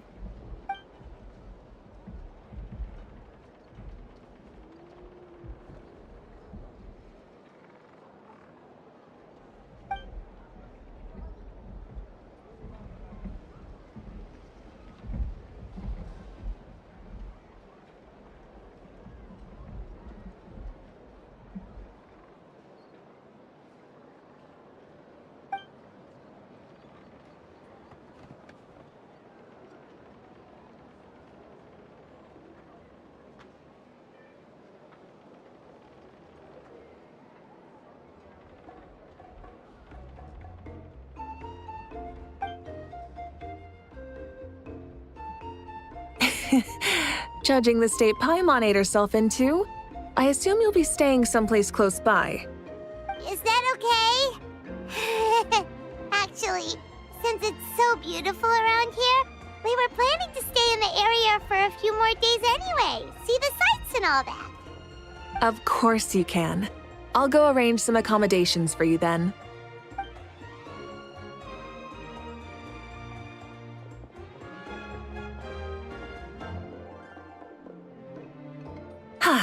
All right, I'll leave you here. Have a good rest. All right, good night. How do you feel? Want another drink? Then how about some dessert? Paimon still wants something sweet. Why are you looking at Paimon like that? There's always room for dessert.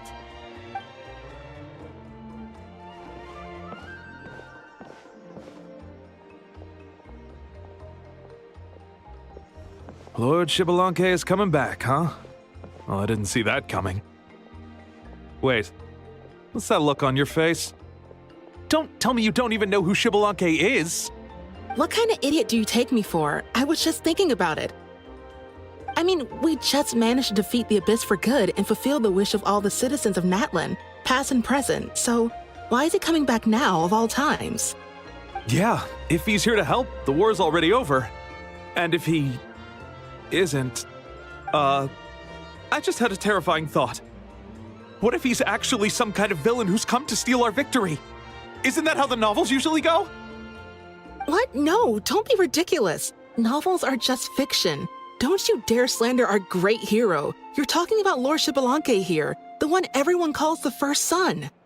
Also, even if what you said were true, I don't think our Archon would lose. We all saw that one punch of hers. The power in it was like... Yeah, I agree, but I bet Lord Xbalanque is no slouch either. Say, if they fought, who do you think would win? Well, you got me there. Well, as someone living in this age, I've got to vote for our Archon, right? Live in the now, seize the day, and all that. Man, now that you mention it, a fight between those two is bound to be a terrific one. Huh, what I wouldn't give to watch. All right, enough with that nonsense. It's already super late. If we keep hyping ourselves up, neither of us are going to get any sleep tonight. The way they're talking about the Archons dueling each other almost makes it sound like a beetle battle.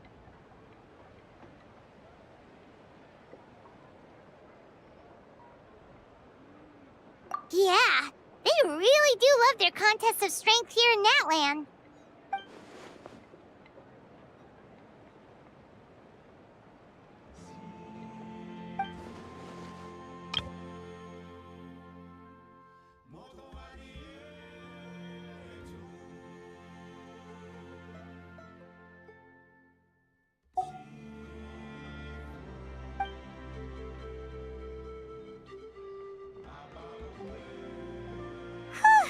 All right, Paimon's done eating. Let's head back and get some sleep.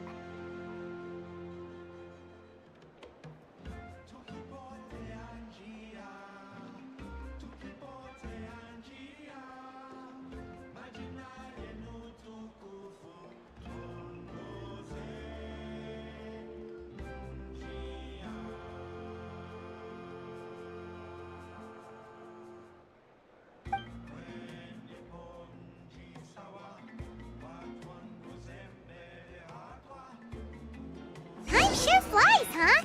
The tournament's taking place tomorrow morning, so let's get some sleep while we can.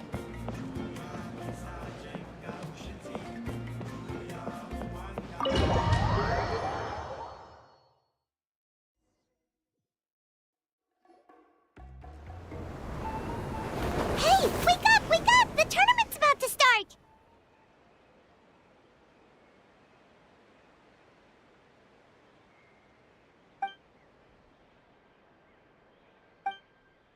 Oh no, we've overslept! Only a little bit, but... Okay, wash up and pack your things. We gotta go, go, go!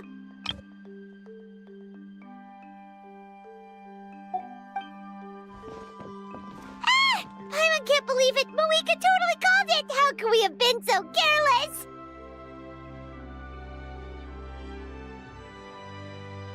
Is this what people mean when they say you get so excited before a trip that you struggled to sleep the night before only to miss setting out the next day? Hey there. How are you feeling?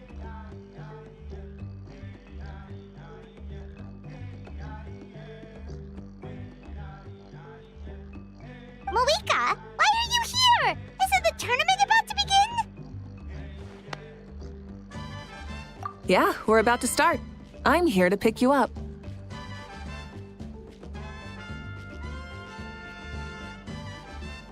Put on your helmets and get on the bike. Huh? Can we make it in time? We'll take a shortcut. Sit down and sit tight. You can hold on to my waist if you get scared.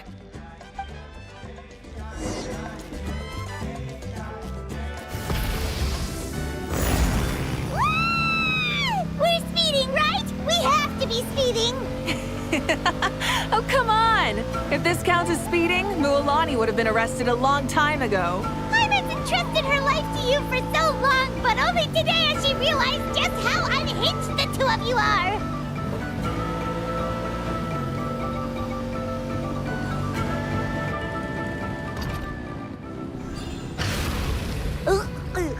So much air!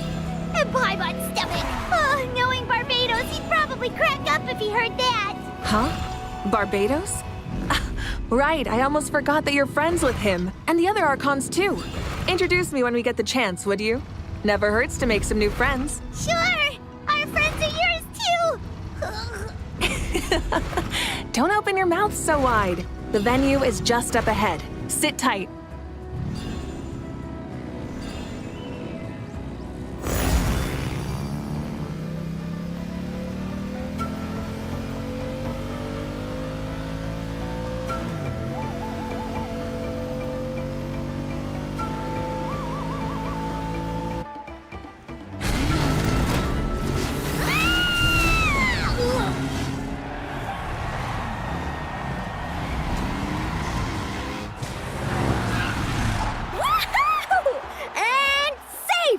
Just in time, too!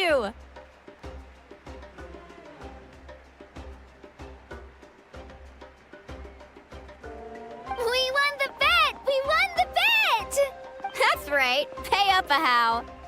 Yeah! Pay up, Hal! Pay up. Darn it! How do you like that? A short Flame Strider show to start us off, and to introduce and welcome Natlan's great friend, Tumaini.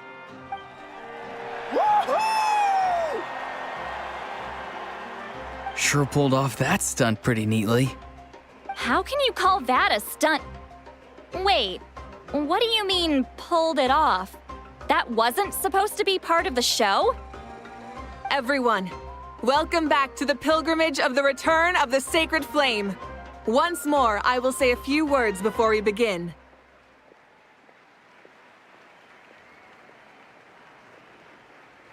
Bored? Heard it all before? Not to worry. We're doing things differently from now on.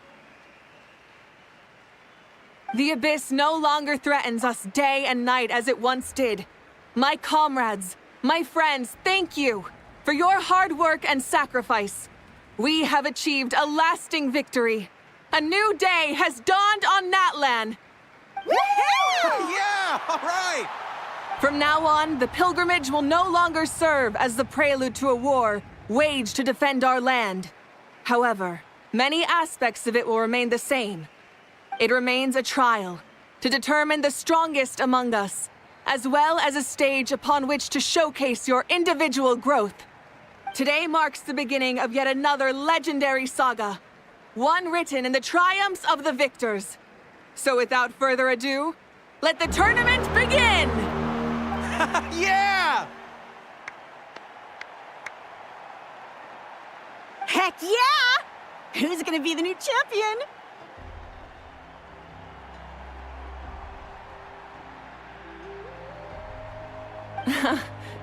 Now then, you two. You'll be the mobile supervisors, moving with the contestants as they progress, and making sure that everything is proceeding fairly and in good order. Leave it to us! We're the best adventurers adventurer and travel guide duo you'll ever meet. Oh, and one more thing. I believe I've mentioned this already, but if you find any leads on Lord Xbalanque, please pass them on to me. Thanks. I'm counting on you. Let's go check on everyone and see if we can find any leads on Xbalanque before things kick off.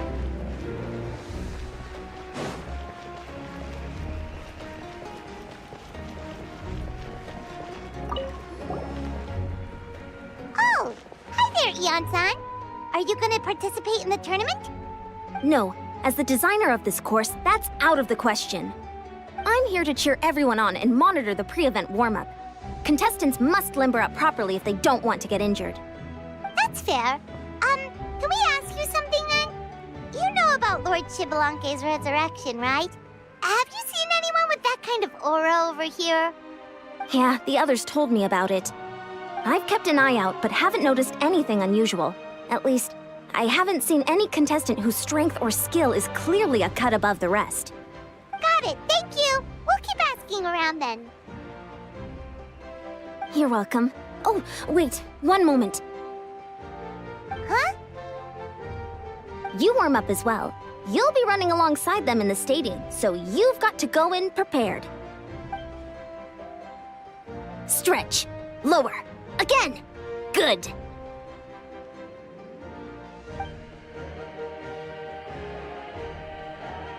All right, you're good. You may go. Thank you, Coach. Paimon feels like even her blood is boiling.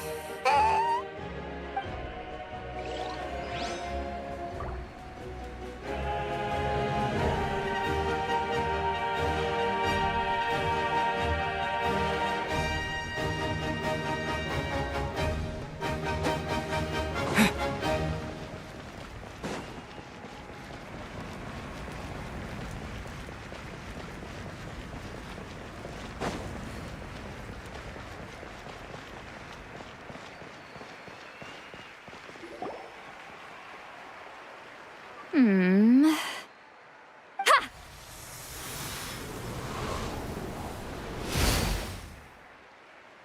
Woo! Oh? Well, hey there, Traveler and Paimon. What brings you here?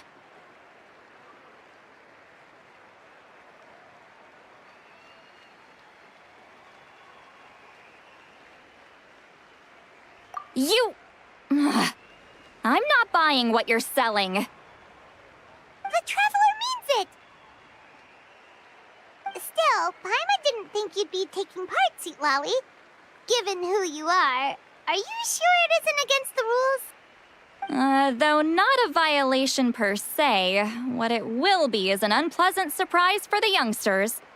Normally I stay out of this kind of event. Don't want to put too much pressure on everyone else. But we're celebrating the end of the war here, so I'll give the occasion the respect it deserves. Good luck then! Make sure you show off your super majestic side, alright? Well, aren't you the sweet talker today? Too much syrup on your pancakes this morning? Anyway, thank you both. I'll remember your words of encouragement and do my best. So, what was that?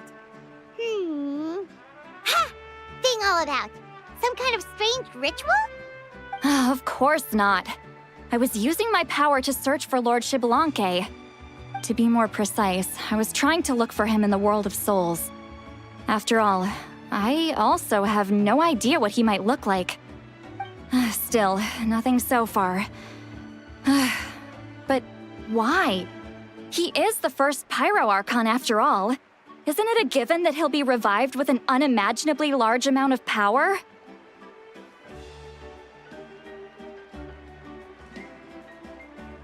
Yeah, we don't have any leads yet. We'll check for leads somewhere else. Good luck, Granny, and take care! Be on your way now. Oh, and take care of yourselves too. Granny Eatsley will display her dashing self on the competition grounds soon enough.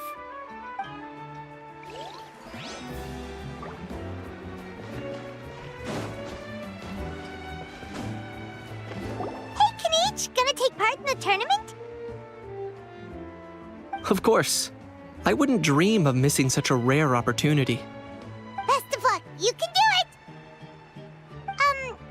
Where's Ahau,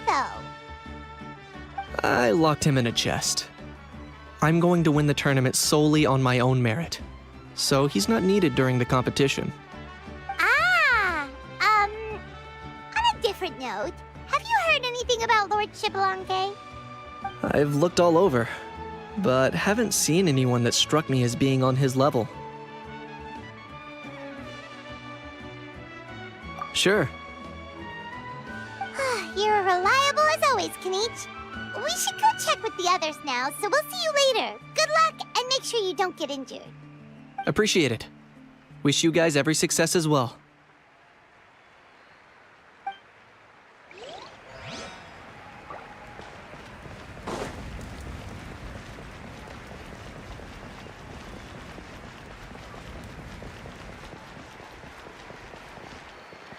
One, 2, 3, 4, 2, 2, 3, 4. How's the warm-up going, Kachina? Feeling good? Oh, hey you two. Yeah, I'm feeling great. Ready to get out there and show 'em who's boss.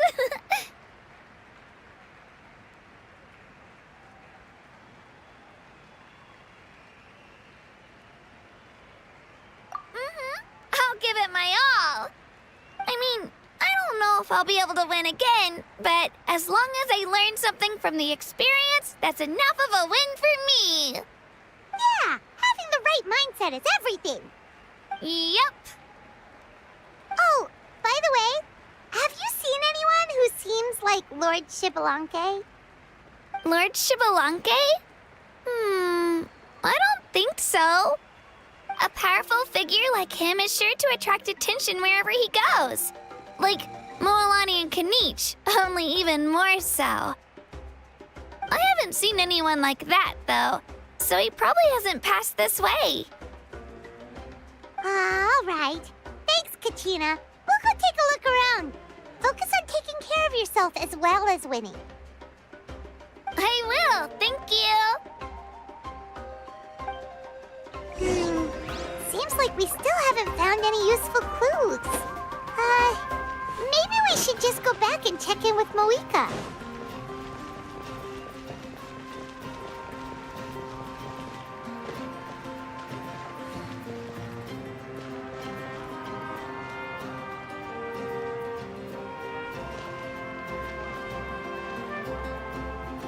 That's a weird-looking child.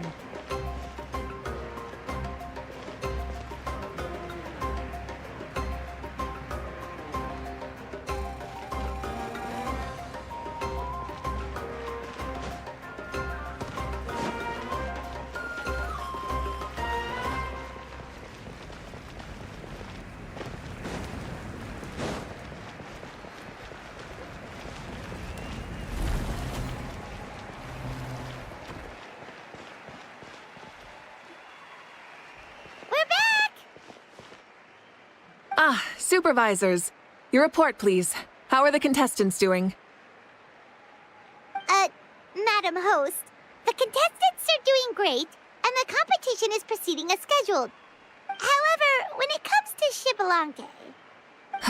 No leads, huh? The competition is almost about to begin, and there's still no sign of him? Not what you expected?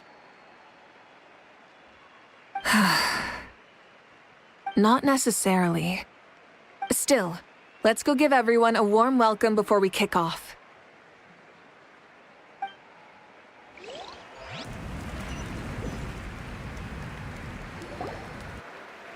I believe we're all warmed up. Now, take your positions. This iteration of the pilgrimage is the perfect chance for us to bid farewell to the past. Now go forth and soar. Faster, higher, stronger. Become a better version of yourself. Remember what brought you here and keep pushing forward. This tournament begins now! All right. Ready or not, here I come! There's Mualani, a natural sports star. She's not gonna stop scoring anytime soon. feel like it'd be kind of unfair going up against people with visions. I've got this. This round's in the bag. A vertical course, huh? Time to leave them all in the dust. Kanichi is coming up to the trickiest parts of the course here. But is he slowing down? No! He's speeding up! Amazing! How's he so fast? See you later. The gap between our competitors has increased significantly. Could this mean? Oh! Contestant Kachina has suddenly appeared from the side. This part's rough, but I won't give up. So annoying. The competition has entered its final phase. Who will emerge victorious? We're about to find out.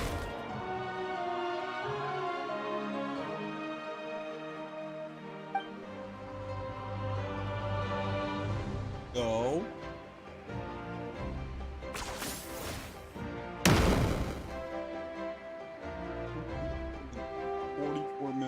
Got you!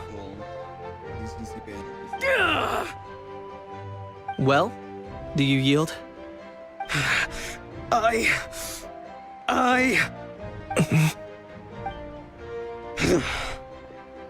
yield. Our champion has emerged, and his name is Kanichi! Kanichi! Kanichi! That's amazing! Woohoo! Yeah, that's our Kanichi. I knew he'd win. What?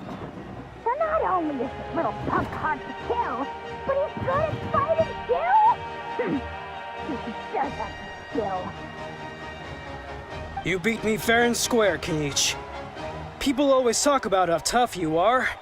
And now I can say for sure, they're not exaggerating. It's funny.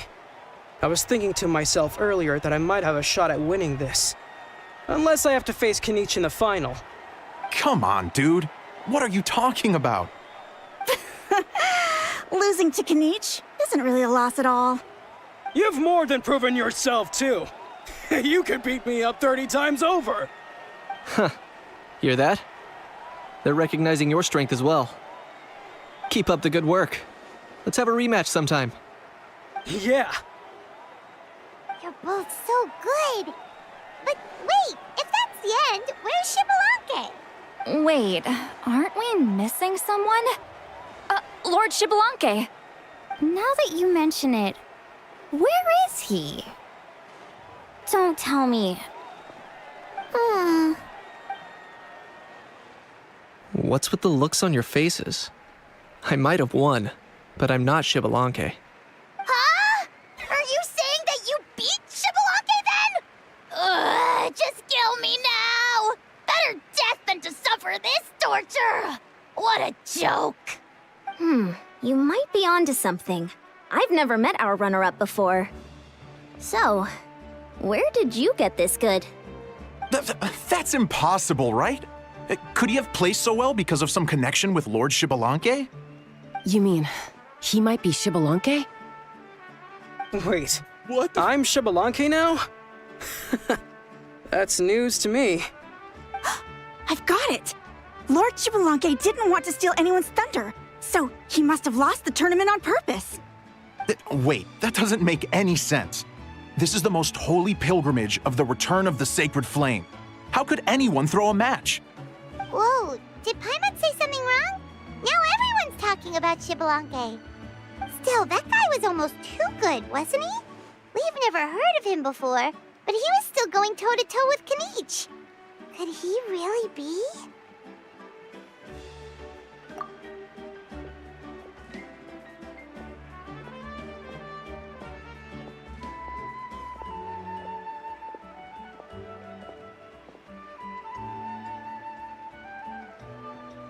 Huh?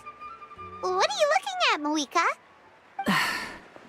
I felt that something was off since the tournament began. Reflecting back on it, it wasn't because I could sense Xbalanque's power, but rather that I could not.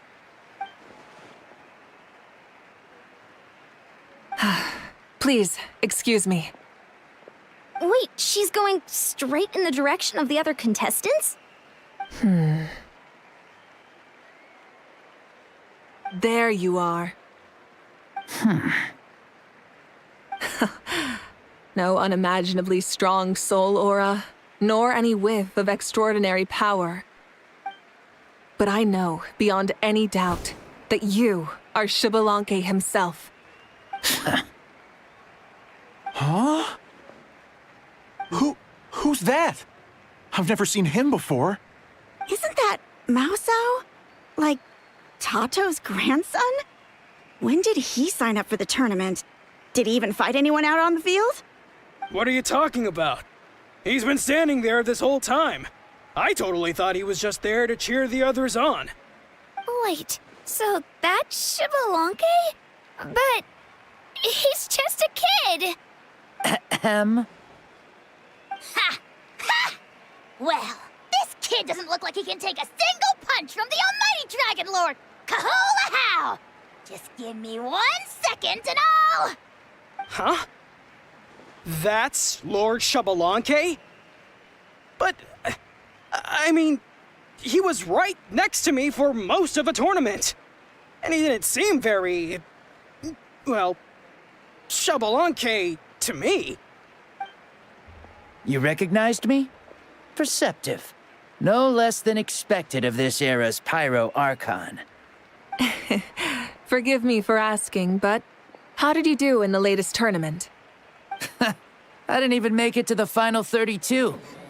No! This is a joke, right? It has to be. It's clearly staged. Out of my way! I've got to see Lord Xbalanque for myself! As expected, your return has caused quite the commotion. Less talking, more doing. Hurry up and take Lord Xbalanque to a safe place. I've got this place covered. Please, remain calm, everyone. Lord Xbalanque is one of the most important people in all of Natlan. I will take responsibility for receiving him into our midst. You heard the Archon. Just leave this to her. Don't worry. We'll let you know as soon as we know more.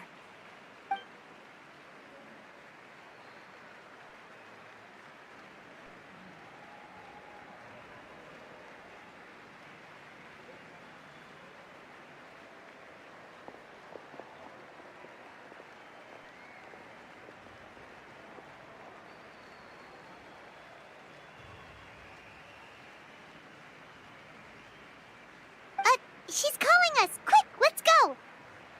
Hey, wait up!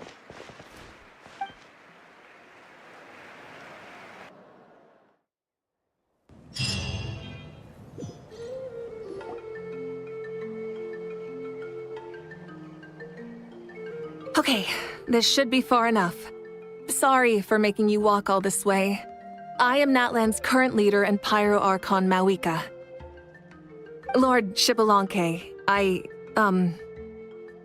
said I was inviting you for a chat, but to be perfectly honest, this is also my first time doing something like this, so I don't even know where to begin.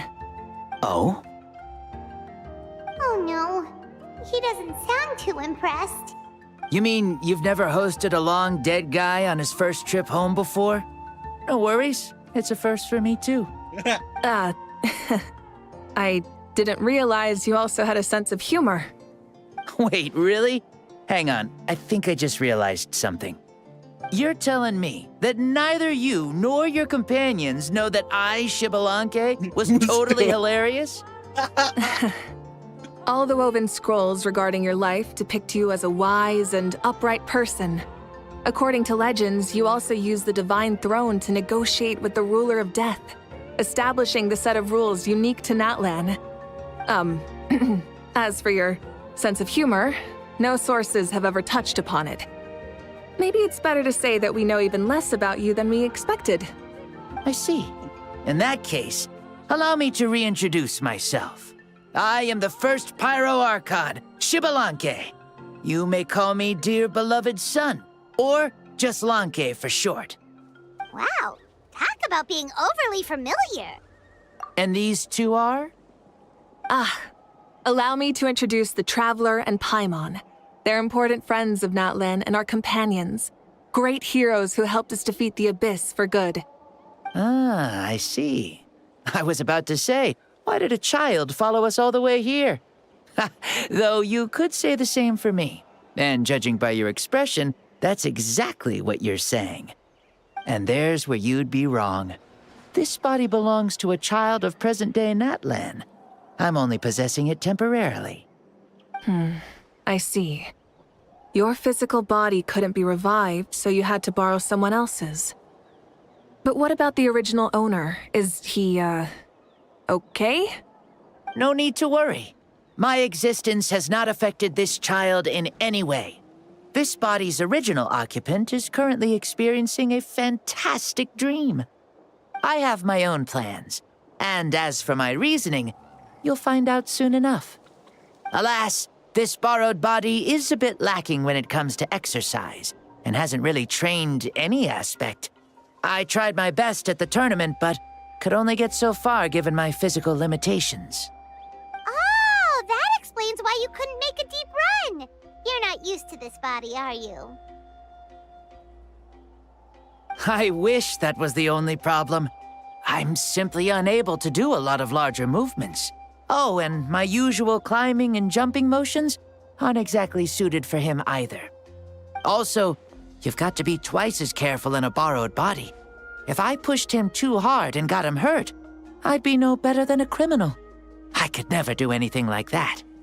Indeed. Still, the great shaman Sitlali learned about your impending resurrection from the Wayup, but we still don't know why you've returned. Oh, is it time to get serious then? All right, serious mode activated. Ahem. In any case, you've already touched on the topic. I did indeed strike a deal with the ruler of death. She once asked me why I prayed for her power as a mere mortal, and why I yearned to save a nation in peril. I convinced her with the promise of perpetual existence and the everlasting flame of life. So, she shared her strength with me, and allowed Natlan to operate under brand new rules.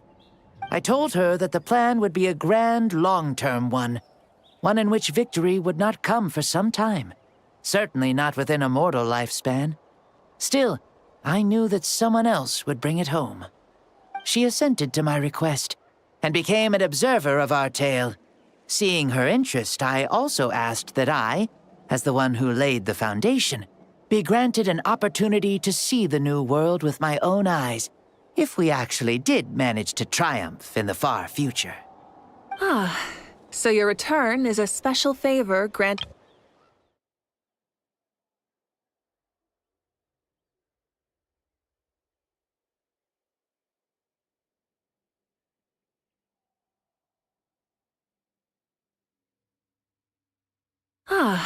So your return is a special favor granted by the ruler of death.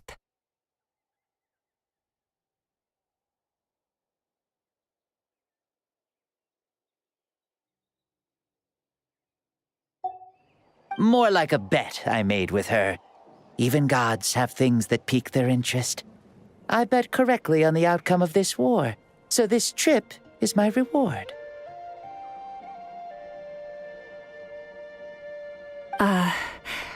How do you feel about the Natlan of today? Does it meet your expectations? Oh, I like it a lot. Could you tell me more, by the way? I'd love to know how you managed to win the war. As you know, ours was an exceedingly grand, long-term plan.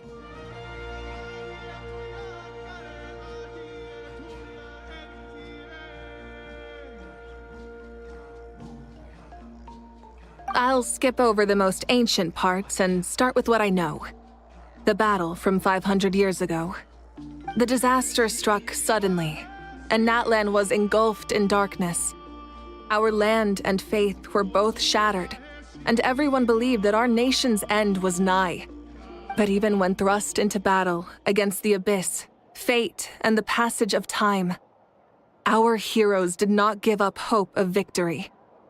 We each shouldered our heavy duty using the power that you left behind. All the Pyro Archons in the last 500 years have devoted their lives to banishing the abyss, rebuilding our tribes and faith, and uniting the people as one. As for me, I decided to head 500 years into the future. That is, the present. So I might finally bring together our people's resolve, which has stood firm for thousands of years, and fight for our final victory. Of course, I had prepared for the worst. That I would awaken to naught but monsters, corpses, and ruins where our nation once stood. Had that happened, there would have only been one thing left for me to do. Fulfill my final duty as a warrior, and then witness the end of the world helplessly.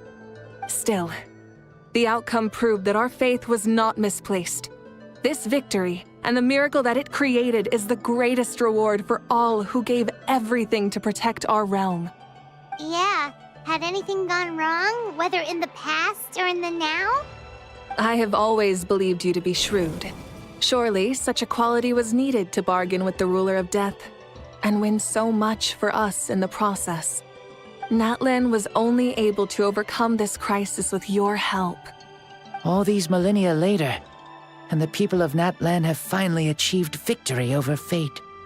If future generations will call me the one who created the rules and initiated the plan, then you are the one who inherited those rules. The final executor of the plan. The one who created a miracle. Beginnings and endings. Creation and change. Mawika, you truly are a remarkable leader. It is my honor to have met you. Please, you're too modest. Rather, it's our honor to welcome you back to this world. Ah, and that's the perfect segue to something that you should know. You see, you don't have to worry too much about my second life, since I'll only be here for a single day. Like, from sunrise to sunset. A single day? What?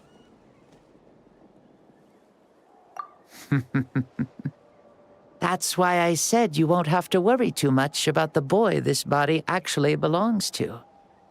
I'll be long gone by this time tomorrow. Besides, no one ever said I was actually going to return and stick around for years and years, right? This is just a short little outing back home, so I can see some of my compatriots again. Still, I've got to say, it has not been an easy trip. After being resurrected, I woke up in the home of a normal boy and wanted to take a quick dip to relax, only to have my trouser legs snagged by a fishing line that came out of nowhere. And once I finally made it to shore, I decided to take a stroll and see the sights, only to step into a trap along the way. Beats me who'd put a trap out there, and there wasn't even anybody around to check it. Thankfully, the bottom was pretty soft, so I lay down and took a nap before getting up to continue on my merry way. This is so embarrassing.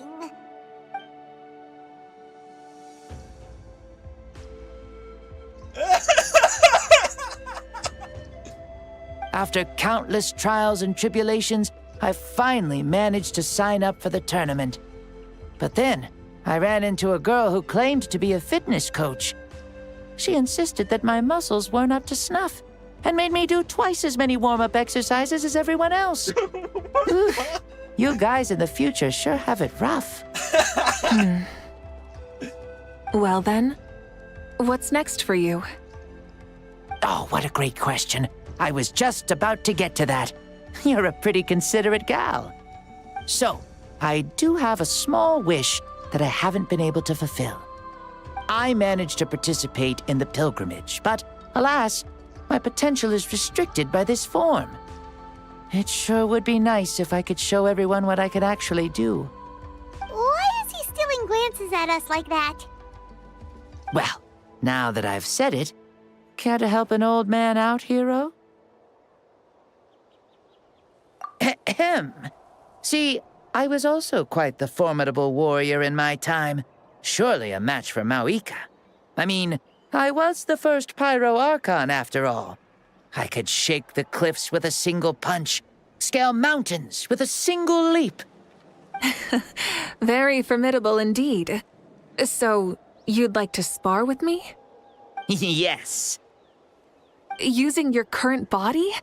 Will he be able to handle it?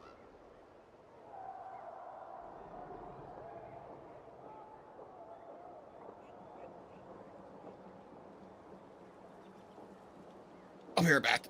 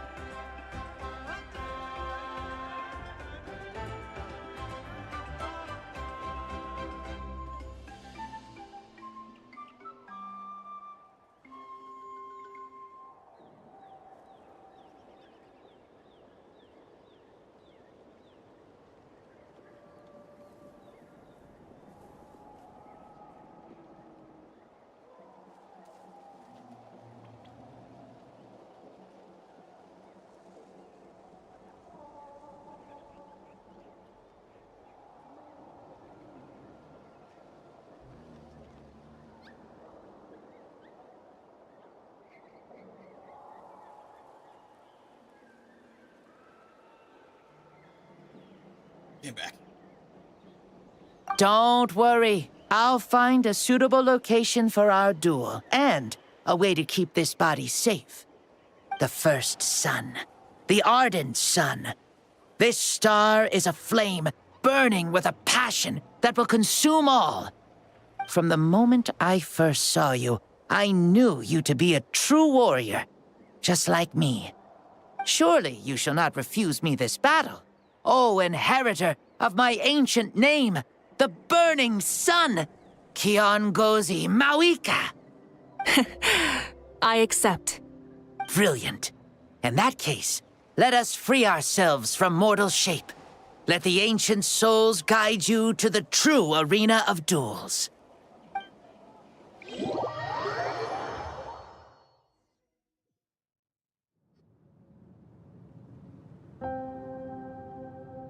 What is this place? Is this a temple of the spirit? This is the land of the sun, created by my soul. Only the sun and those blessed by it can survive here. Me, you, and you. The sun, the other sun, Blessed One 1, and Blessed One 2. We've been blessed by the sun? The sun will remember the most virtuous stars. You are hope itself, the most radiant, most important friends we could have. We have invited you here so you may witness the clash of suns. Huh, I see. We've manifested in an almost fully spiritual, consciousness-like form, removing the limits of our flesh. That's right. As I said, I knew you to be a born warrior the moment I laid eyes on you. But there are two forms of human strength, that of the body and of the spirit. The great Xbalanque, impressed upon a child's body, found less than a third of his original strength available to him. In that form, I'd lost my strength of body. But here, we meet as our true spiritual selves. In this place, even a child may shake heaven and earth due to the great soul within. What makes a true hero? Someone strong of body, or strong of mind, or must one be strong in both to surpass human limits? Which of these are you, Mawika? Well said, Xbalanque. Let us prove our mastery of both strengths through this battle. To Natlan, to each other, and to the rest of the world. You and I both know we'll never meet a better matched opponent.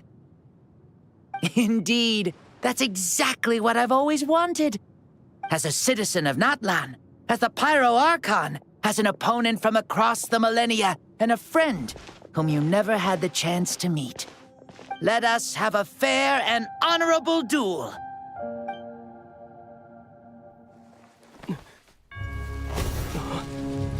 Our fight will end when the flame is extinguished.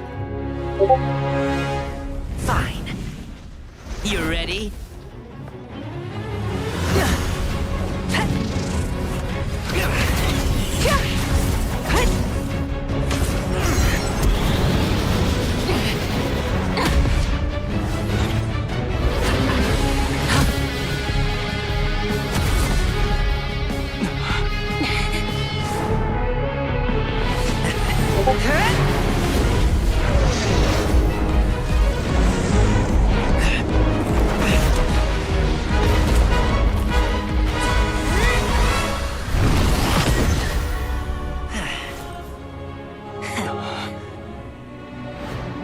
Do you never feel tired or hopeless? No. In war, there's no time for that.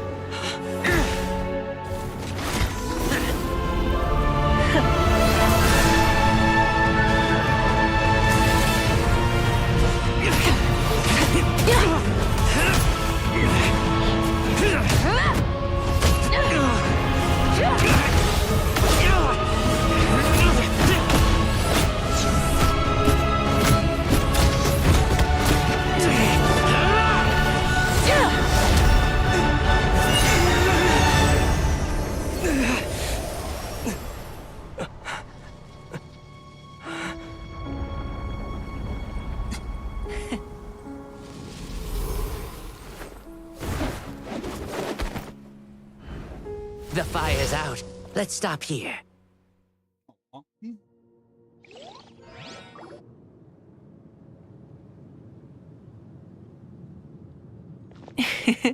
It was a great fight. That was an exhilarating battle, Mawika. Looks like this old man's still got some fuel left in the tank after all. You jest, Lord Xbalanque. Your spirit is as strong and youthful as ever. Come now. Can't you tell I was making excuses for coming up just a hair short? Not by much, just the slimmest of margins. Yet still, you actually won. I've always seen myself as the strongest warrior, but it would seem that the inheritance of ancient names has proven its worth after all. I bear the name Kiongozi, the leader of our people. After countless generations, this name came to you, and you used the power it accumulated over the years to defeat everything in your path. This battle has been most meaningful. Beyond the facts of victory and defeat, I've also learned a lot about you. Take, for example, your strength. It is at once ruthless and gentle, both tenacious and sharp. You neither overwhelm your opponent with sheer power, nor defy them with only your strength of will. You possess a great understanding of your own might, and will convert all of it into fuel, so you may climb to even greater heights. It is thanks to heroes like you that this war was won. I'd have never been able to return to the mortal realm otherwise. Your victory granted me this chance at a second life.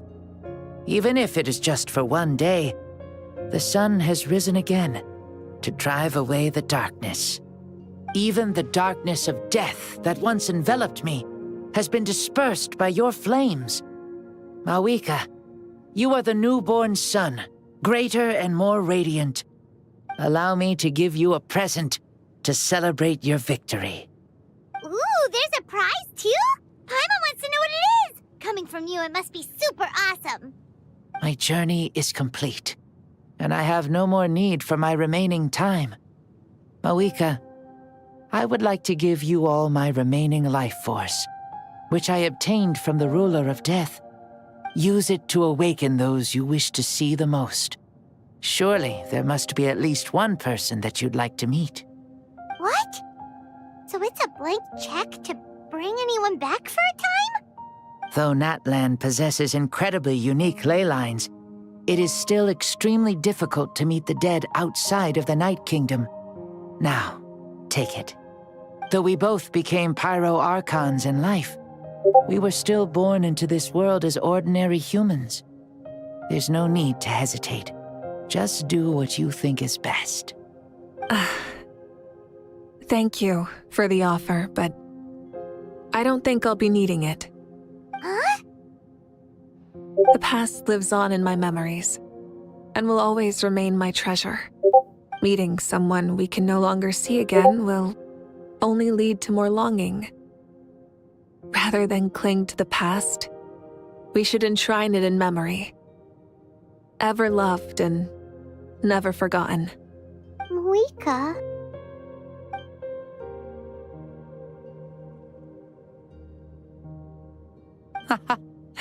They were right. That's exactly the sort of person you are. They? Your parents, sister, comrades, and friends. Those who walked with you, and those who left you behind. Those who crossed blades with you, and those who prayed for your safe return. Each and every one. Mawika, has one granted the special privilege to return, I can sense them calling for you, and watching over you from within the distant winds. Dear Mawika, our esteemed Archon, leader of our people, how have you been doing? We all miss you so. There are so many things we want to say to you, but if we really were to say them, they'd just be those simple, heartfelt words. The war is over, Mawika. All our efforts had meaning, and all our struggles bore fruit. This is the fairest and most precious thing in the entire world. May you be happy in this era of peace. May you eat well, sleep well, always be full of energy, and never forget that we will always love you. These are all words spoken by the people from the past. Their voices are echoing through this Temple of Souls.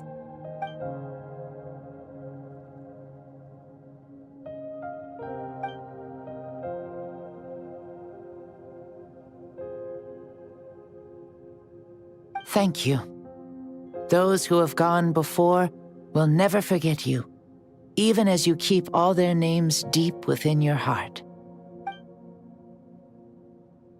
Mawika, my dear child, though we have ascended to Archonhood, never forget that we are still human. Live as you please, in this age of peace you forged with your own 2 hands. Write the voice. Why so formal all of a sudden? Seriously. Huh? Mawika, where are you going? Oh, leaving already? Now you're the one acting all impatient. Since we're done with all the serious stuff, it's time to follow me. Xbalanque. Doubt you've ever ridden a flame strider in your current body, right? Never even heard of such a thing, to be honest. Ooh, are you gonna take him out for a ride? You're coming too. Come on, it's time for us to live as we please.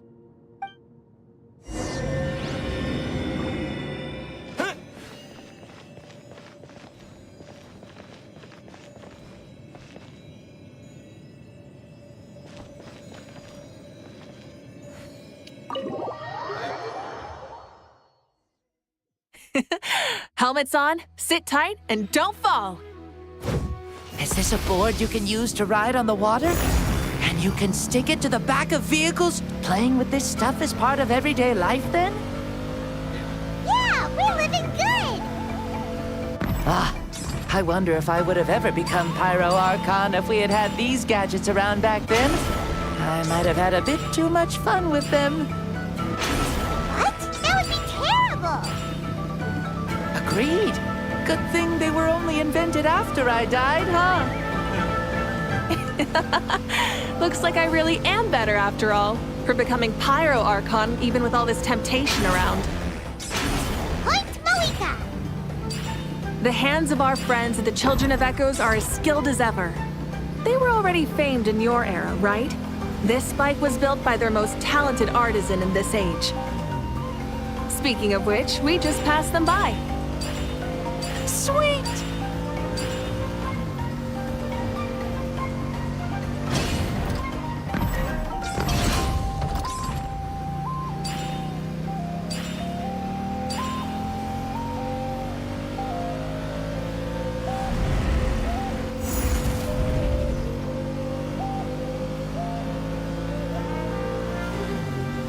Is that Ochkanatlan? Ah, sure brings back memories. Oh yeah, that was built in your time, right? It's long become a landmark. Very popular with tourists, so I hear. They think it's a lovely place. Is that so? So that's how you all see it. Paimon thinks so too! It's especially stunning if you look at it from a spirit way. The stories of the past become things people aspire to in the future. It's just like what they say. The apex reached by those who came before will become the everyday goals of those who come after. Everything is constantly changing for the better. That's good. That's how it should be. I'll bring those words back to the Night Kingdom and share them with everyone there.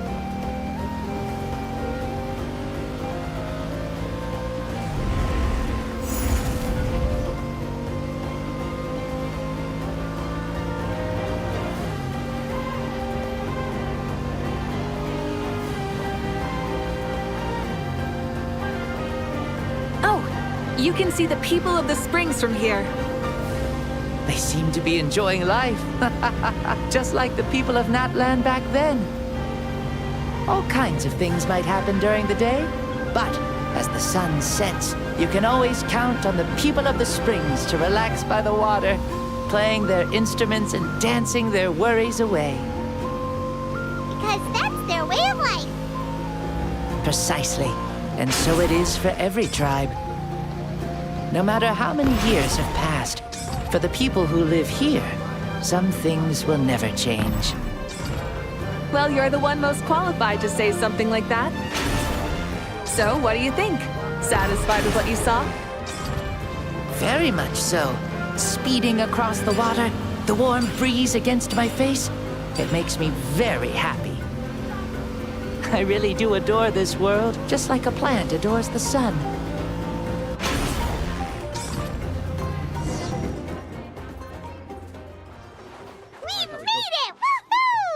Visit everyone. Woo! Woohoo! Thank you, Malika. This has been a wonderful trip. Lovely things are meant to be shared after all. It's the least we could do for our friend. I'll admit, I didn't expect people several thousand years in the future to see me as a friend. Not that I'm complaining. This old man's had a great day today. Thank you, dear friends.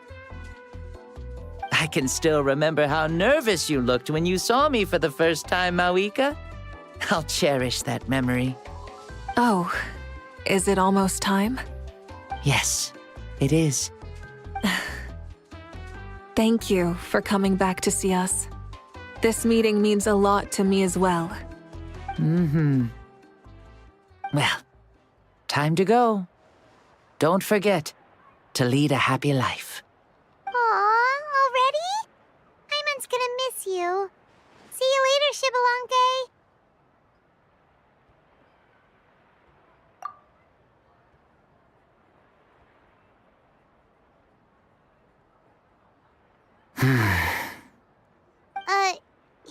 closed his eyes. Did he fall asleep? Mm-hmm. I can no longer sense Shibalanke's soul. Well, it's gotten quite late, hasn't it? Thank you for accompanying me this whole time. Let's hurry back. You must be starving. Yes. After the end of the pilgrimage, we hold a banquet to congratulate the champion of the tournament. There will be good food and plenty of it. You guys are gonna love it. Mao Sao should be there too. I'll bring him over.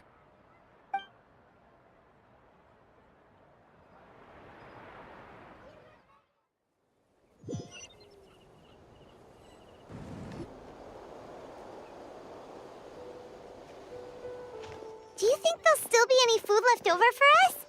It's kinda late and all. I'm sure the feast has already started, but don't worry. I'm sure Yan-san will save some for us. She's very reliable.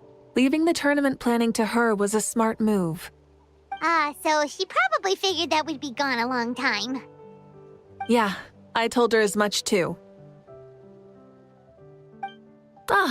Seems like they've prepared the thing. What thing? See that row of braziers over there? Oh, so that's what they are. They haven't been lit, so Paimon totally thought they were something else. Here, watch this.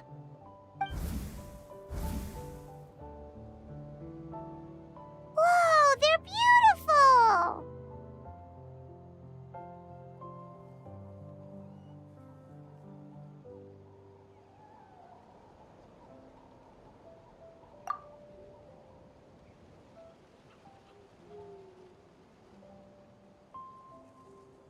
This particular kind of brazier is called a signal flame, and is reserved for those coming back late at night.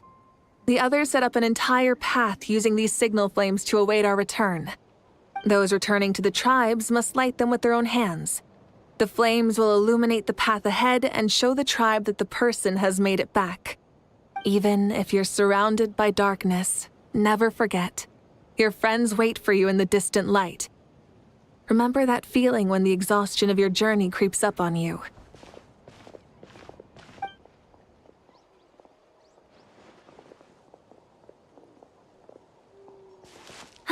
You're back.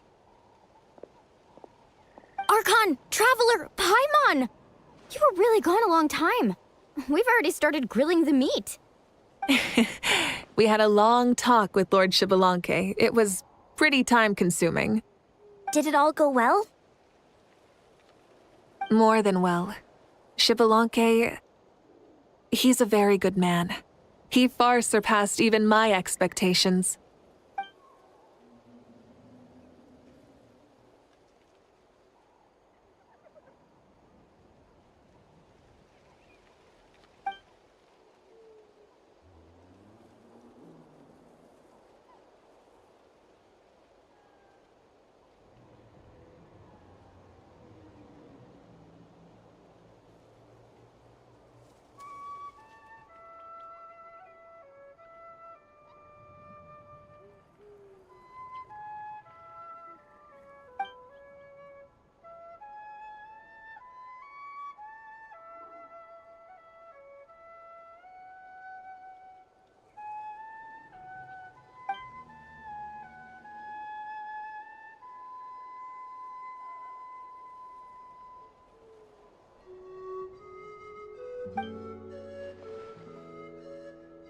So the only reason Lord Shibalanke didn't win the tournament is because he was limited by the physical body he was in. That's right, but don't feel disappointed on his behalf. He himself was not upset about that turn of events. He had many revelations during this journey, and as he said, strength of mind is as important as the strength of the body. He realized that after failing to make it to the final 32. No matter how many times Paimon hears it, it's still so funny to think that Shibalanke didn't even make it that far. Strong in both body and mind. Huh. I'd say our champion Kanich fits the bill. Don't you think? Indeed. Everyone, let's raise our cups. Let's celebrate our champion! Kanich, You've proven yourself a true warrior and athlete. Congratulations on your triumph in the pilgrimage. A toast to our champion! Cheers!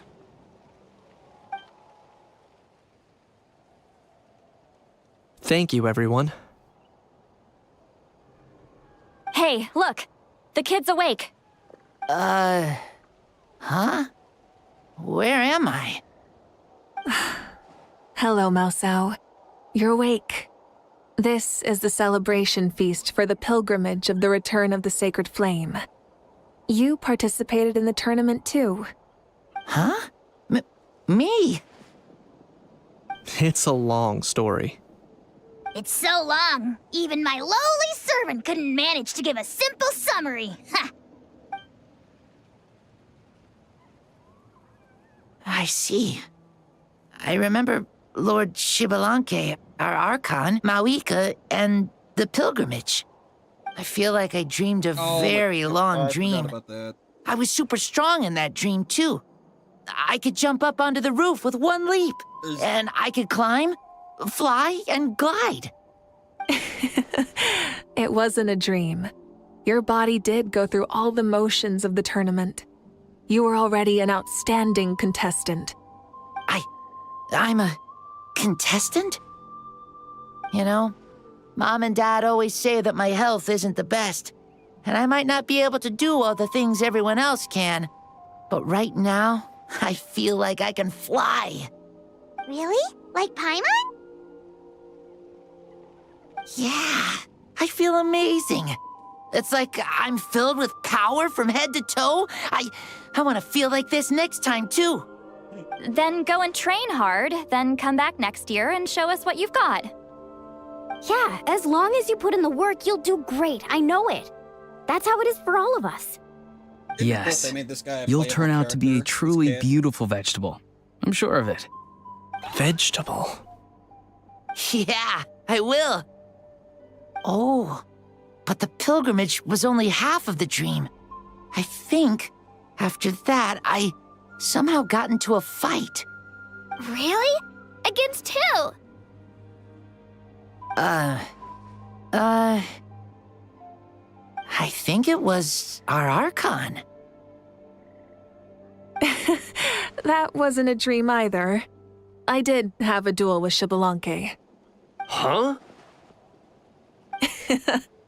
I was hoping to save this until later, but since we're already on this topic, I've got another piece of good news to share. Namely, that we crowned another champion today. Lord Shibalanke and I engaged in an all-out duel, as worthy rivals from across the millennia. In the end, I won by the slimmest of margins, defeating our legendary hero. Wow!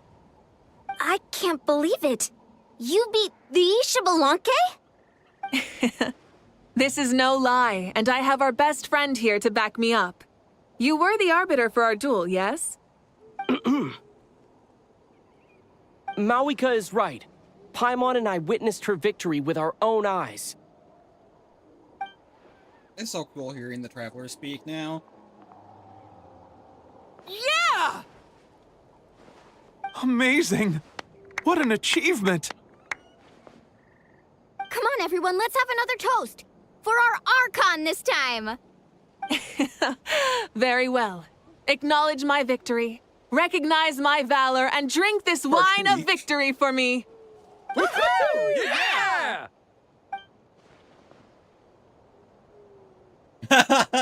Lolly's all out of it. Today's been a super long and exciting day, yeah? Yeah. It's been quite some time since I've done so much in a day. C is out. Or felt that it's gone on for so long.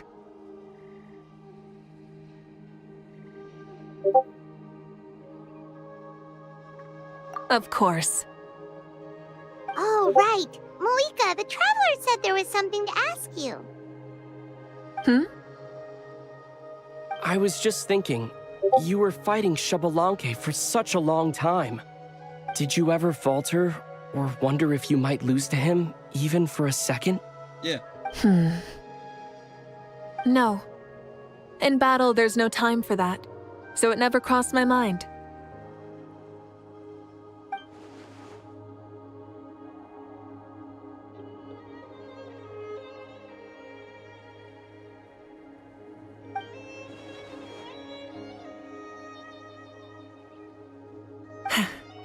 The night is still young. Cheers.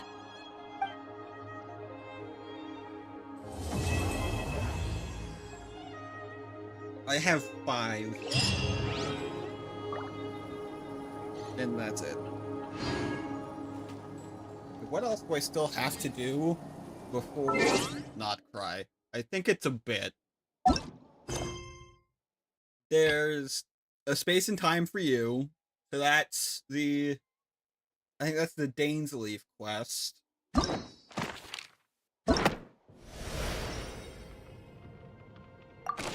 Right? Those are done. Those are done. There's also the, what is it?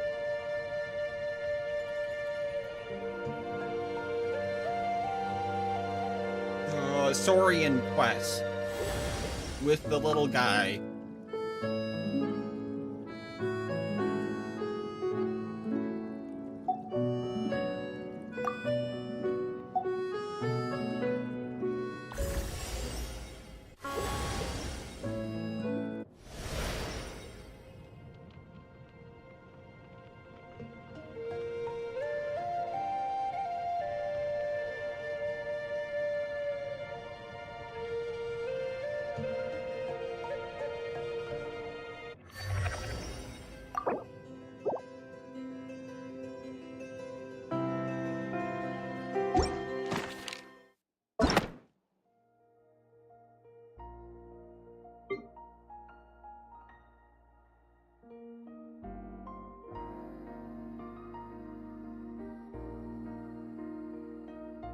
I think he is, because I think I know there's a few lines, there's like 5 lines that are still missing from him.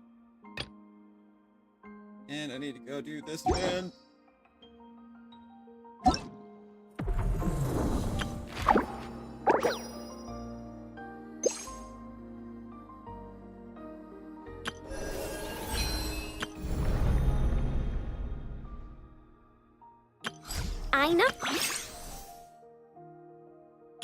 I know.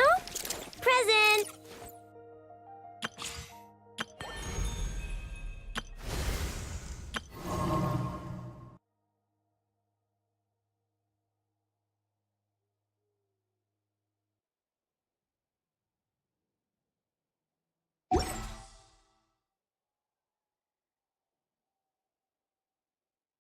I think in Nepha's quest was a journey home, if I remember correctly.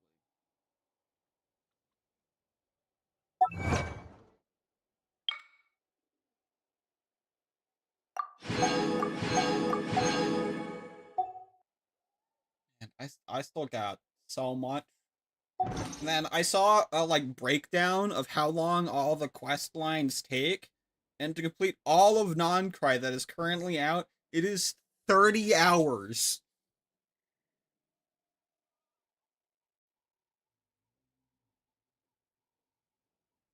I think so.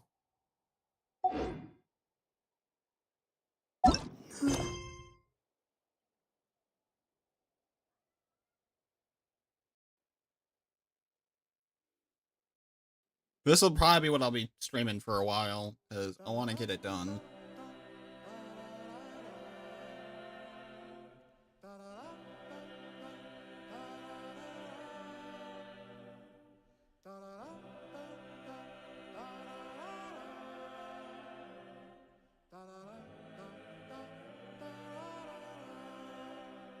I mean, if it's any good as if it's as good as Emphorius, I'm in for a treat.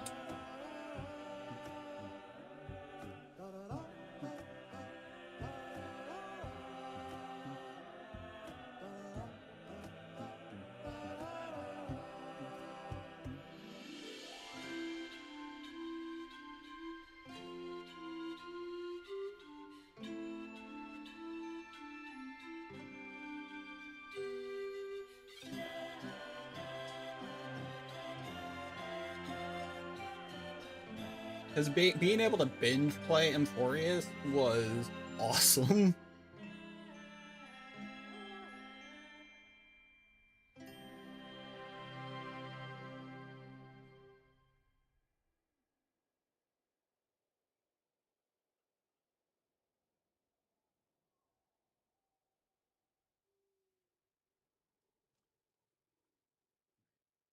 What else? I don't want to start a quest, but I do need this.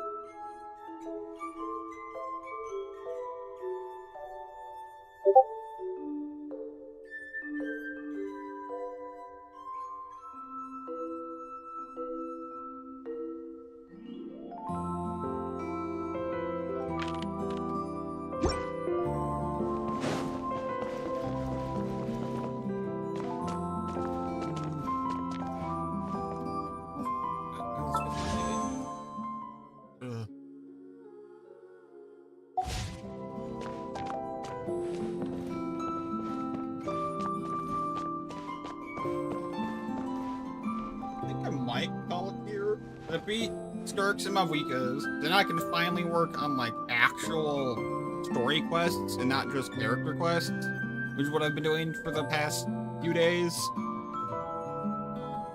So that's nice.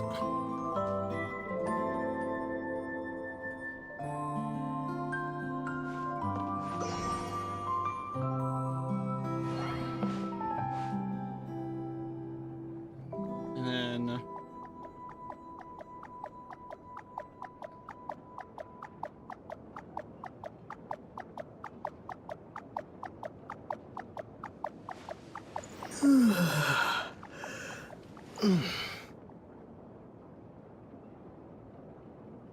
alright, man.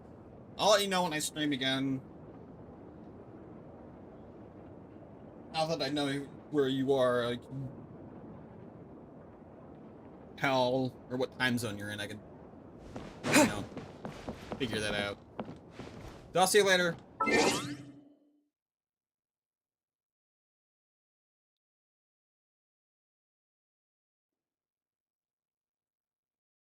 Good night.